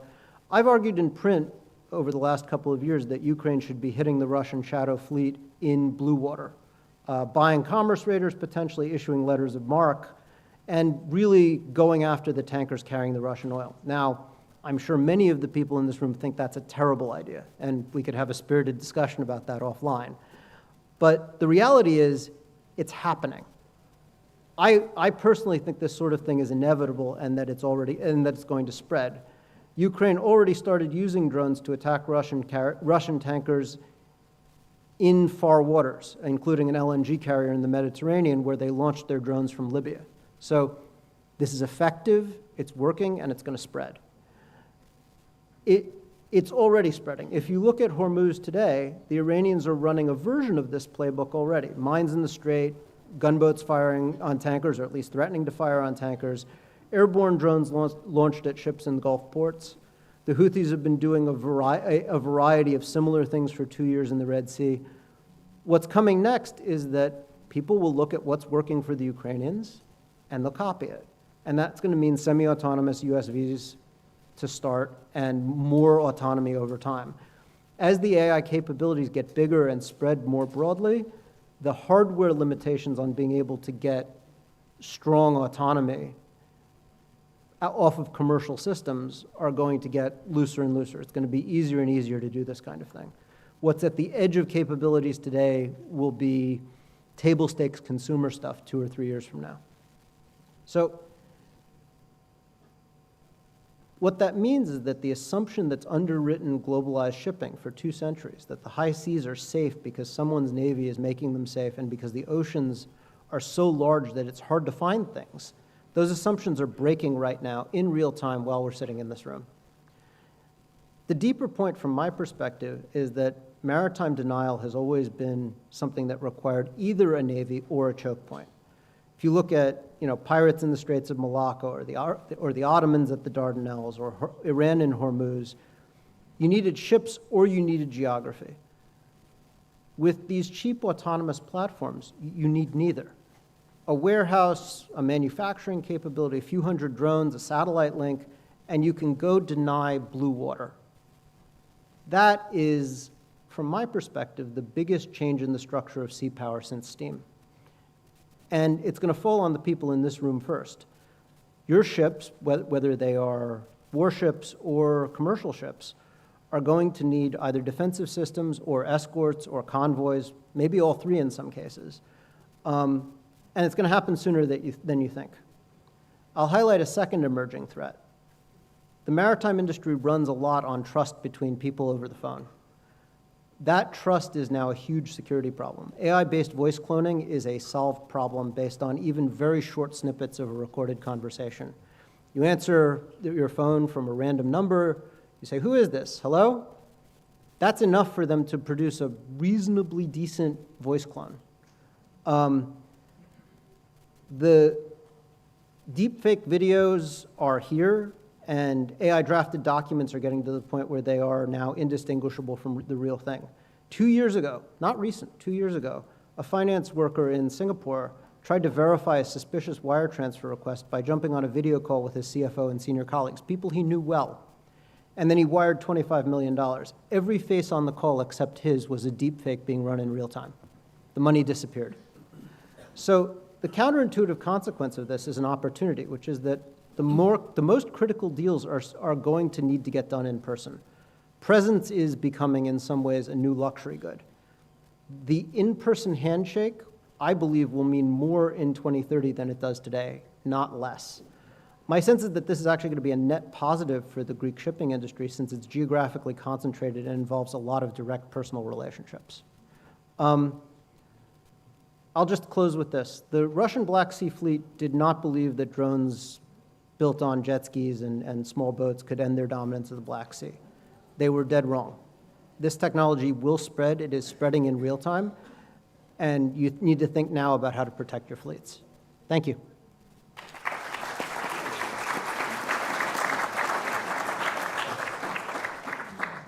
Thank you very much, Mike. I will make questions in the end in order to have time. So, please, the floor is yours for 10 minutes.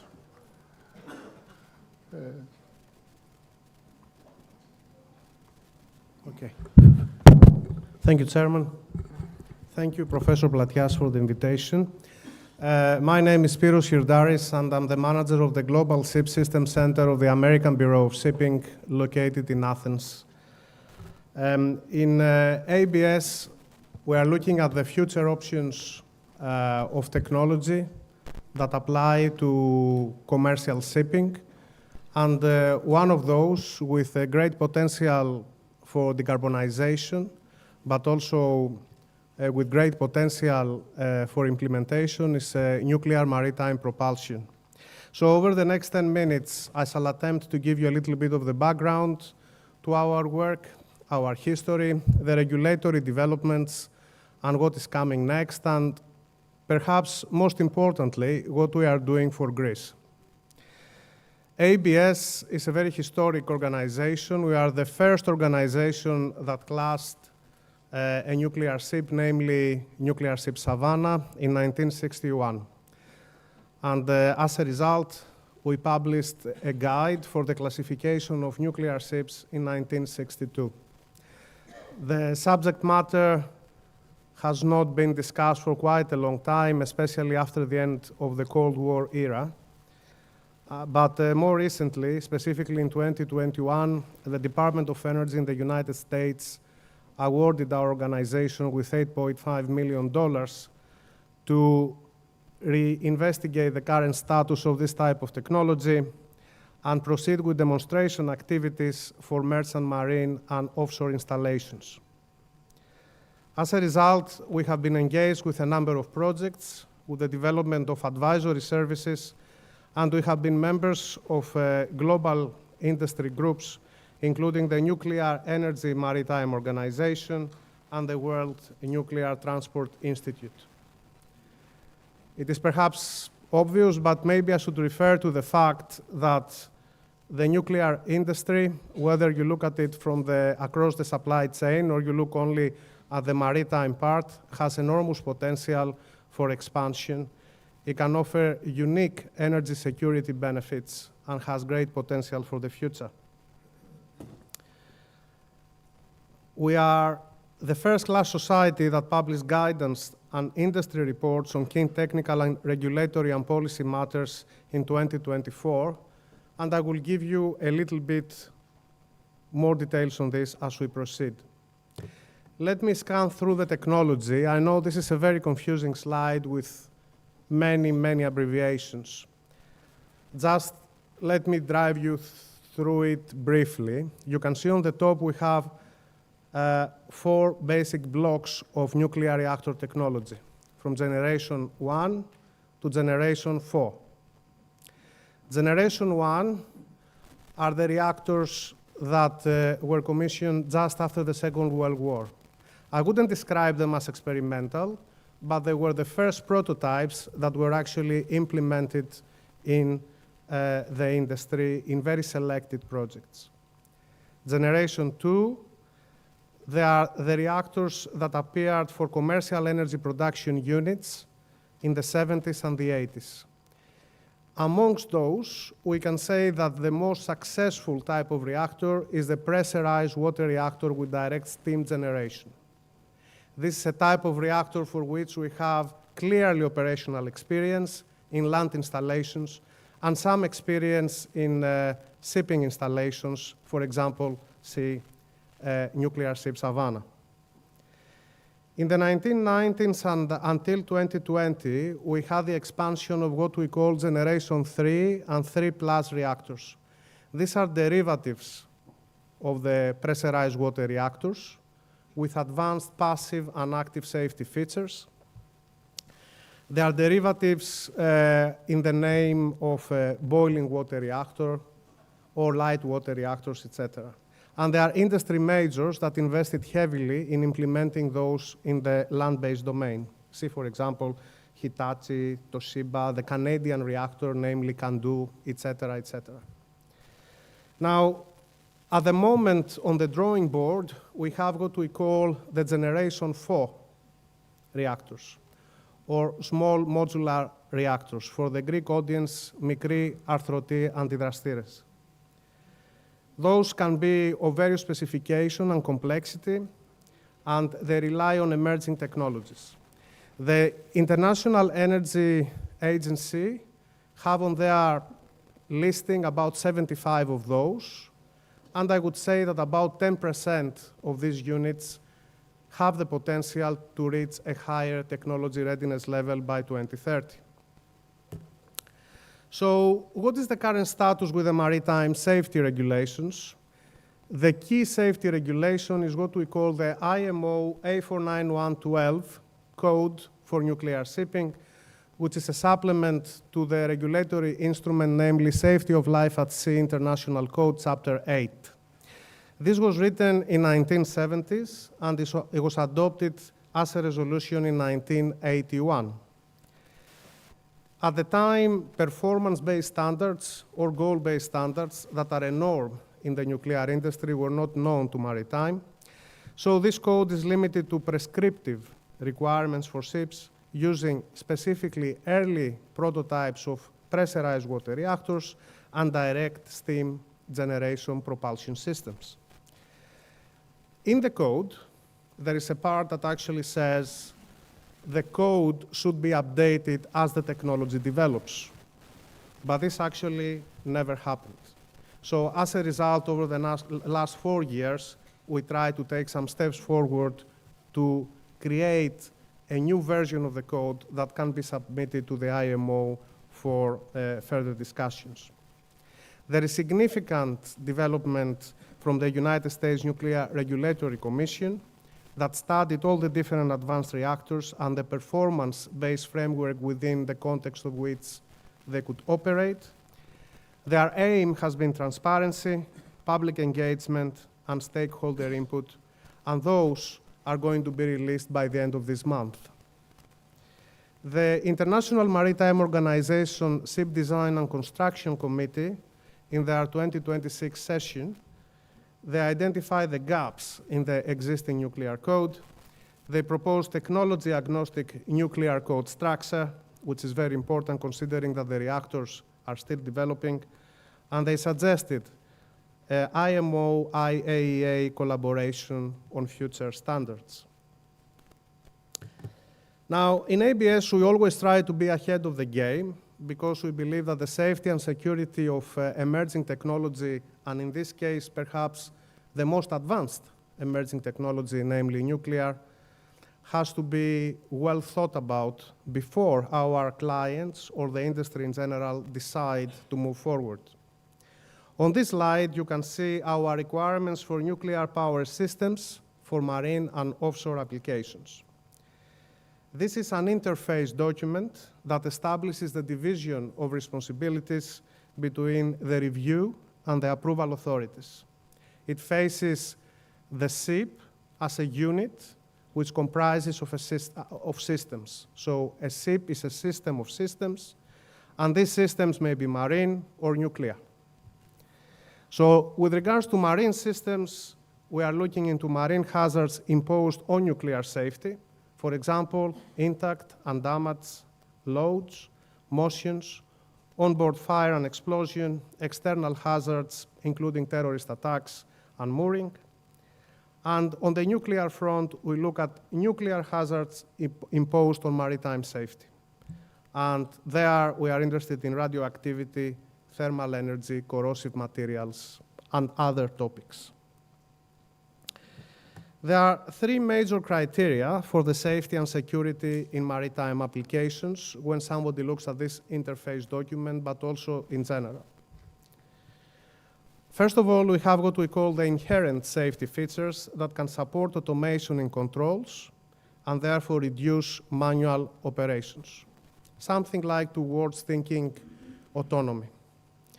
What is fundamental to this is the existence of fail-safe shutdown features that reduce reactor criticality and can initiate or reduce or cold reactor state.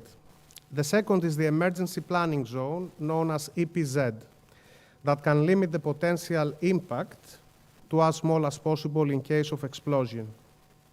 And the third is the resistance to proliferation, which is very fundamental for the case of merchant marine. Whether you look at the production of reactors that they need to have enrichment equal or less than 5%, and the arrangement of the fuel containment systems. So what are we doing in Greece? About a year ago, we carried out a report also in we carried out some work in association also with Professor Platias on the nuclear energy in shipping as a new technology and the role Greece could play in this new era. In this report that was published in Naftemboriki newspaper, we explained that geopolitics and decarbonization demands shape our world, and this is before the current geopolitical situation. And within this context, Greece may be called to protect their vital interests in the maritime and shipping domain by adopting modern national legal framework and regulations posed by new energy sources, such as nuclear. We also said that the successful integration of nuclear energy into Greek energy mix requires the support of society and the political leadership. And fundamental to this, of course, is education and development of the specialized workforce we are going to need in the future to build and operate these ships. And in terms of what's coming next, we just completed, with the support of the local industry and academia, a risk-based PESTLE analysis looking at the implementation of floating nuclear plants for Greece. The purpose of this work has been to analyze the conditions that should be taken under consideration for Greece to develop a stable social, political acceptance of the technology. And we hope to present key results of this work at Posidonia in 2026.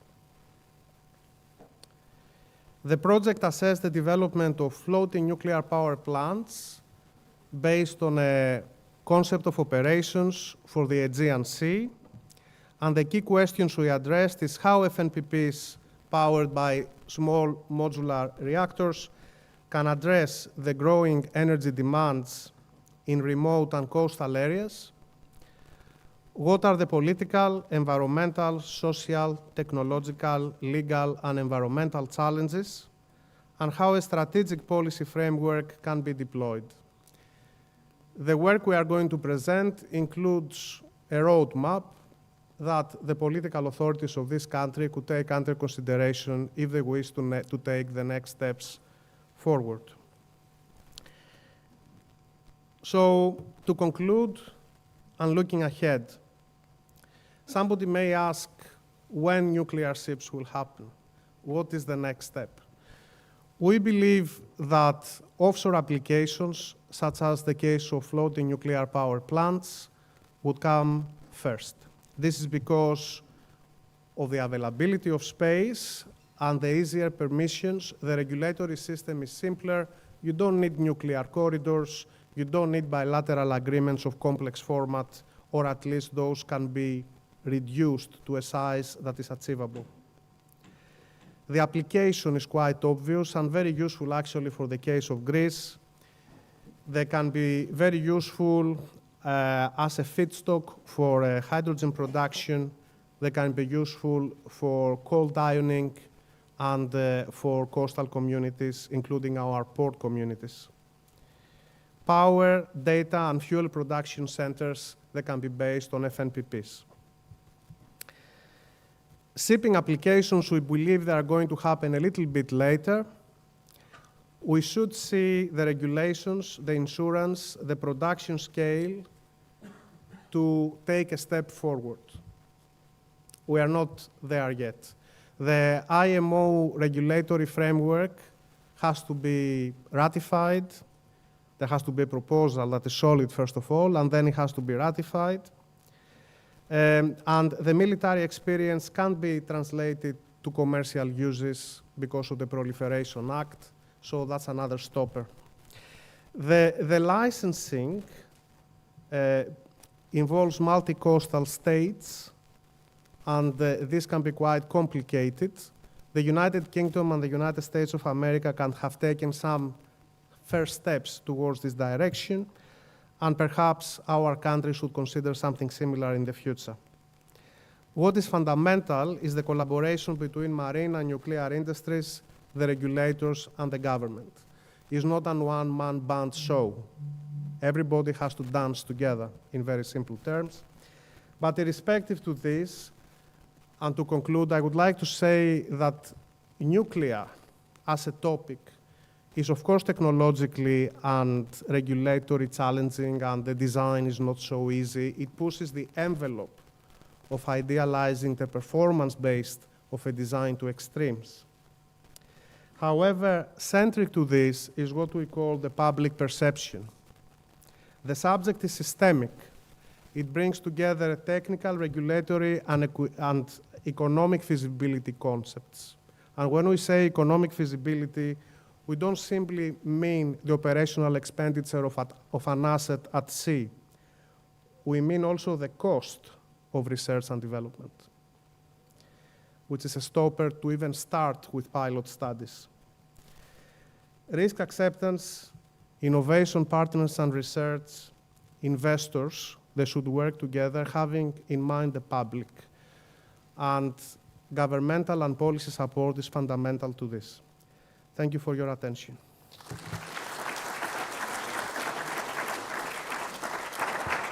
So thank you very much, Spiros.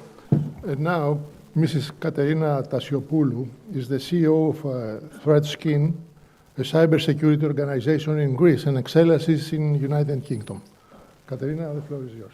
Thank you. A small introduction, my background is in offensive cybersecurity before moving to incident response and intelligence services. And today we're here to talk about cybersecurity, but not as IT. Cyber is not IT anymore. It's not just your passwords or your firewalls or all these vendors trying to sell you tools. Cyber is now a matter of national defense, economic resilience, and our strategy in modern warfare. So I'll talk to you a little bit about how it's being used currently in the geopolitical situation and in the war. And I'm surprised you actually haven't touched upon it a lot today, because in the current situation in Iran, cybersecurity is not accompanying the war. It's what started it. It was the first step before any physical move was made. And it's a step that continues, and the situation is becoming kind of out of hand in terms of cybersecurity. So we'll talk about what's happening, how it's happening, and how it's affecting shipping. So just to take it a little bit backwards, many of us don't really sit down and think on how modern warfare has actually changed. Warfare is no longer the traditional battlefield. It's not physical. It's now hybrid. And cybersecurity is officially a fifth domain, although many countries don't even recognize that. They don't even invest in cybersecurity.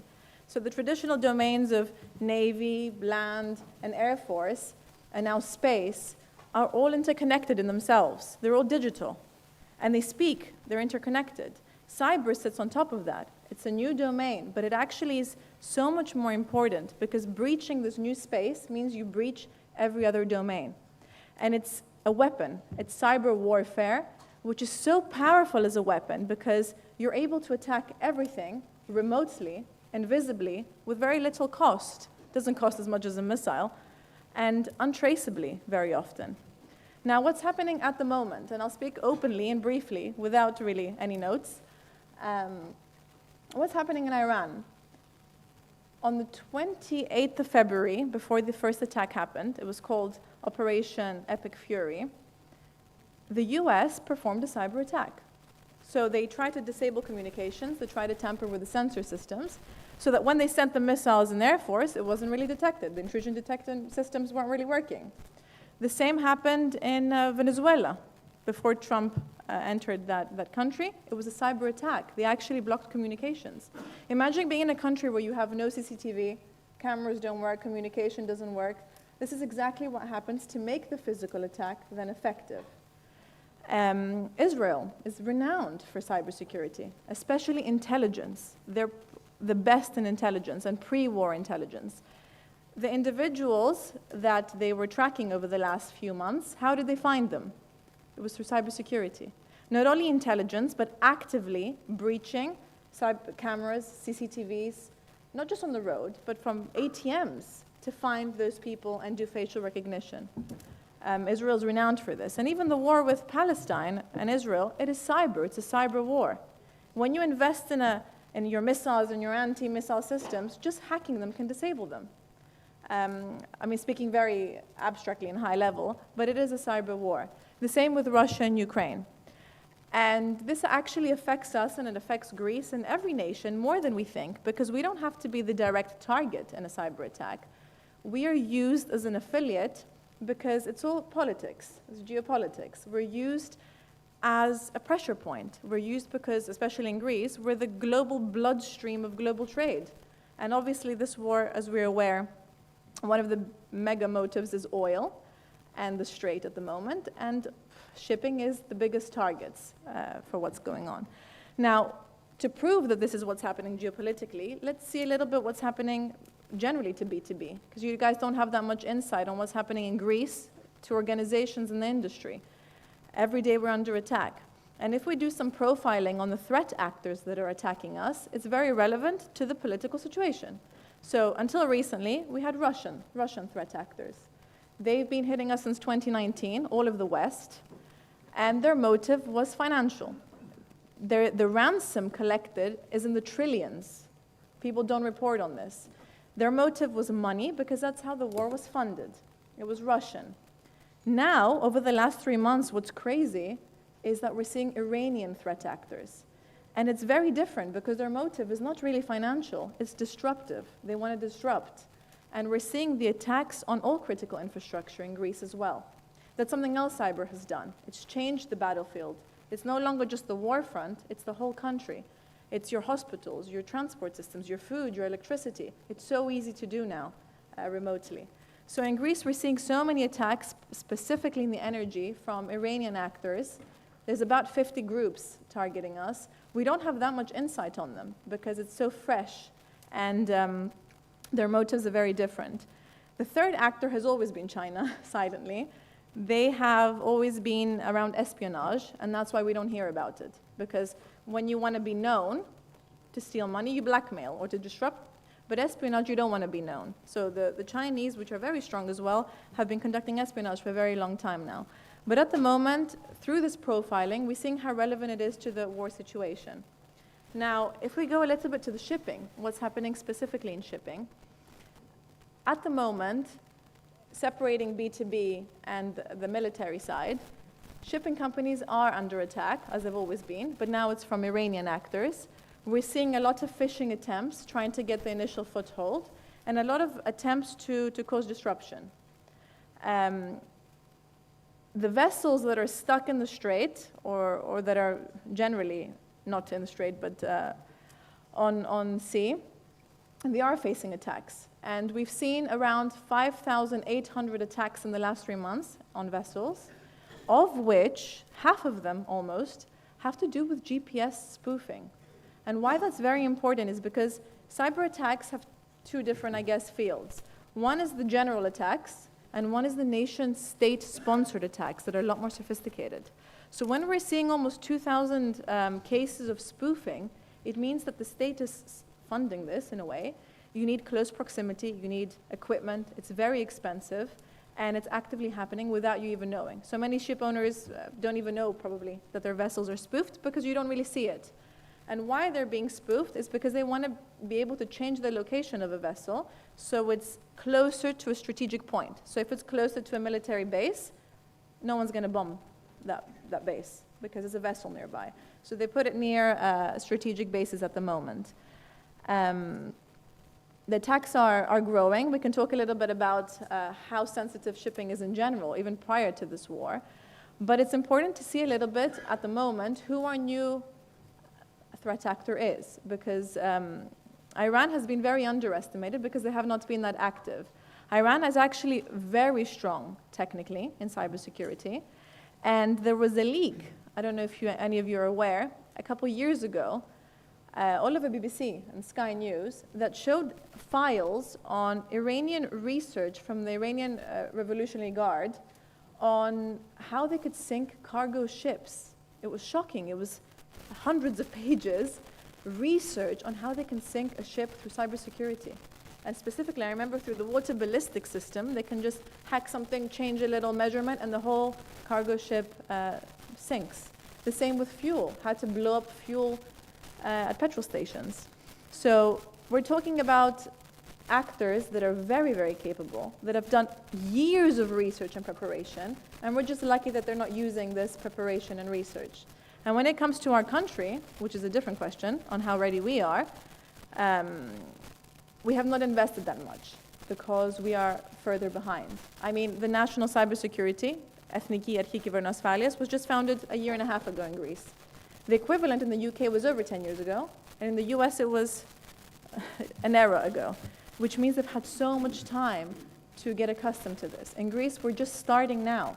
And it's not just about the regulation of this new society that's being formed or the new center. It's about the whole mentality of people, the investments in the country around cybersecurity.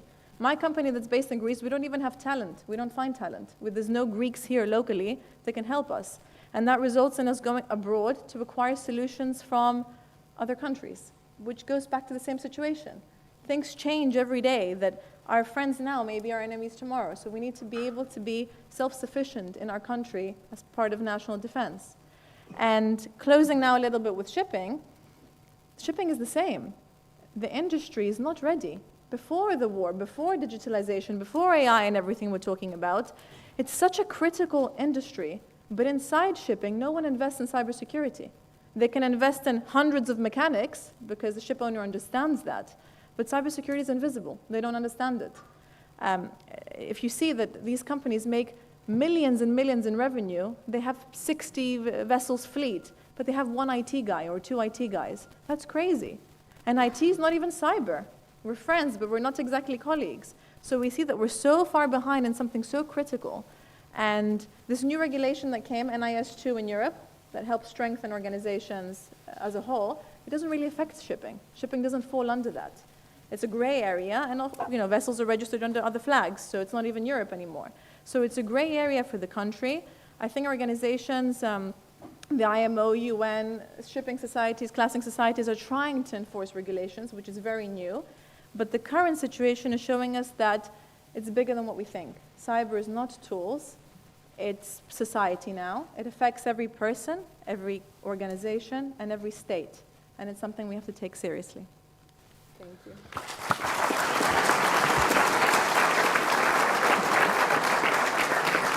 Thank you very much, Katerina, for your very informative presentation. I have some questions for you in the late.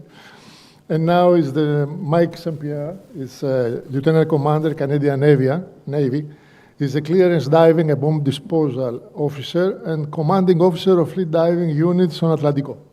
Thank you very much, Mike.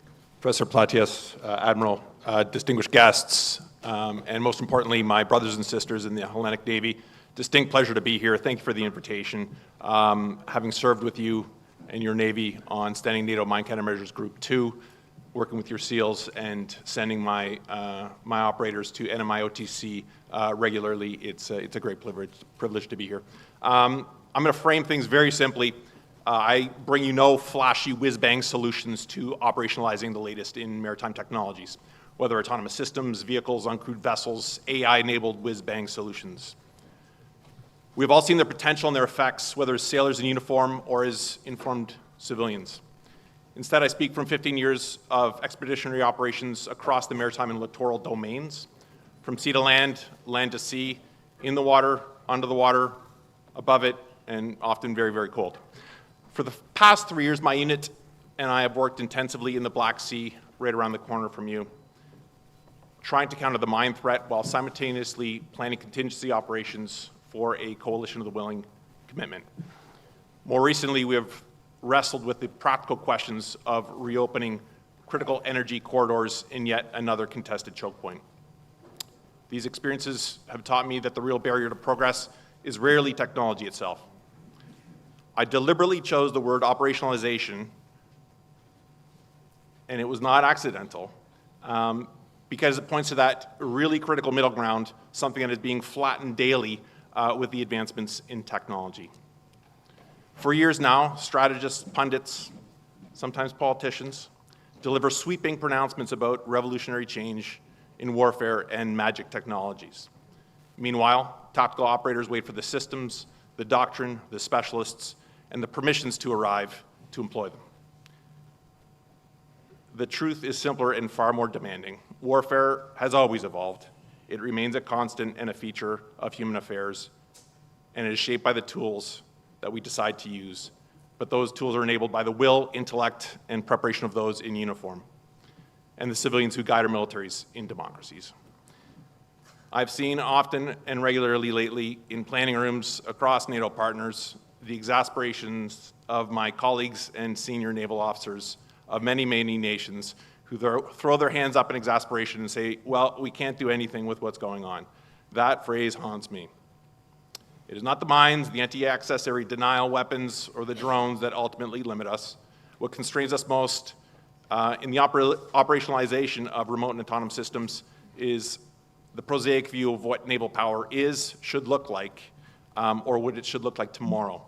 What constrains us are sometimes our traditions, or more simply put, our organizational structures and questions of military sociology, psychology, and incentives. It is the intra-service politics and inter-service politics. It is the protectionism of platforms, budgets, and careers. Ultimately, it is a lack of creativity, of risk aversion, and an inability to push innovations down to the deck plates of our servicemen and women in uniform. Doctrine and tactics, techniques, and procedures are not carved in stone. Navies have always been amongst the first in the service to embrace transformative technology, but never without fierce internal battles, bruised egos, bloody noses. The courage we need today is not only on the bridge or in the operations room, it is in the back rooms and the challenging jobs of staff officers to take that risk, to think about what is required over the horizon. Moving fast and breaking things is not simply a tech bro slogan or for recklessness in the use of force. It is a call to experiment boldly in doctrine and training so that when violence becomes necessary, we are ready. We must become platform agnostic, not platform dependent. We must work back from the threat to the desired effect, whether that is in sensing or in engaging. Remote systems in the maritime environment must embrace the multi-domain reality of today's threats: sea to shore, shore to sea, on the surface, beneath it, and above it, and cyber. Thank you.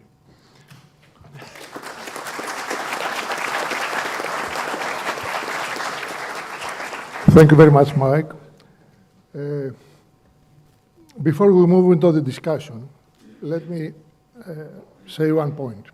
During the break, I had the opportunity to speak with a number of participants in order to express me some questions. So, Mr. Platias, I bypass the denial to ask the question because I used the break in order to find some questions from the audience. So therefore, I do some questions, first of all, to Mr. Hosberg. And are we moving toward autonomous shipping or toward the lasting model of human-machine cooperation? Where should responsibility lie when decisions go wrong? And also, what about the new educational models under this shipping fast transformation pace? So I think that one thing that's underappreciated in thinking about these kinds of questions is the criticality of training data. So it's relatively easy to train a model to do something that you do a lot of, right? So, you know, the reason that we have really good large language models is because we basically lucked into having a huge corpus of training data on the internet, right? The large language models, you know, from ChatGPT and from Anthropic, they're trained on basically the entirety of the internet. And the more text they have, the better off they are, and the better they work. And so we ended up with these sort of magical accidents, like it turned out that ChatGPT by accident was a pretty good coder because there happened to be a lot of code on the internet that it could read and understand. As you get into things that are done relatively infrequently or in a relatively scarce way, and ships are big and expensive and there aren't really that many of them, it's going to take you a long time to train in order to actually get to the point where you have a useful AI. So in the shipping industry, you have an advantage, which is that you have a big, expensive asset, which means that you can have a lot of computation and labor costs are significant. So being able to pull labor cost out is desirable. But as you say, for instance, the US Navy has put a huge amount of work into embodied robotics for things like firefighting, because it's very hard to train people to do firefighting. I don't think that you're going to end up with autonomous, automated shipping anytime in the near future for non-attritable systems. I think for naval applications, it's going to be a big deal. For sensing applications, it's going to be a big deal. But what you're going to see first is agentic specialists. So you see this in the drone business, for instance. You have these drones that can fly for 30, 40 hours, and the limiting factor is being able to get enough operators, because like that one drone might have 4 or 5 operators on the ground. One of them is a gimbal operator, for instance. You get agentic task-based operators where it's the person who operates the gimbals gets replaced. The person who's doing the piloting gets replaced. But the things that require a lot of judgment and that only happen once in a while, like weapons release, that gets replaced later, or maybe even not at all in some situations. It takes longer to develop enough data to have good trust in the system. Now, in circumstances of war, it happens faster because it's an emergency, and you can live with lower quality. But I don't think we're going to be designing the humans out of ships for commercial shipping anytime soon. Okay, thank you very much, Mike. Mr. Hidaris Spiros, is nuclear propulsion a realistic medium-term option for commercial shipping, or does it remain primarily a regulatory or conceptual project? And what is the greater barrier to the adoption today? Okay, so I believe that nuclear shipping could be possible from 2040 onwards, assuming that the regulatory framework is modernized, the insurance framework is in place, and very importantly, there have to be pilot projects that are going to prove the concept. Fundamental to this, of course, is finance. So, for example, if we look at it from for smaller countries like Greece, they actually need to have access to a European mechanism of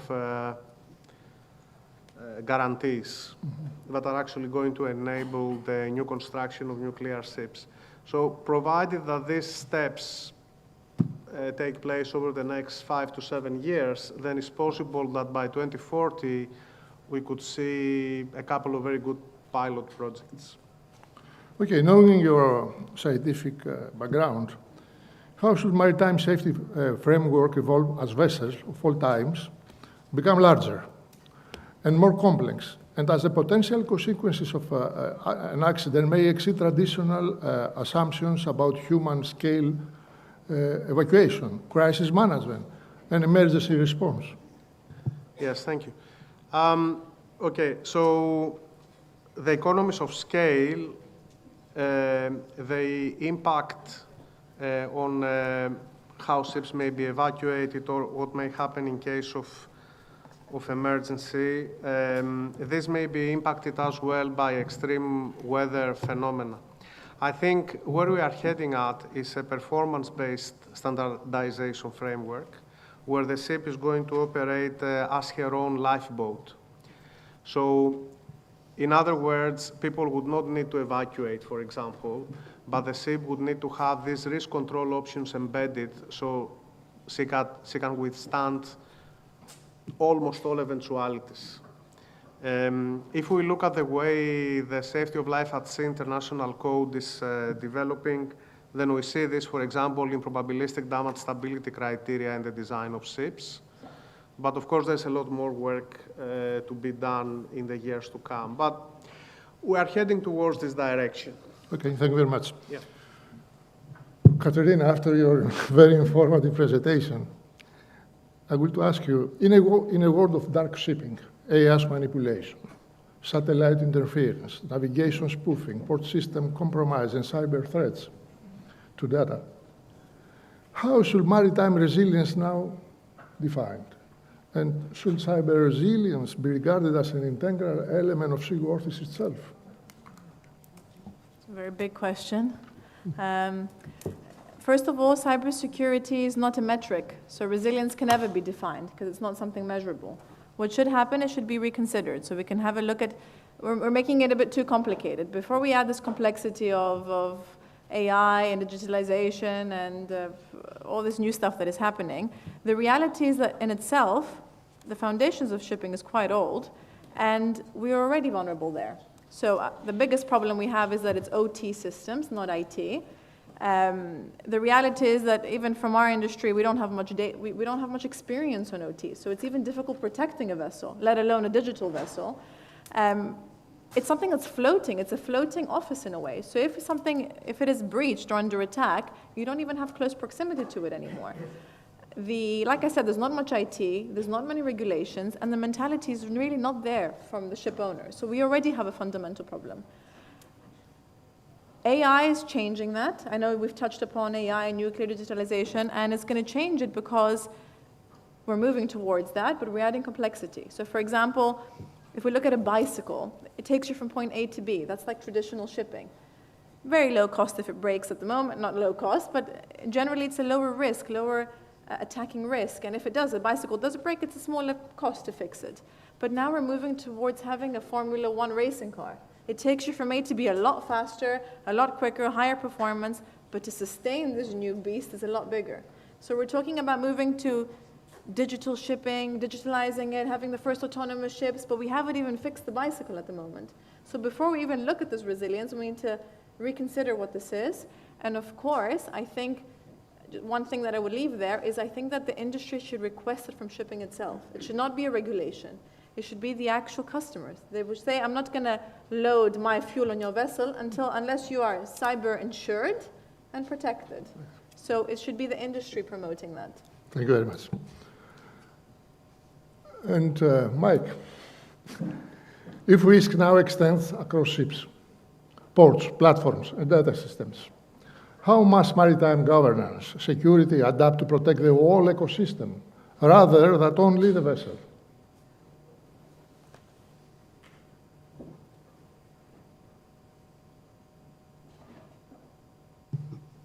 That is a tough one. I think the biggest thing we can do, I'm not going to frame any governance structures or anything around legal structures, but I think we can all assume right now that much of the governance and legal structures have fallen apart. So knowing that, it's what can we do to enable our forces and our alliances to offer optionality, escalation options, and the ability of small remote teams that can provide that optionality, whether they be on a land-based platform, sea-based platform, commercial platform, or otherwise. And the scalability that remote systems now provide, I think that changes the equation for navies, our training systems, our admiralty, and our politicians as well, in that you can generate effects a lot easier than you used to and provide consequences which can extend that deterrence to other layers when that governance structure and rules that we assumed were assured are no longer there. Thank you very much. So, ladies and gentlemen, as we conclude, one point stands out clearly. The transformation of shipping is not only technological. It is also strategic, institutional, and doctrinal. What we have here today is that transformation at sea brings not only gains in performance and efficiency, but also new questions of responsibility, resilience, legality, human oversight, and geopolitical exposure. The future of shipping will depend not only on better technologies, but also on better education, governance, clearer accountability, and sounder judgment. I warmly thank our speakers, they were excellent, all of them, and all of you for your engagement. I hope today's discussion will serve not as a conclusion, but as a beginning of a deeper and more forward-looking conversation. And Mr. Platias, we are on time.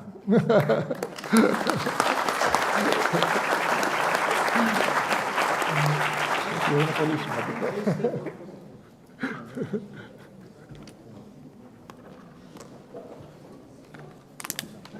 Χάρηκα που σας γνώρισα.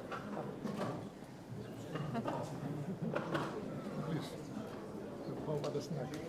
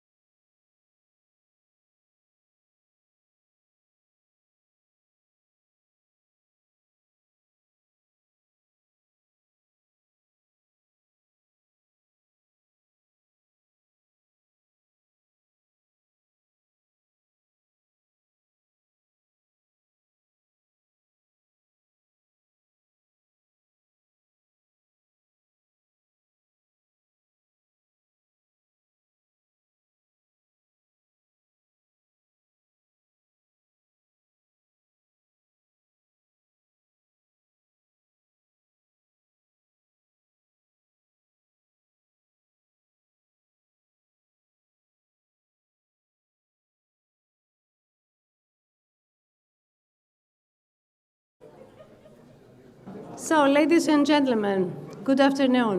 We are moving into the next panel. As you see from the program, I'm Konstantina Botsou. I'm a history and IR professor at the University of Piraeus and director of the CFIR. I welcome you all, and especially I welcome our speakers, who are great speakers and top thinkers, as I would like to say. We're going to talk about a topic that is entitled Managing Risk in an Era of Maritime Instability, or Insecurity, much better, that. We heard a lot about risk in the previous sessions of this very important conference, and it's still an open question whether risk bears more opportunities or more threats. So our speakers and thinkers are going to, is a promising panel. This is a promising panel in which they will try to address this question. Each of the speakers have about 12 minutes to make their presentations. They all have PPTs. I will take a long time to read, only to read their very long CVs. They come from the armed forces, and now they work for private organizations and enterprises. And I'm very privileged to be among them.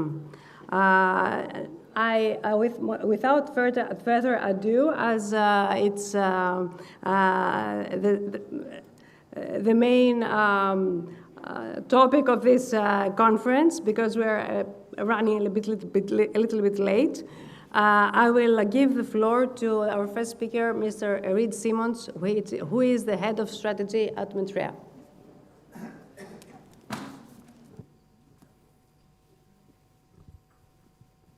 Well, thank you very much.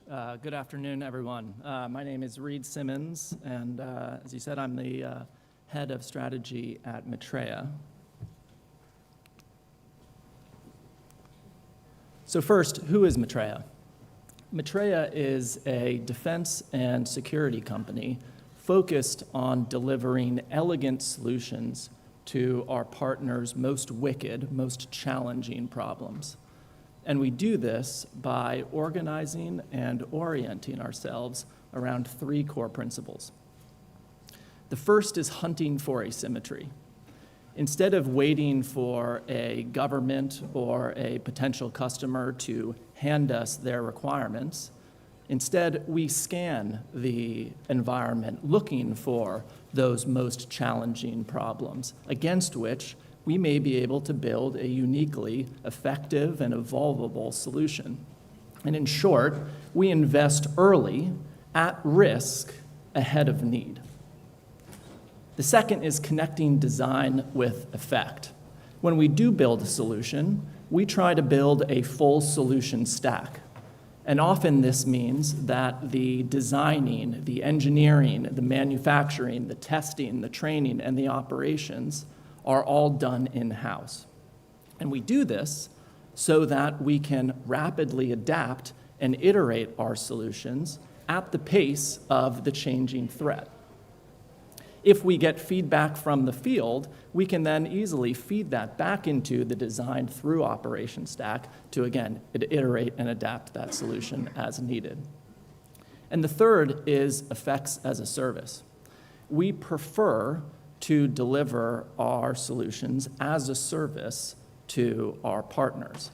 And we do this for a number of reasons, but primarily to keep ourselves honest. We want to be incentivized to continue to invest in those solutions. For if we're on a subscription-like contract and we're not delivering the effects needed, or if that threat has changed, our customers can drop us. And the second bit is if we are operating our solutions, we're the first to know if the effects that we're generating are not right, or if that threat has changed, and then we can feed that back into our full solution stack. So where has this model taken us? Maitreya is a multi-mission, multi-domain company spanning air-to-air refueling, which I include in our strategic enablers mission stack, to special missions, including airborne intelligence, surveillance and reconnaissance, maritime, ISR, to electromagnetic and cyber. We make many of the payloads and sensors that go onto our air and maritime platforms, as well as have significant experience in the signals intelligence and communications realms. And then digital and synthetic. We make the mission systems that connect our operators with our platforms and our payloads at the tactical level, and then take this information back, generate a common operating picture, give the real-time data analytics at the operational. And then synthetic. We do quite a bit of synthetic training. We make the US Air Force's F-16 simulator, as well as more traditional simulation, which informs our other products and solutions. Which brings us to why we're here today. If we go back to hunting for asymmetry, looking for those wicked problems, it's very clear that the maritime security environment is flashing red.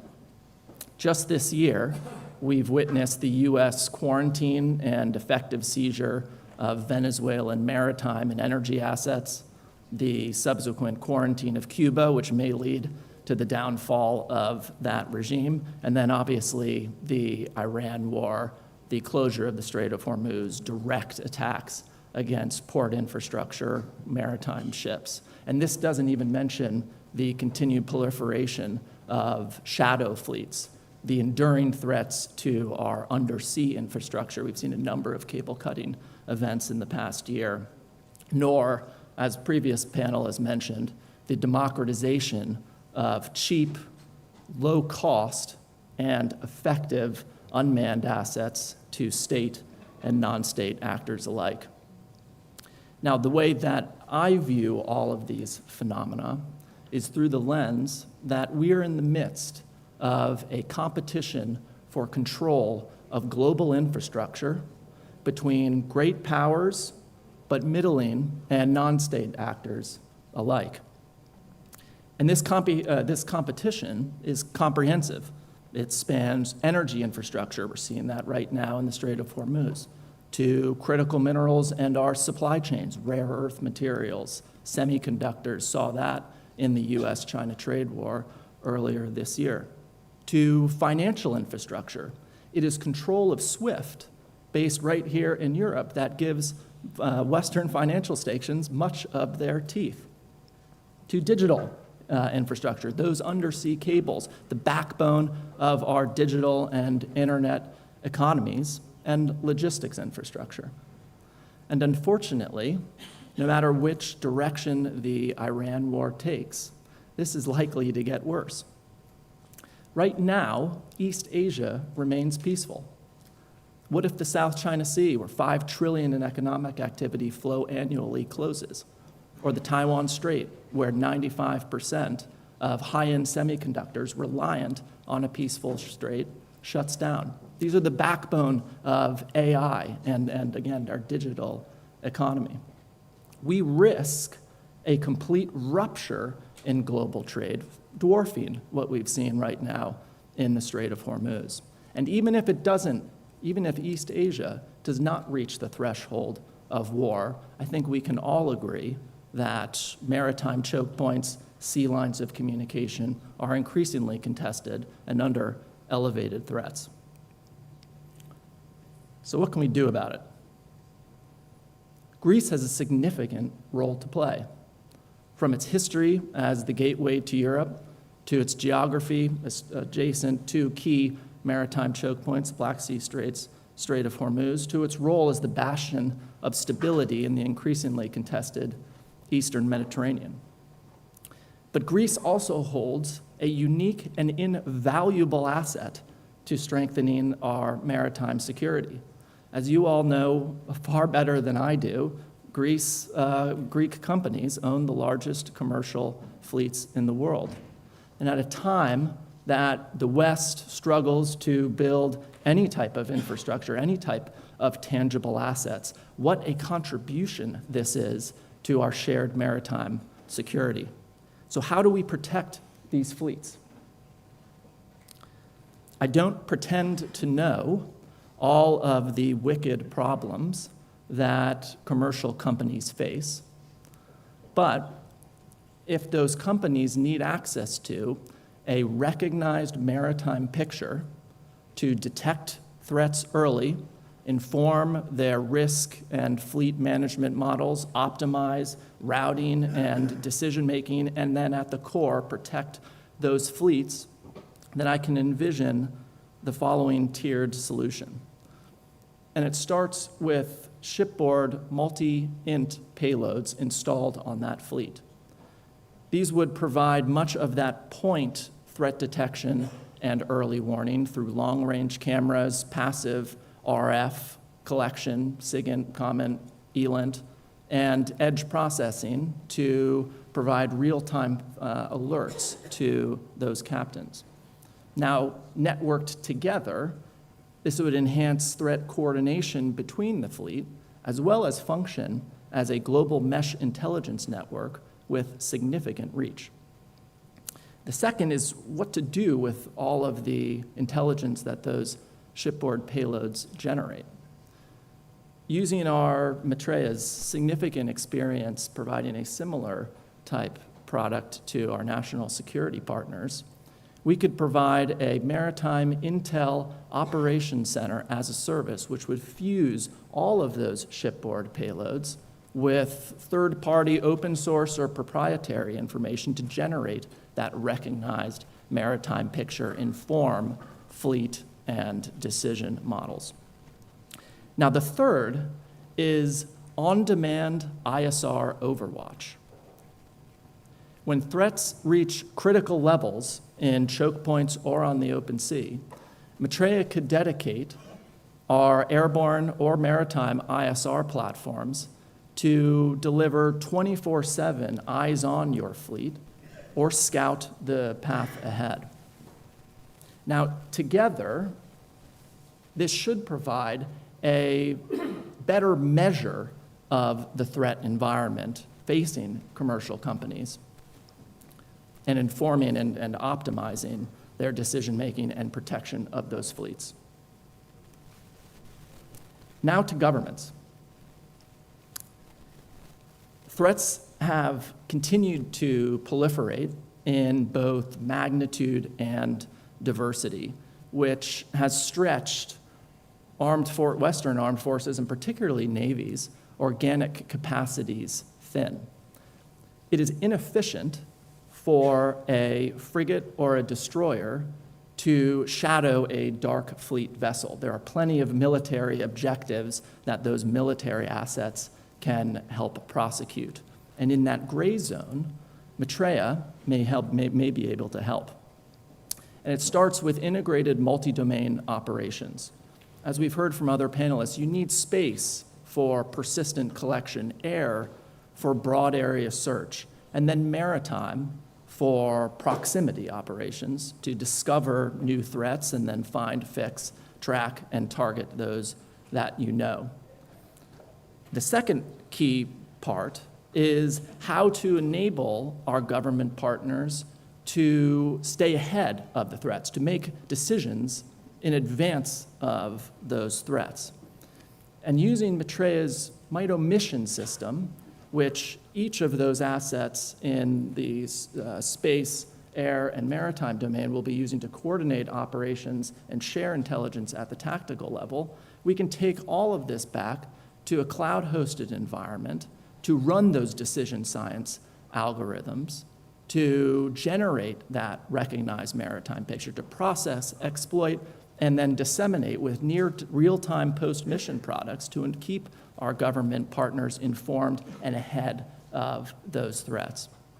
Now, what all of this together combines into is a near-complete, turnkey ISR plus solution that doesn't just find, fix, and track these threats, but also gives commanders the optionality to target them with either non-kinetic cyber effects or physically. Now, in conclusion, it's clear that the maritime security environment is flashing red, and Maitreya wants to go all in to help do what we can to solve it. So thank you.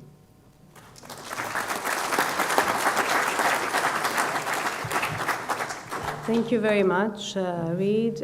Coming from a former U.S. Navy and intelligence officer, those comments of yours are really valuable for us. And I hope we will come back again with more questions in the end. Now I'm blessed to present to you Mr. Yannis Pavlopoulos. What can I say for Mr. Yannis Pavlopoulos? Just two things, that he was a former commander of the Hellenic Fleet, as you all know, and has a vast experience in NATO and EU defense and security operations, and now he's the president of the Sea Guardian. Mr. Pavlopoulos. Thank you very much, Mrs. Botsiou, I'm sorry.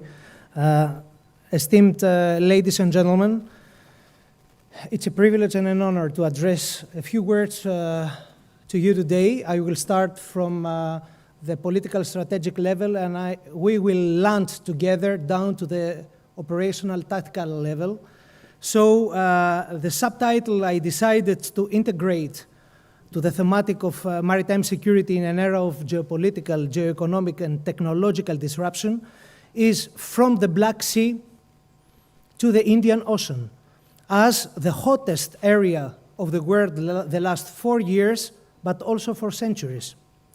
Since 2022, we are experiencing a violently transforming world, and mainly because after the collapse of the Soviet Union in the 90s, the international community and international organizations failed to give solutions to geopolitical problems such as Ukraine, Gaza, Iran, Cyprus, the Kurds, Syria, or Libya.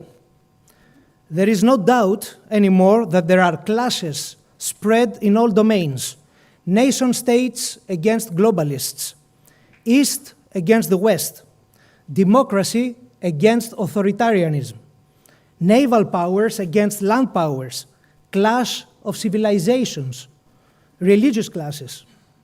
And finally, The End of History, a book written in 1992 by the neoliberalist Francis Fukuyama, who promoted, after the fall of the Soviet Union, the global ruling through the globalization of economy versus the rebirth of history and the rise of a multipolar world by revising the results of the First and the Second World War. And I name two results of World War I that are actually under revision: the dissolution of the Russian and the Ottoman empires and the Arab states established by the British and the French, and the emergence of the US as a dominant global economic power, marking the start of the American century, as well as the results of World War II and the establishment of United Nations, NATO, in EU and the State of Israel. All these organizations or states are at stake or under reform, actually. But let's focus on my subtitle. There is a salty river from the Black Sea south to the Indian Ocean where three continents are meeting: Europe, Asia, and Africa, where for more than 70 years we are facing the everlasting wars. I named it the Ipalos River in the memory of Ipalos, who was a Greek navigator living in the 1st century before Christ during the Roman Empire, and who sailed and recorded all the ports of the Red Sea. The Greeks were there, we were there centuries now, thousands of years. He then, this guy, studied the monsoons phenomenon in the Indian Ocean in order to arrive and return safely from India. So we are not facing something new today. Everything was written, have been said, have been realized before in the past. And I include this, let's say, river in an area that constitutes a rectangle where all wars are taking place, including 4 out of 8 main maritime choke points, which, by the way, are controlled by Muslim countries. And I name Turkey, Egypt, Suez, Yemen, Bab el-Mandeb, and the Strait of Hormuz. The slide depicts how connected and captured we are with geography and history. The similarities with the war in Troy 3,276 years ago are unquestionable. Returning to the ongoing changes in the Middle East, the US administration last November publicly announced exactly what its strategy is. And I quote, "To prevent an adversarial power from dominating the Middle East, its oil and gas supplies, the choke points through which they pass, while avoiding the forever wars that bogged us down in the region at great cost, and to halt and reverse the ongoing damage that foreign actors inflict on the American economy while keeping the Indo-Pacific free and open, preserving freedom of navigation in all crucial lanes, and maintaining secure and reliable supply chains and access to critical materials.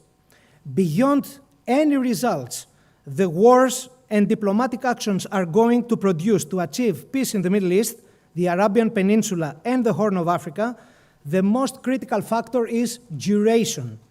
And I have to mention that Minister Pierrakakis yesterday evening, he spoke during his speech at the Club of Athens. He mentioned the word duration. We need duration on results. In order to guarantee secure and reliable supply chains, there are two game changers, in my humble opinion. First, the development of the India-Middle East corridor project that will reduce the significance of three major choke points of Hormuz, Bab el-Mandeb, and Suez Canal. And secondly, the establishment of Somaliland as a sovereign state with the intention to deny the control of Bab el-Mandeb controlled by the Iranian proxies. Concerning the Sea Guardian assessments, the way we decipher the international environment on a daily basis that we are examining is as follows. The security situation in the Middle East and the Arabian Peninsula is not expected to improve before the end of 2026. Wars in Israel, Lebanon, Iran, and Ukraine will continue at least until the end of 2026. It seems that the Houthis, the last months, converge with Saudi Arabia. Somali piracy, although expected, is always an unpredictable factor and could be played as a card by third states to cancel the Somaliland project. And this has to be taken under consideration, seriously under consideration. These wars raise, of course, the price of household goods as well as oil and gas in global markets. It is obvious that Europe will pay again the price.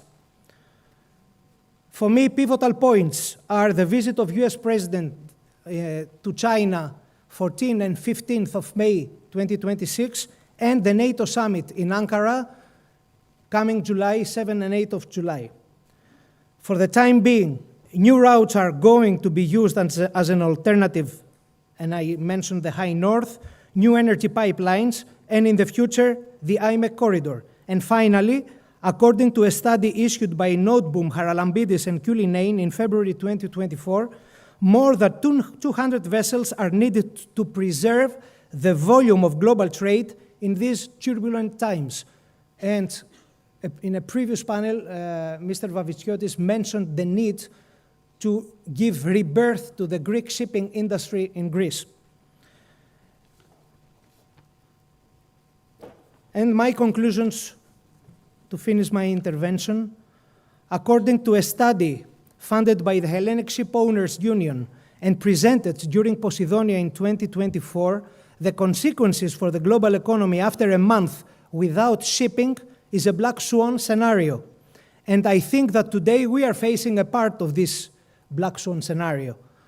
From a maritime security perspective, 4 factors are of the utmost importance for sailing safety for seafarers, vessels, and cargoes through the high-risk areas: a comprehensive threat and risk assessment, a robust security plan to safeguard maritime assets, including certified security teams on board, a state-of-the-art data monitoring and reporting system, and the presence of decisive, and I say again, decisive naval forces that they have the will and the power to produce safety for seafarers and the shipping industry out in the field.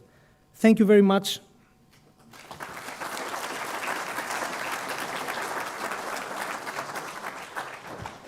Thank you, Mr. Pavlopoulos, always at the edge of theoretical thinking and practical advice. It's the second year in a row that I have the honor of moderating a panel where you and Mr. Georgopoulos stand at the same time, sit at the same time. And Mr. Nicholas Georgopoulos works now for the Diablos Group, but is also an ex-Navy officer and veteran, and we are looking forward to hearing your views on risk. Thank you. Thank you.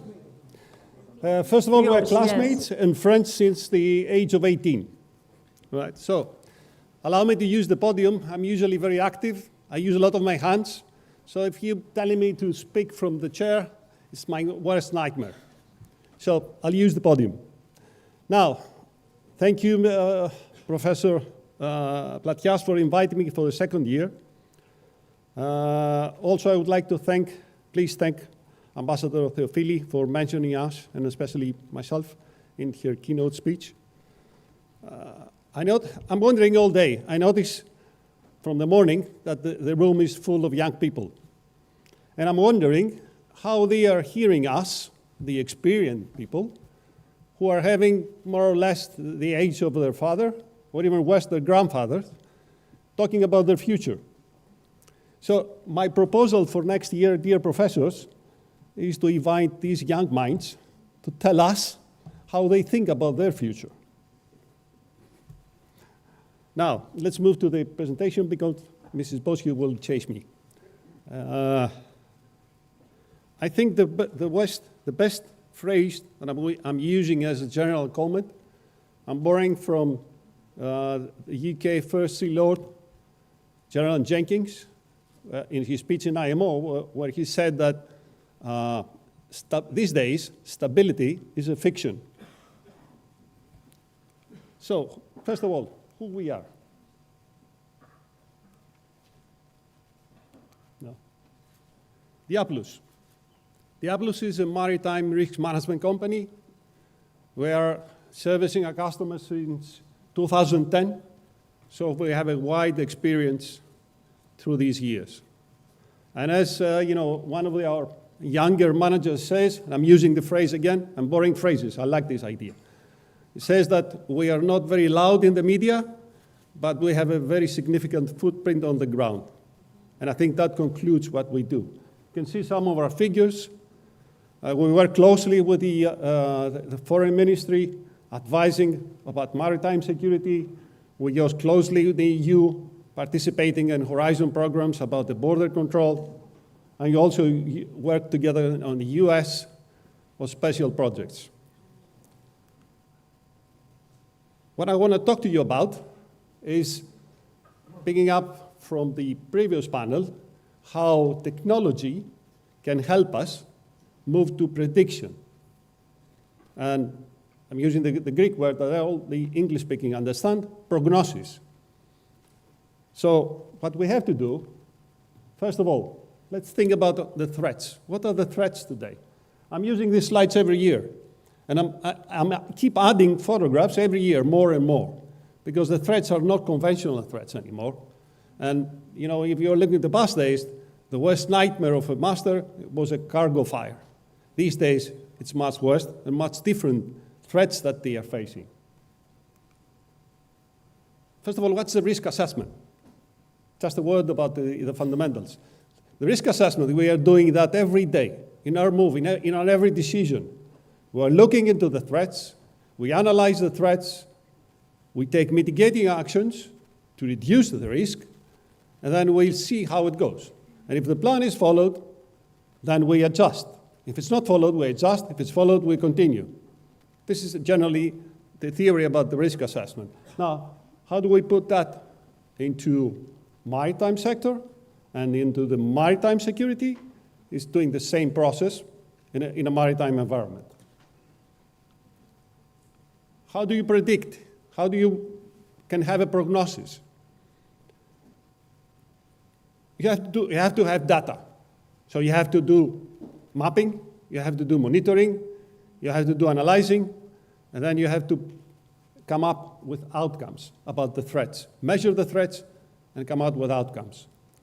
And these outcomes help you by using AI agents and ML machines to do the prediction, check the behaviors, and detect the anomaly. And the anomaly will tell you that something is wrong.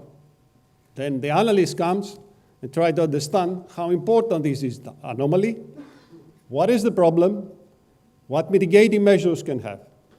And this is the way the theory works on prognosis. How do you apply this? By having sectors, by having the area, the sector, and the point protection. And that is a holistic approach, which means, as I said, we analyze, we have the threat, we send the alert, we propose mitigating actions, then we mitigate the risk, we take the actions, we implement the plan, and then if something goes wrong, then we have the measures and the actions to reduce the impact of the event. And that is the response. These are some examples of the response in a maritime environment. Now, that's the end of the theory. Let's go on to more important and more significant things. Case studies. That's the way you can understand what are the threats that a master faces today.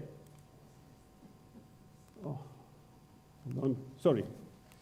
I had the wrong presentation. No problem. I'll take it by heart. Mrs. Theophili talked about the Sunnian case. The Sunnian case was a vessel that was attacked by the Houthis, and then the crew abandoned it, and the Houthis came back and exploded the vessel. The vessel was contained 150,000 tons, and that was probably the worst nightmare for an environmental catastrophe. So by bringing together and cooperating state actors like foreign ministries, international forces, and also private sector, that disaster was avoided. And the vessel and the cargo was taken safely into a safe environment. And that is a very good example that we were able to present, as Ms. Ambassador Theophili said, at the UN, as a case study of the cooperation between the stakeholders. Now let's move to another example. Another vessel, same area, Red Sea, was attacked by the Houthis. There were casualties. The crew abandoned the vessel and jumped into the sea. What was the problem? The SAR areas and the responsibility for the search and rescue belonged to Yemen, to the Houthis. So nobody could actually get into the area and do a rescue operation because he had to take permission from the Houthis. So the only solution was to charter a vessel, go to the area, and rescue the people.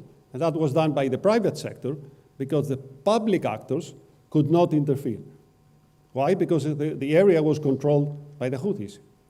So that's another example that the master can face and is relied to the private sector to do that. Another example, that's lately, that happened 10 days ago. One of the vessels near the area of Oman was hit by a drone. The drone was stuck in the chimney, and the warhead did not explode. So we had a vessel, had a bomb in the chimney, and it couldn't do anything. It was international waters, so no state actor could intervene. So he asked again the private sector to come and support. So we went onto the vessel. We managed to defuse the warhead, deactivate, and throw it into the sea. And that was international waters. Again, the master had to rely on the private sector. Another example, we see seas of vessels, either from state actors or even the crew. We have seen cases that the crew is seizing a vessel, it doesn't follow the orders of the master, of the owner, or even the master, and takes the vessel somewhere else. Again, international waters. Who can intervene? Again, the public sector could offer a solution and do the intervention and bring back stability into the vessel.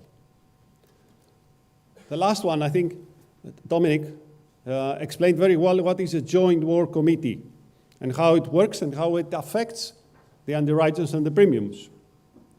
So how do you think?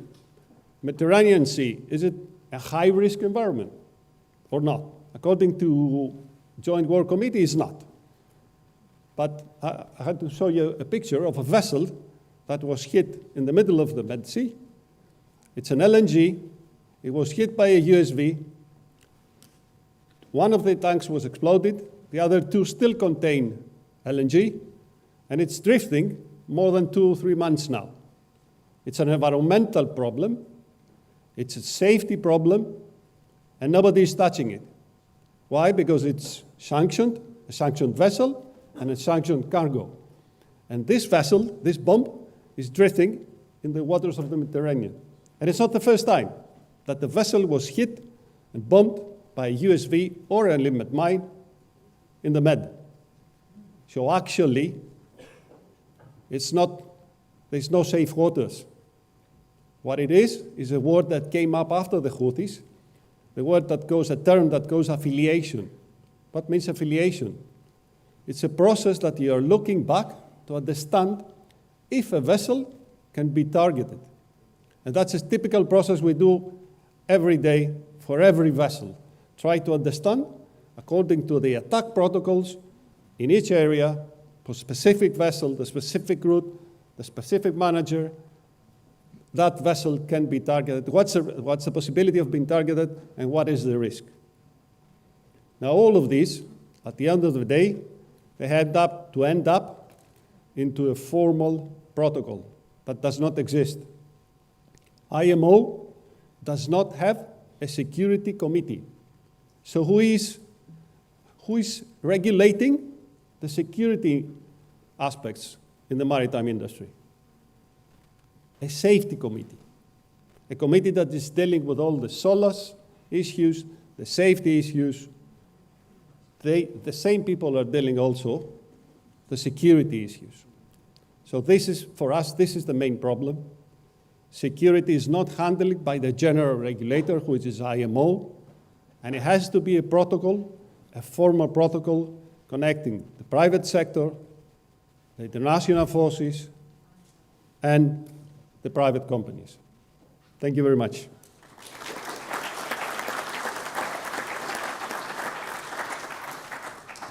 Thank you, Mr. Georgopoulos, for this excellent presentation, combining practical and theoretical knowledge. And thank you and congratulations for bringing ex-officers of the armed forces into private companies.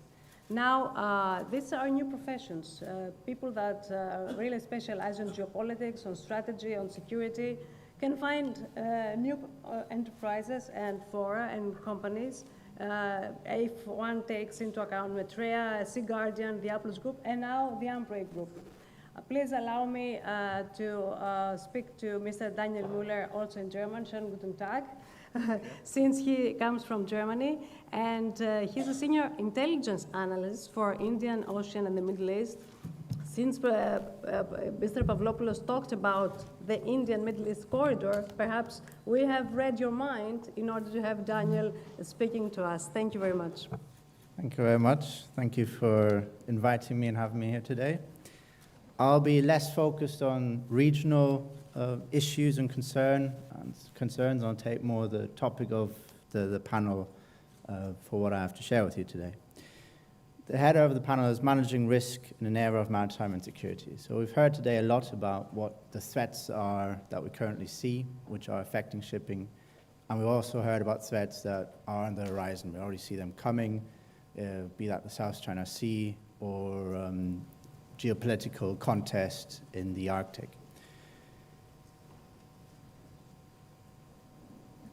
To kick things off, I'd like to distinguish between threats and risk. Threat is a threat actor, often state, sub-state, we've heard these terms today, state-like threat actors. They have intentions to operate against an environment in their reach to cause an impact according to their policies. The risk is the probability of this threat impacting my asset and what level of impact that will be. In the shipping industry, that's usually a financial figure. How much will it cost me if I'm impacted by this threat?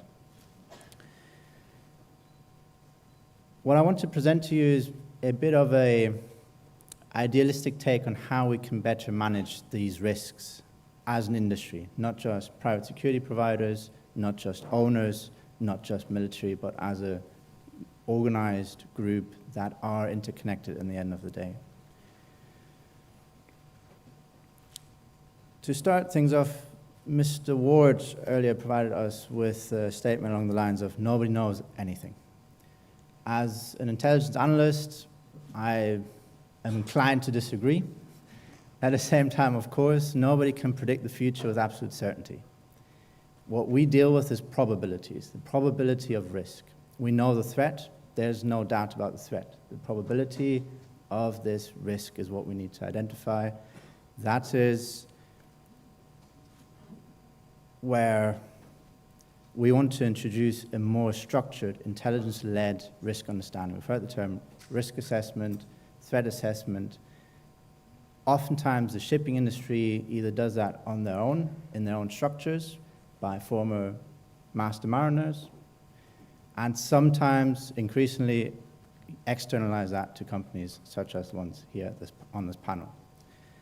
To also lean on something Mr. Oza, you said, was engaging in the future, chief geopolitical officer, geostrategic. That is, in essence, something we already consider ourselves working in. We are monitoring threat areas and also potential emerging threat areas, and therefore can take from that for the shipping industry, for we are specialized on the shipping industry, what the risks are to these vessels that can be broken down to specific vessel types, cargo types, area operations.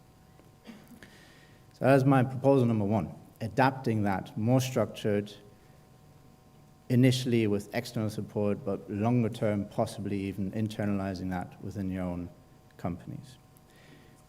Essentially an embedded, as that also exists already, intelligence provision element that helps understand risk more accurately, more nuanced. We've heard of vessels being at risk in the Red Sea. That didn't apply unilaterally to every vessel sailing through the Bab el-Mandeb. The term used affiliations. We also use the term target profile. These threat actors target specific assets for specific reasons. Once we understand that, we can determine that the risk does not apply universally to everyone operating in the same area. That is where I use terms such as intent, opportunity, and capability. The intent we've covered. Capability is having the weapon system to use, be that in the cyberspace, be that a drone, unmanned air vehicle, unmanned surface vessel, or a missile naval ship to act against a commercial vessel. The opportunity is to be able to use that. A few days ago, the government of Somalia declared that they would ban all Israeli shipping from sailing through the Bab el-Mandeb Strait. Sounds very similar to what the Houthi had done previously. The key difference is opportunity and capability. The Somali government, the federal government, does not have direct access to the Bab el-Mandeb Strait, and therefore has a harder time disrupting shipping on that route. So it's less of a credible threat, especially risk, to vessels in the area. No one's talked about it today because no one's considered a true possibility, realistic possibility, that this will actually occur.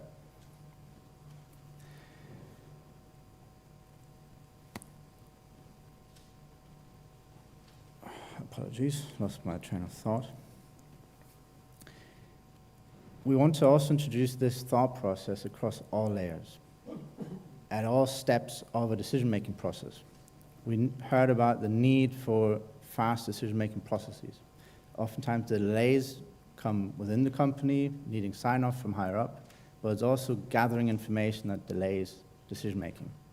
Having an integrated relationship, long-lasting, trustful relationship with an intelligence or security provider can shorten these decision-making processes, the times needed to deliver that knowledge and therefore take the action of conducting an operation or not conducting an operation.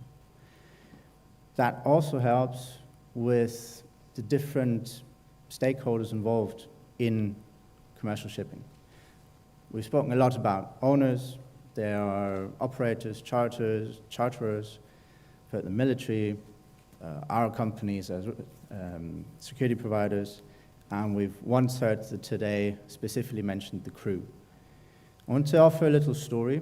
A few weeks or months back, actually, a client of ours was under increased commercial pressure to resume transit through the Red Sea. They had stopped that once the threat had materialized, and now were increasingly pressured by various stakeholders within their fields to resume. They came to us, we provided them with threat assessments, risk assessments, the whole 9 yards, and they were convinced in the end that the risk is permissible to continue with the operation. One key issue remained, The crew was not convinced. The crew, overwhelmingly Filipino, had the right to refuse to remain on board as the vessel goes through the Red Sea, Gulf of Aden.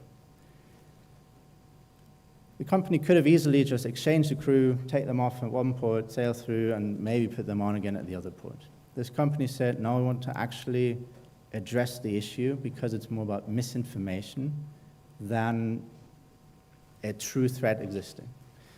Filipino crew at this point had seen and heard about Filipino individuals, nationals, dying at sea due to the Houthi attacks. As I said, not every attack, or the attacks were not unilateral. Not every vessel going through faced the same risks. Therefore, it had little to do with the Filipino national being on board, and even less to do with a specific vessel going through at a specific time. I eventually flew out to the vessel as on request of this client. We spoke to the crew, we had an engagement, open. We never promised, or I'd never promised them that there is no threat, but I showcased to them the risks of their vessel with their cargo on their route at this point in time and what the near future may or may not hold. The result of that interaction was that the crew accepted the voyage and would have gone through. To me, that showcases what I'm trying to tell you. It's on all levels, adequate risk assessments with the intelligence to underline what is factual, what is truthful, and what is more propaganda or misconceptions about the threats out there. Help reduce friction, costs, and time in convincing different stakeholders to proceed with different operations. An outcome of this I'm also seeing is charter party disputes, where the offset oftentimes is that one party had a false concept of the threats at hand. And these disputes obviously cost a lot of money, they cost a lot of effort, and the losing party pays quite substantially in the end. My last point off the back of this little story with the crew is it is an ecosystem. We are not looking at the ship in itself, we're not looking at the ship owner itself. We have various stakeholders with various concepts, aligning them, bringing them together, collaborating, coordinating stronger throughout the year, throughout the time, globally, not just where there is a risk area, identified risk area, not only when risk emerges and suddenly I need something and it's more transactional, regularly being informed, seeing these developments coming across the industry on all levels, and that includes the Navy. Navy isn't your maritime security provider. The Navy is an element of maritime security. We should not exclude it, but not consider it the main focus. Providing that integration, to me, is the path forward for successful risk management with emerging threats and the instability that we are seeing now and can anticipate to see in the coming future. Thank you.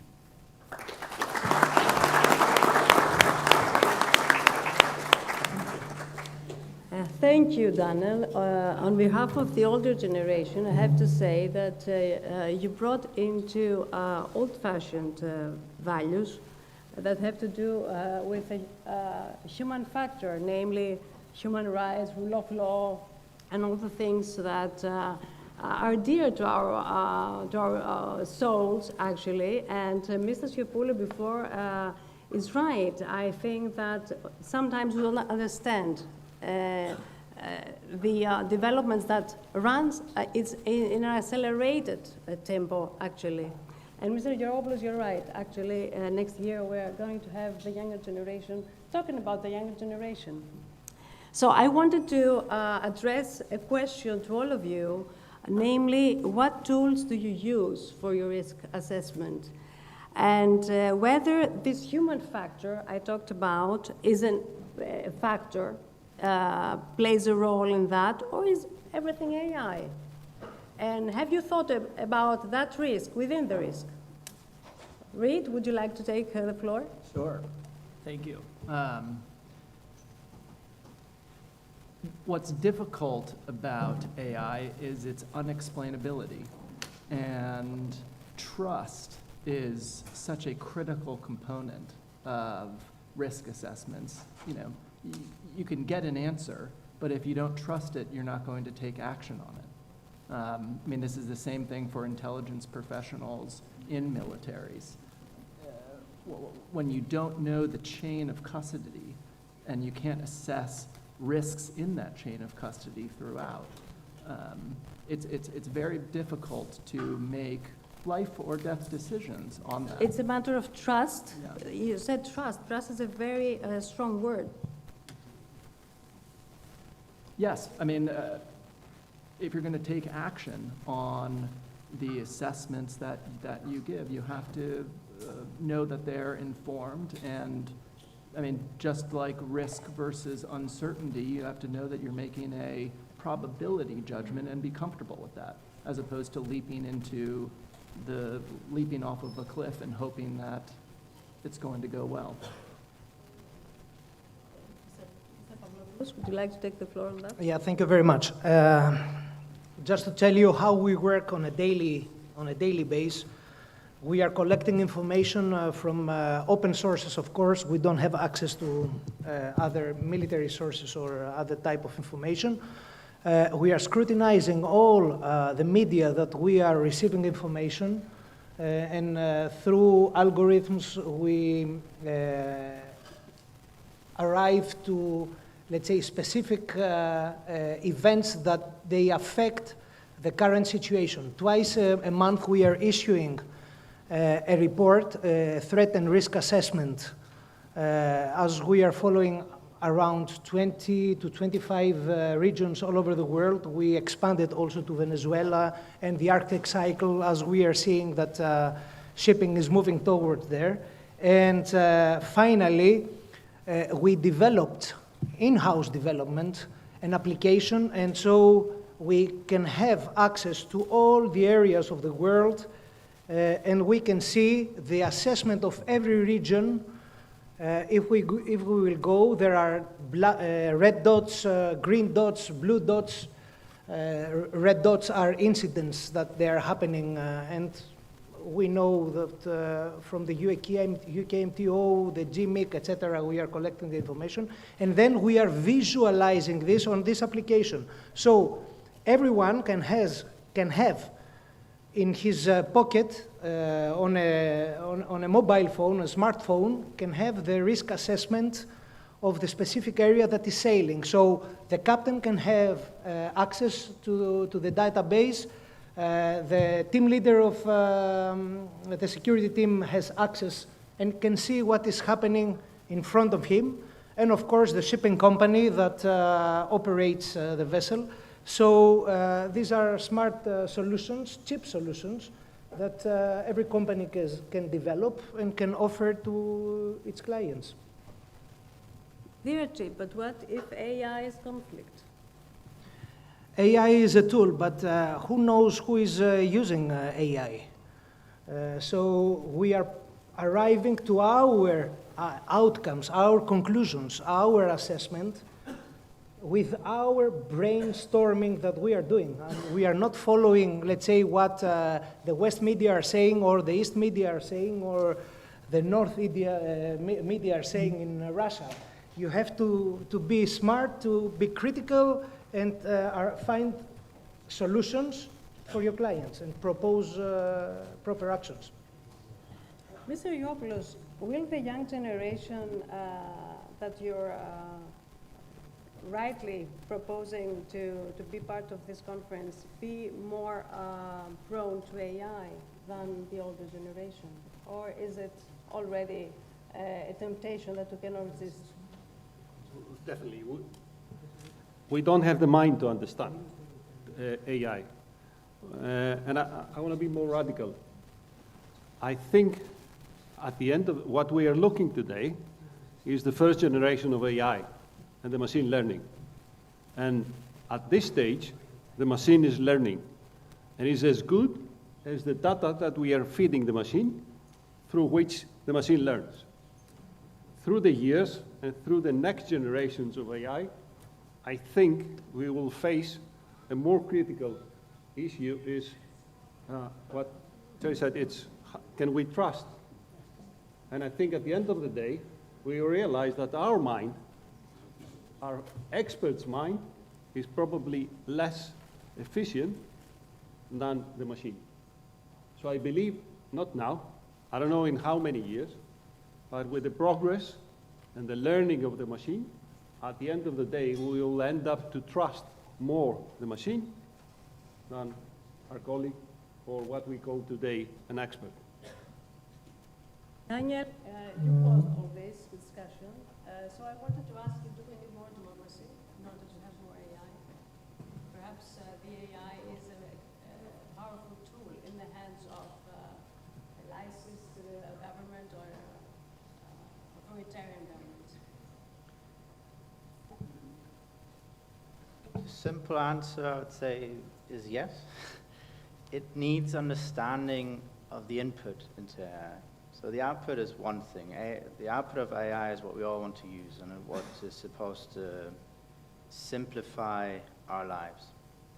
But the input it's not just about the quality of the input, but also the intention of the input.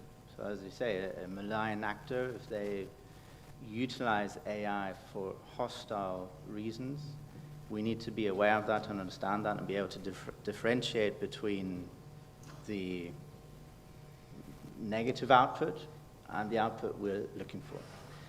And to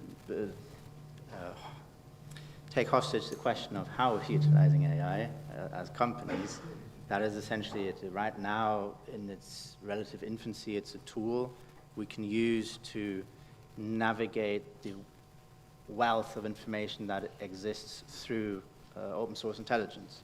But we cannot rely on AI to run the analysis for us without telling AI explicitly how to go about that. So we need to come up with the learning or teaching models for AI to operate the way we want them to operate. And that is still then based on my take on it or other companies' takes on it. And a hostile actor can obviously misuse it in that very same sense. And that we have to identify ways of ensuring that we understand that what we're seeing is AI with an intention to mislead us. The discussion would go on for longer. I think this is the end of this panel. I must justify my fame as the Stalin of the conference. So please, now we call Mr. Yorgos Alexandratos, the president of the Hellenic Chamber of Shipping, to take the floor and talk about this. And this is the end of this panel to continue later on. Thank you very much.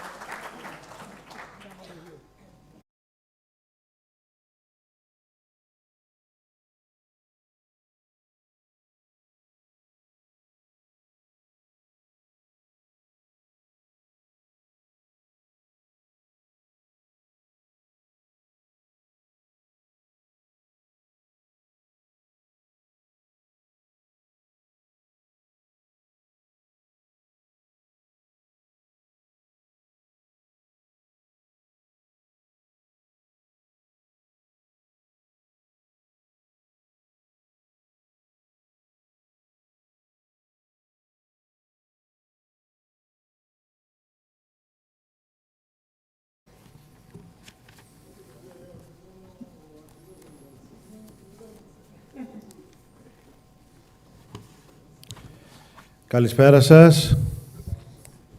Good afternoon.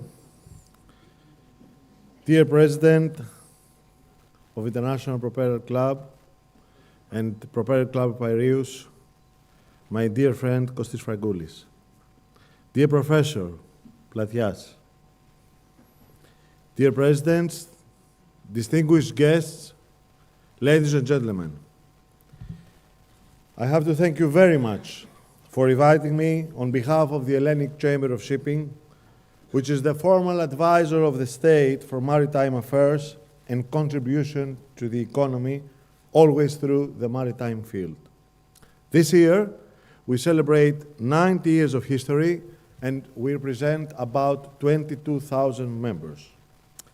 It is a privilege to share with your good selves some views at a forum that defines not only the maritime transport, but the global economic stability.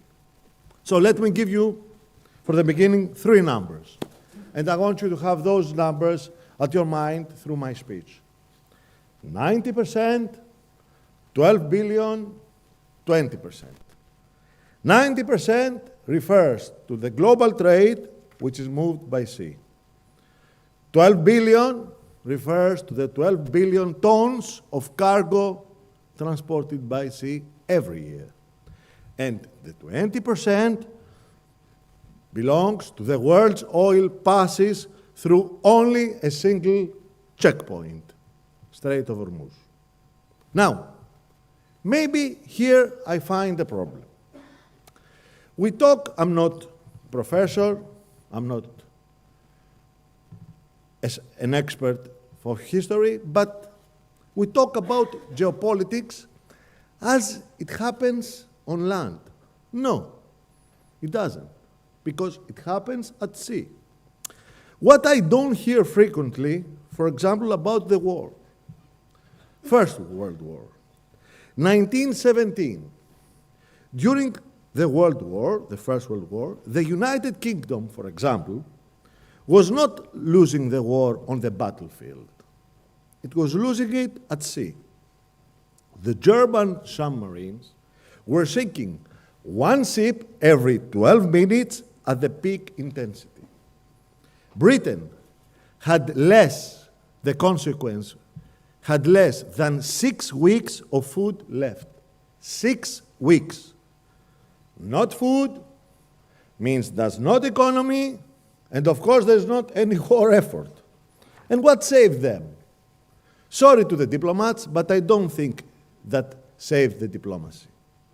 They saved them the shipping coordination, the convoys, and the maritime control. Now let's go some years after, Second World War. People talk about tanks, aircraft, strategy. But maybe to my interpretation, here's the reality. This war was decided by tonnage and not tactics. Over 30 million gross tons of ships were destroyed.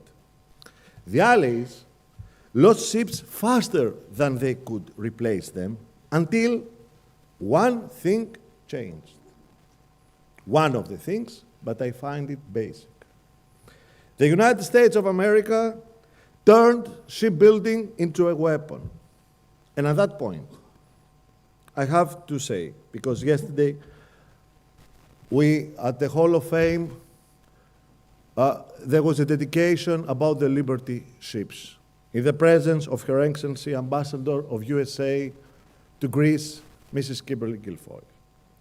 Apart from thanking her yesterday for the development and the strengthening of bilateral relations amongst USA and Greece, by having the responsibility of what I'm telling, as a president of the Hellenic Chamber of Shipping, I have to thank the Propeller Club of Piraeus, in the name of the President Kostis Frankoulis and Vice Presidents and to all the governors, for contributing to the strengthening of the bilateral quality relations we have with United States of Greece, with United States of America and Greece. And thank you for that. Yes, with you, you are so powerful, maybe it will be United States of Greece. I don't know what's going to happen. So I'm going back to the history with that small parenthesis, αλλά πρέπει να τα λέμε αυτά. Because everybody, you know, puts his or her brick, the institutional brick, for strengthening the power of Greece. So, I'm going back to the United States. They turned shipbuilding into a weapon. At peak production, they produced 3 ships per day, not per month. 3 ships per day, not per week. And this is when logistics became hard power. I read that the Liberty ship, SS Robert Peary, was built in 4 days and 15 hours. That was the record. 4 days and 15 hours. Now, I'm going back to another geopolitical, not absolutely war, a different war, the COVID. The system almost snapped. COVID was not a health crisis for shipping. I think it was a synchronization failure of a global network. Over 400,000 seafarers were effectively trapped at sea. Some stayed on board for over 18 months. Container imbalance reached historic levels, which in some regions, 1 in 3 containers was at the wrong place. The cost of moving a container from Asia to Europe went from about $1,500 close to $10,000. But here's the side. The system broke? No. It distorted massively, but it did not collapse. Why? Because shipping always absorbs shock and exports and becomes inflation. This is why every household on this planet felt it, and we did, also in Greece. Now I'm going to Ukraine, the hidden maritime war. Everybody talks about the land war, but what is the real strategic battlefield? The Black Sea, to my interpretation. Before the war, Ukraine exported 6 million tons of grain per month. After the invasion, exports dropped by more than 80% overnight after the invasion. 80% and more overnight. Food prices surged globally. Countries in Africa and Middle East were dire exposed. And then something extraordinary happened. Shipping didn't wait for stability. It re-engineered routes under active conflict conditions. Grain corridors, alternative ports, and new insurance structures. This is not resilience. This is a real-time redesign under fire. And now let's go to Hormuz. The numbers that maybe could scare us. One number, and this one matters. 20 million barrels per day at normal procedure. That's what passes through the Strait of Hormuz. But here maybe is what most of the people don't realize. At any given moment, under normal circumstances and peace, there are over 3,000 ships waiting or transiting in the wider Gulf region. This is not a passage. This is a congestion-sensitive energy artery. And what will happen if they continue to close even for a few days or maybe for a few weeks? Oil doesn't just become expensive. You know that if they continue, the oil will become unavailable. And yesterday I had a talk with our ministry. You know that grain also and fertilizers will become unavailable. And what happens when energy stops? Everything stops. Related to the Greek factor. You know about Greek factor and Greece. The numbers speak and matter. And then the number that we all have to have in mind is that we owe the 20% of global capacity. We owe around 30% of the world tanker fleet and about 25% of LNG carriers. But here is a part that maybe will surprise also your good selves. Greek-owned ships carry more energy in volume than most G20 countries consume domestically. Imagine, but this is real. A private fleet is moving energy at a scale comparable to entire national economies. So, if tomorrow the Strait of Hormuz will remain closed, the Black Sea shuts down, and Asia and Europe routes are disrupted, the question definitely is not if shipping will survive. The shipping will survive. But the real question is, who will control the new routes? Who will carry the energy? And who will stabilize the system? And the answer, whether people like it or not, will include Greece. Because in the end, geopolitics are not decided by speeches. They are decided by flows, and flows move by sea.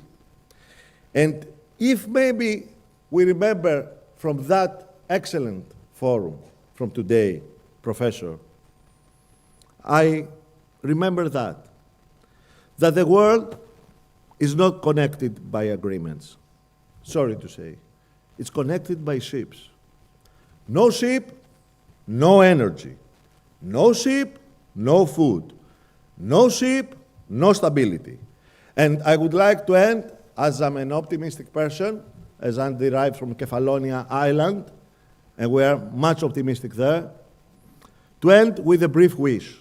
I wish for health, for peace, for stable and fair markets, markets that they do not serve only the shipping industry, but also the over 8 billion of inhabitants, whose daily lives depend directly or indirectly on maritime transport and the global supply chains it sustains.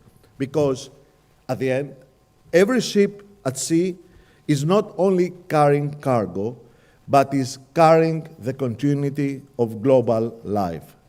Thank you very much. Σας ευχαριστώ πολύ.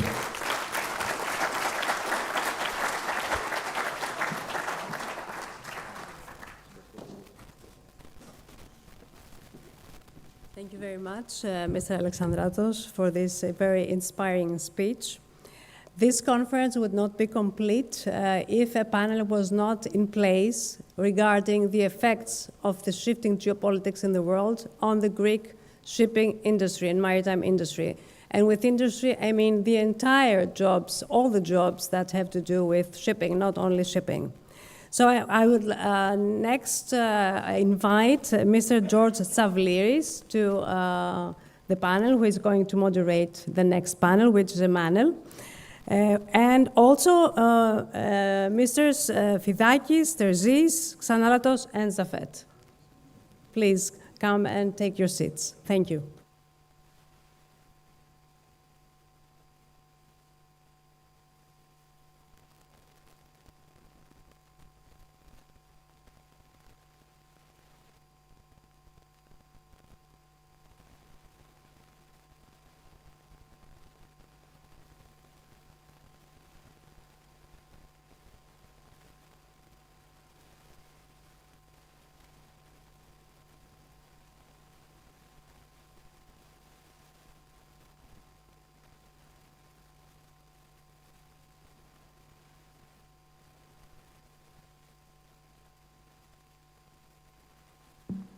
Well, ladies and gentlemen, it's always a bit of a handicap when you come to the finishing line of a long conference or the finishing line of a marathon run. And you probably know that I've done about 10 marathons, so I know the feeling on the finishing line, especially in the afternoon. I think what we heard today were matters which I find very, very controversial. The reason why I always try to make the best of attending conferences is because it puts you in a thinking pattern and a learning mode. So effectively, I find that whenever one goes to a conference and provided you focus on what you can hear, what you can literally absorb, one always leaves here knowing something more than when we came. And that's one reason why we all have the patience, the resilience. We sacrifice time in many respects to make sure that this situation is always an opportunity to maintain lateral thinking, to say things which are not really what I call sometimes politically correct. They can be controversial, but I believe in sincerity, and I believe that effectively that in such a situation like this where Mr. Rangulis has organized such a great venue, it's an opportunity for all of us to think out of the box and actually tackle matters which in a certain way, we haven't got the faintest idea what it's all about, because all these issues which we're confronted with today, you know, they all have a different dimension, different issues of tension, different elements of insecurity. And I find that one has the ability in conferences to share our insecurities or our concerns and our worry, because let's face it, I mean, we've all been through a phase the last month or two where, you know, we're very vulnerable in Greece, as you know, from the point of the position point of view.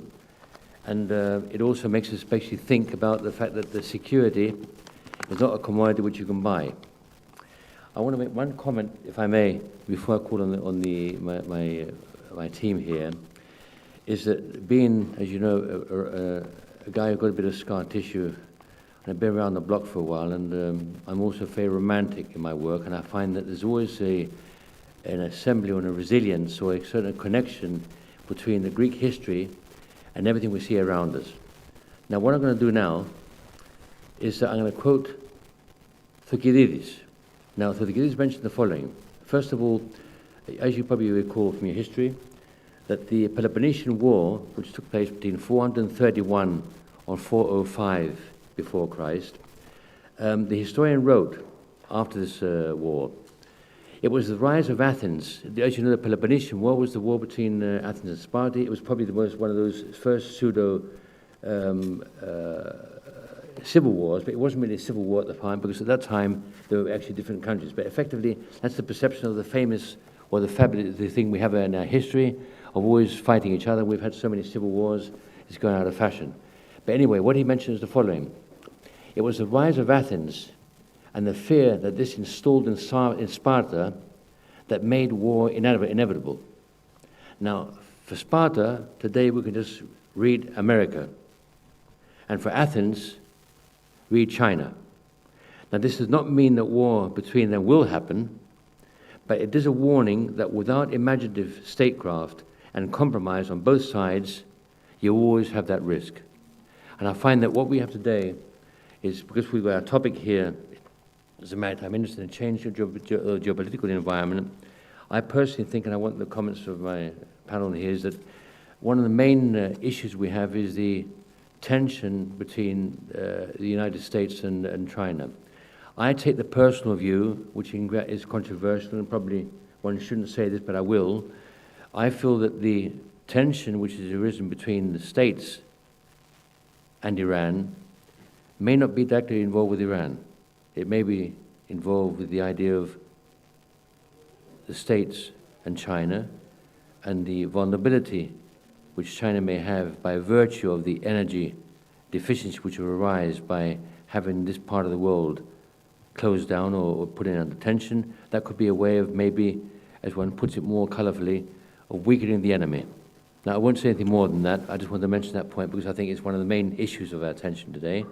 And I want to call on my panelists here to, first of all, I want each one of you to make a few-minute statement to say what your experiences are in general, what you'd like to portray in terms of what you've actually experienced over the last, at least a couple of months. Now, the couple of months is something which we shouldn't really focus on as such, because we've got many experiences going way back. We've had a lot of issues in politics and upheavals in history. But I think we also have a time limit here, which in fact are going to make our session rather short, and because we will over push the time, and I think we have to leave in maybe half an hour or so. So I think I'll just leave you to each one of you make your point. Thank you. Good evening, everybody. Thank you very much for the invitation. It's a pleasure to be here with good friends.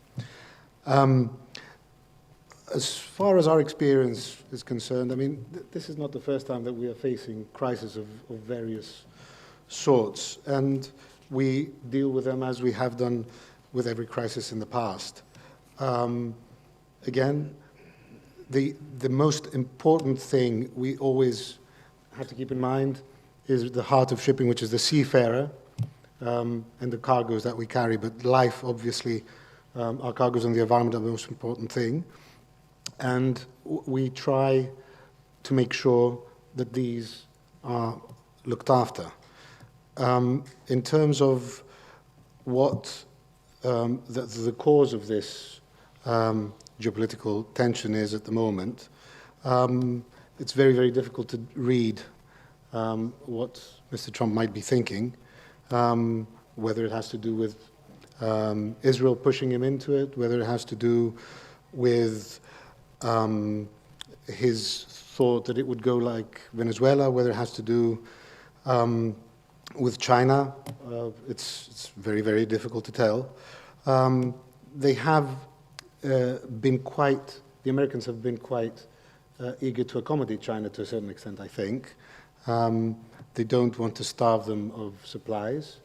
But of course, they have said, on the other hand, that they want to control Iranian oil.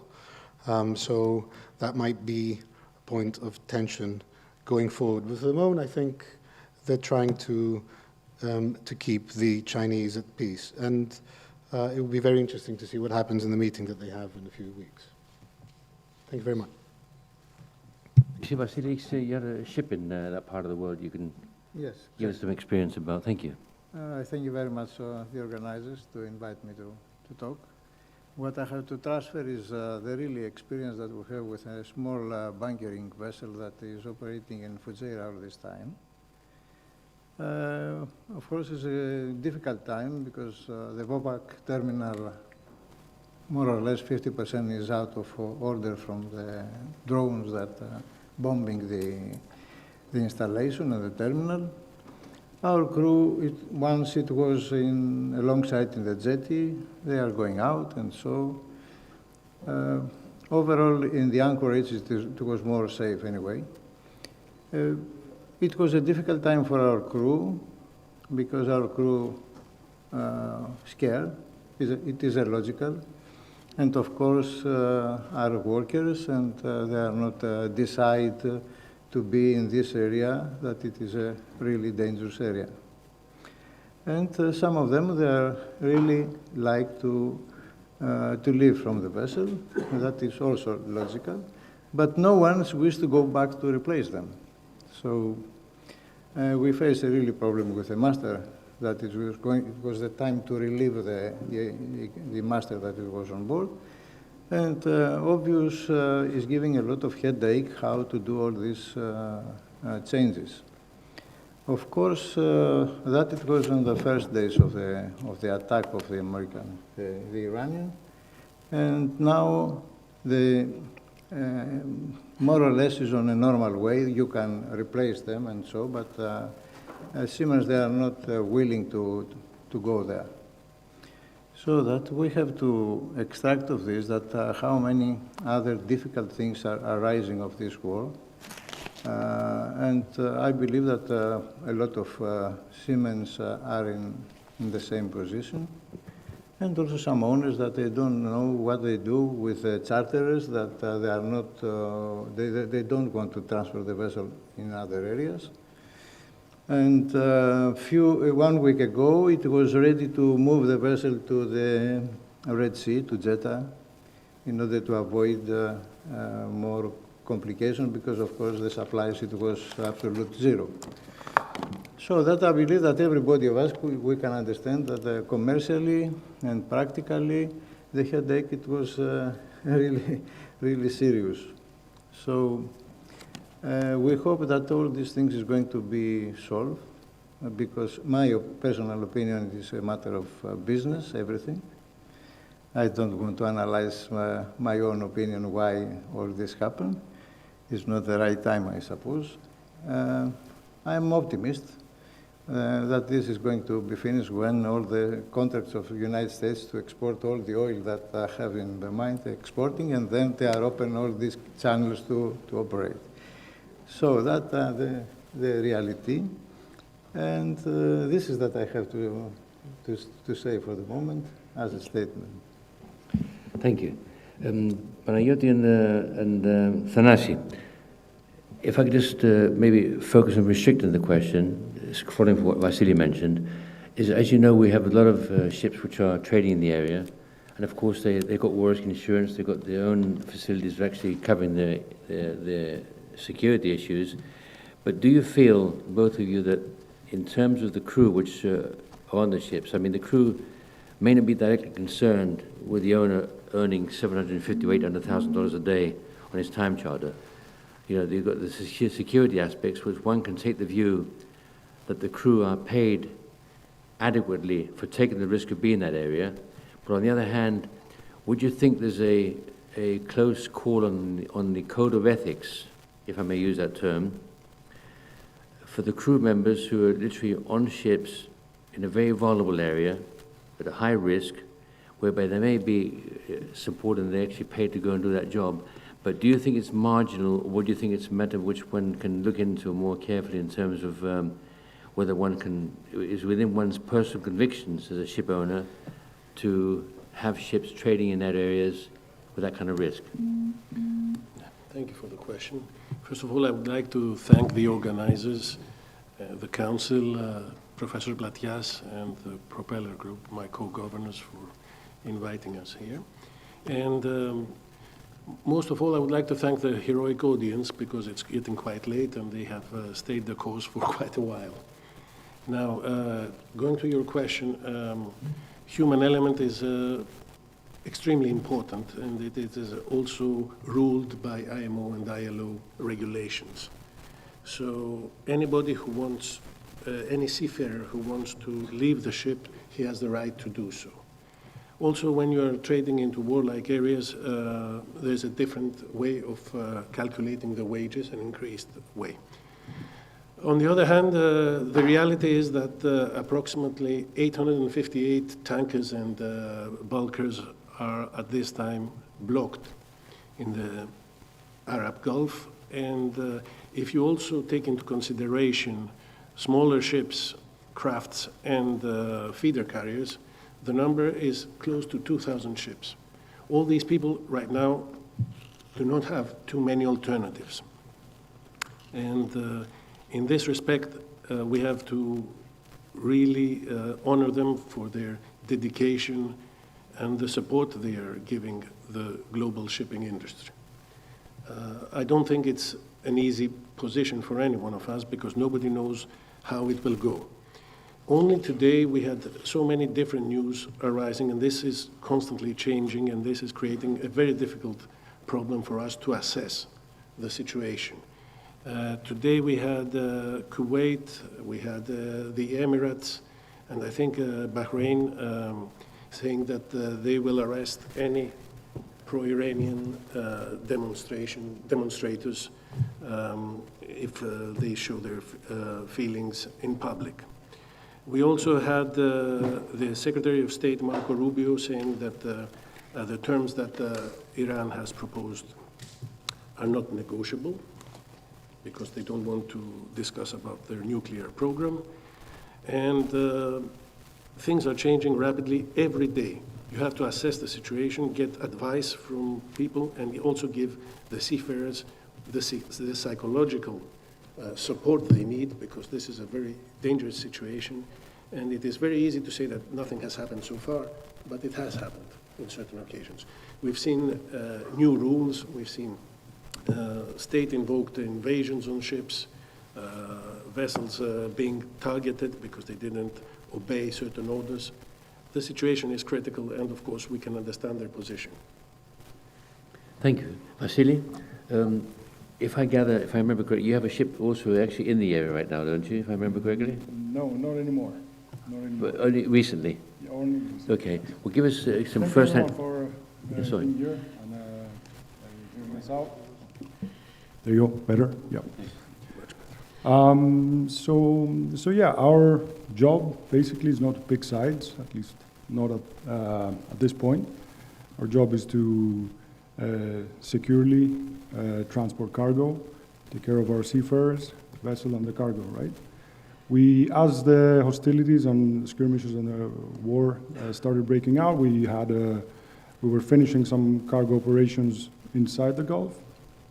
So we wanted our crew to be heard and consulted. So we sat down with them. We said, in essence, it's your choice what you want to do. And with immense bravery, the crew actually decided that they wanted to exit. That was on the third day, around the third day of the war. So pretty early on. And no one was really sure of what's happening and what the exact risks are. So again, they were very, very brave, and in essence, we gave them the choice. Do you want to try and exit? And they took it upon themselves, and they decided that they wanted to leave. They thought that there was potentially more risk staying inside the Gulf. Fuel may run out, food may run out, water may run out, you don't know. Psychology, and the people are going to start questioning everything, what they hear on the news, what they hear from back home. So, immense bravery. They decided they want to leave, and it was a very successful transit on the first days of the war. So, yeah. So, in fact, it's quite unusual to find a crew who literally wanted to take a decision on the risk to move out rather than stay put. In fact, I had a similar example of Kostakis Louisou. He's got, I think, Carnival cruises, cruise ships, and they were stuck in there for a couple of months, I think, and effectively, the last time they made a move where they had this kind of a weather window, or what do you call it, or not weather window, but a political window to get out, and they just ran out like nothing, because effectively the suffering of ships which are in the area with lack of food, lack of all kind of, lack of everything, pharmacy, medicine, and the fact that you've got this unknown factor being permanently stuck in there, it must be terribly, terribly frustrating and very, very worrying. That's exactly the thing. It was on the very first days of the war, and the crew decided, they consulted to each other as well as the shore-based personnel, and they didn't know how long this was going to last, what kind of supplies would be available at the region. Is this going to last a week, a month, a year? So, they discussed among themselves, they discussed with the shore-based personnel, and, collectively, we decided with the majority of the weight of this decision being on them, that it's better for them to leave. And it was very successful. Tell me, we all aware of the fact... And again, this was our own potentially singular experience, right? I'm not suggesting that this happens everywhere and every time. No, fair enough, fair enough. What I want to ask you, and ask the panel, is that we're aware of the fact, that most of us are aware of the fact that the main issue with the cargoes we have out of the Gulf is oil and gas and petrol, meaning like fuel. We're also aware of the fact that one of the main commodities which we're lacking with a massive deficiency is fertilizers. And fertilizers is going to actually have a tremendous impact on the food chain throughout the world, including Europe. Would any of you want to comment on that, or do you have any other cargoes or any commodities over and above fertilizers which you find are going to be in shortage with the closure? Yes, I mean the obvious is fertilizers, which are needed immediately, but that will affect the food chain going forward. So we're going to have a shortage of food next year if we don't have enough fertilizers this year. The other shift I think is going to happen is demand for energy, of any kind of energy. So we're likely to see increased demand for coal. And the other thing is it will affect probably the green transition, which will affect it both negatively and positively, because on the one hand, countries will be more likely to use fossil fuels more in order to compensate for the non-existence of enough oil, but also they will try to shift as quickly as possible to renewables, and that'll be very interesting in the medium term. So immediate is the fertilizers, medium term coal, and further down the road grains, and that sort of thing I think is more likely. The UN Secretary today, Antonio Guterres, spoke about gas stations not having petrol for the cars in the near future. He talked about supermarkets. He talked about many issues that might be arising, because it's not only about urea that everybody has heard about, that 35% of the global urea production comes from the Gulf. We're talking about ammonia, we're talking about petrochemicals, and these all affect not only gas stations and diesel that will be available, but they also have to do with construction and manufacturing. So that's another area that we will suffer. It's not only about inflation, it's also about scarcity of materials.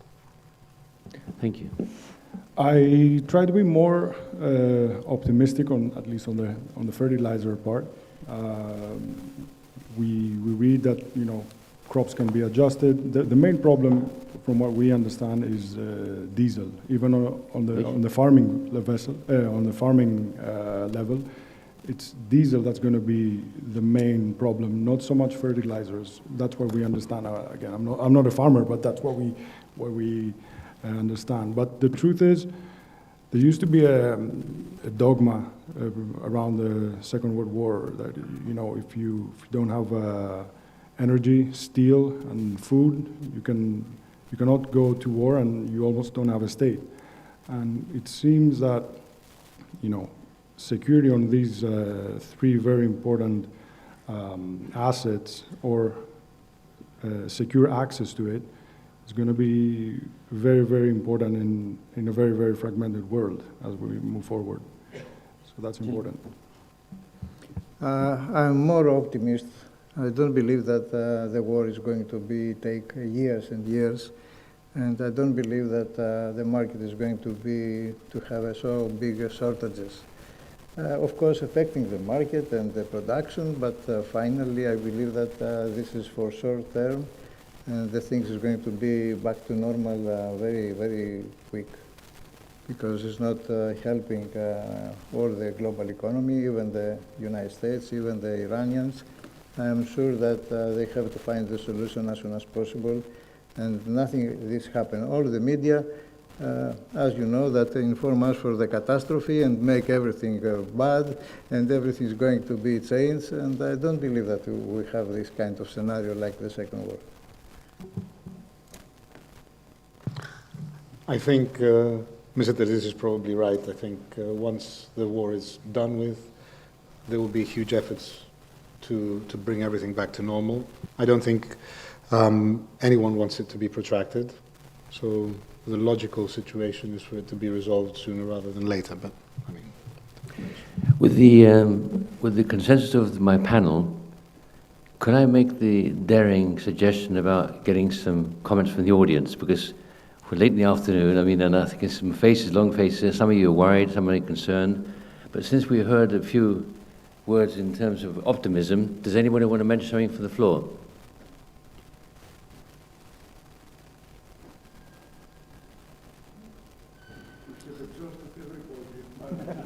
Μα γι' αυτό το είπα.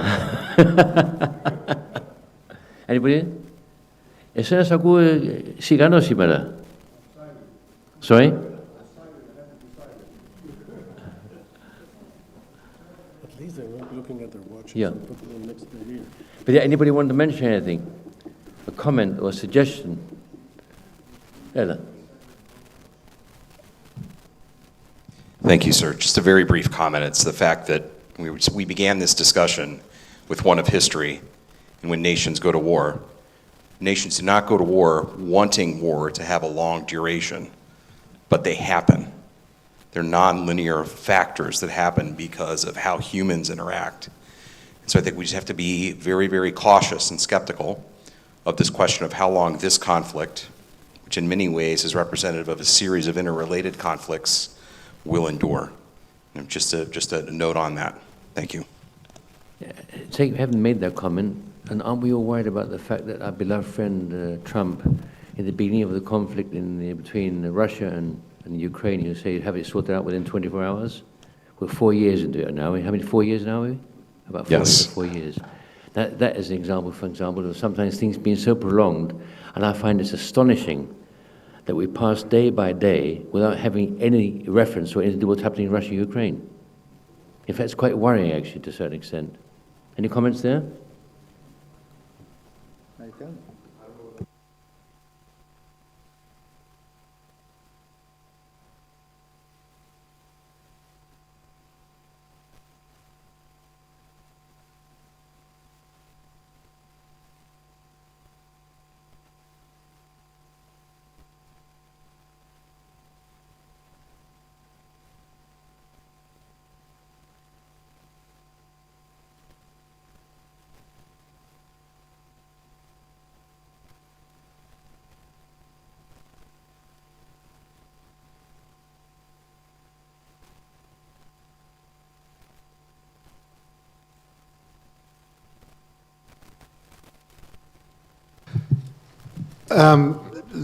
Alliances are always under consideration, and they can change, and we will have to address them as the problems arise. You know, we have seafarers from Russia and Ukraine. They work together on the ships. Initially, we didn't know exactly how this would work. They both blame their leaders, and they get along. So, but it has created some thoughts for us how we should go forward. We used to take a lot of our ships to the Ukraine for ship repairs. Now, obviously, it's not possible. We had to create new alliances and new corporations in new places. So you have to deal with it as it comes. And I think that is one of the big, because it being the subject of our topic today, I think this is the big strength of the Greek shipping community and the shipping industry, that we find ways, we can think outside the box, and we find ways to deal with the problems when they arise. So we go with the punches, see what happens. Obviously, there is a polarization that we are witnessing right now, and we have to think about all the facts that we considered in the past that they might change. On the other hand, you have to be adaptable and you have to be able to be resourceful in order to continue. You cannot make right now a safe prognosis about what's going to happen next. It's changing on a daily basis. You just have to follow the advice and be pragmatic.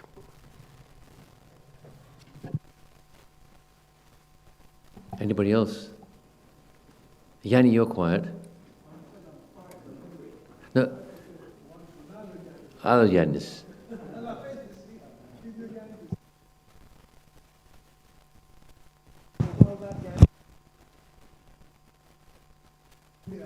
Hello.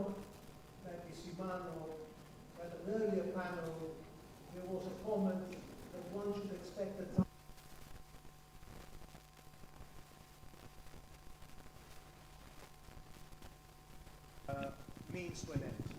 And I think that wasn't commented on enough, because I think it's a dark route to go down, and I think this is the type of place where one should try to stop this type of thinking from becoming a new normal. So parading an example of striking an energy vessel in the Med, or of striking vessels while they're moored in Black Sea ports, simply because they happen to be trading with the wrong cargo, I think is a very wrong precedent, and especially as a Greek tramp shipper, I think it's a very dangerous precedent. And I think places like that ought to highlight that kind of thinking, to dissect it, isolate it, and neutralize it before it permeates everything. So that's the Mackinder Forum. George, thank you for provoking me. Like the two gentlemen on the right, Mr. Tezis and Mr. Xanaratos, I'm very optimistic. On the other hand, I have to be pragmatic, because war is father of all. If you don't destroy, you cannot rebuild. This is the pitiful message in history, with a combination that there's always the first time. What will come, it will be worse than an Armageddon. You know, from London, your good self and myself, when we go to Baker Street, the memorial says, for those who have fallen in the Great War. Then on the second, we renominated first and second. So you don't know yet what is to come. Thank you, George.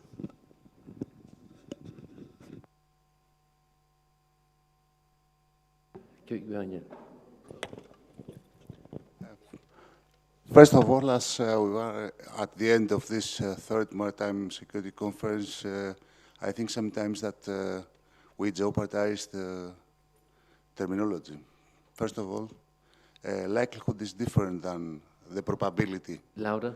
Likelihood is different than probability. Likelihood is a matter of calculation, a matter of frequency and repetition of frequency, while the probability is something else. It's a matter of assessing. At the end, what the opinion of this panel? We know that maritime security and navigational safety are different disciplines. But do you believe that they can work apart of each other? Repeat the question, please. Repeat the question. Maritime security and navigational safety are different domains, different disciplines. Do you believe that they can work apart of each other? You know, that's the billion-dollar question, because they are interrelated to a certain extent, but as to how far they're going to coincide and supplement each other, that's a different story. I mean, that's a matter that, you know, unfortunately, history is full of examples of scenarios where one comes close to the bone, where one contradicts situations, or where you have one act or whatever. I mean, we know about Newton's theory, that every action has a reaction. But here you've got a situation where when you have two forces working in parallel, unfortunately, one can never be sure. I think you can be more sure if you're conducting an orchestra. I don't know whether you're a musical, but if you're conducting an orchestra, even though you may have 60 players, the one who's the maestro in an orchestra, it's more easy to go and do that, to share music which is beautiful to the ear, rather than friction, which we happen in day-to-day life. That's my view. And I'm closing. That's the way international security cannot work outside or in different procedure than the geopolicy. No, I fully agree. Then on the other hand, I mean, my friend, I mean, security is a matter of opinion rather than a matter of fact. Anyway, anything else? Kosti? Eh? Δεν είχε πολύ, είναι. Πάντως, τουλάχιστον, I achieved something. Σας ξύπνησα.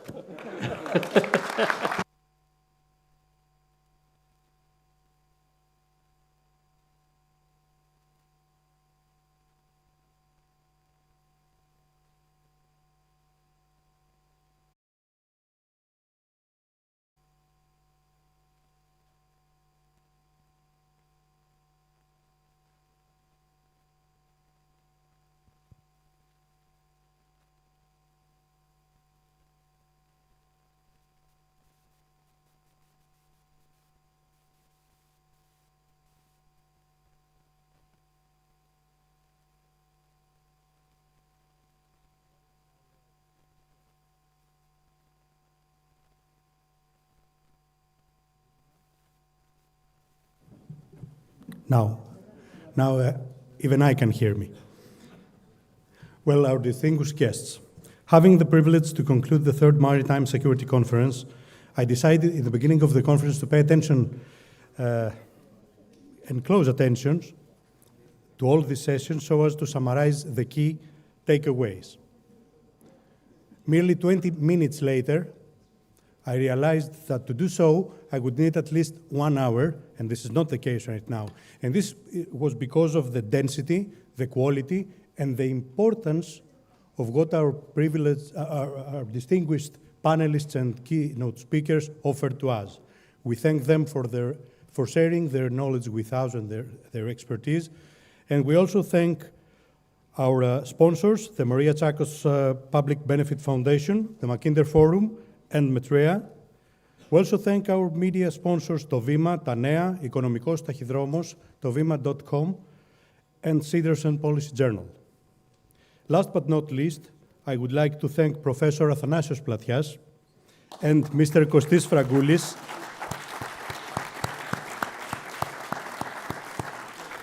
as well all those that contributed to this, to the realization of this event. Without your personal commitment and dedication, this event wouldn't be like that today. Last but not least, we thank all of our audience for being here and attending this conference, and we wish a safe trip back home, especially to our abroad speakers. Thank you very much and have a nice evening.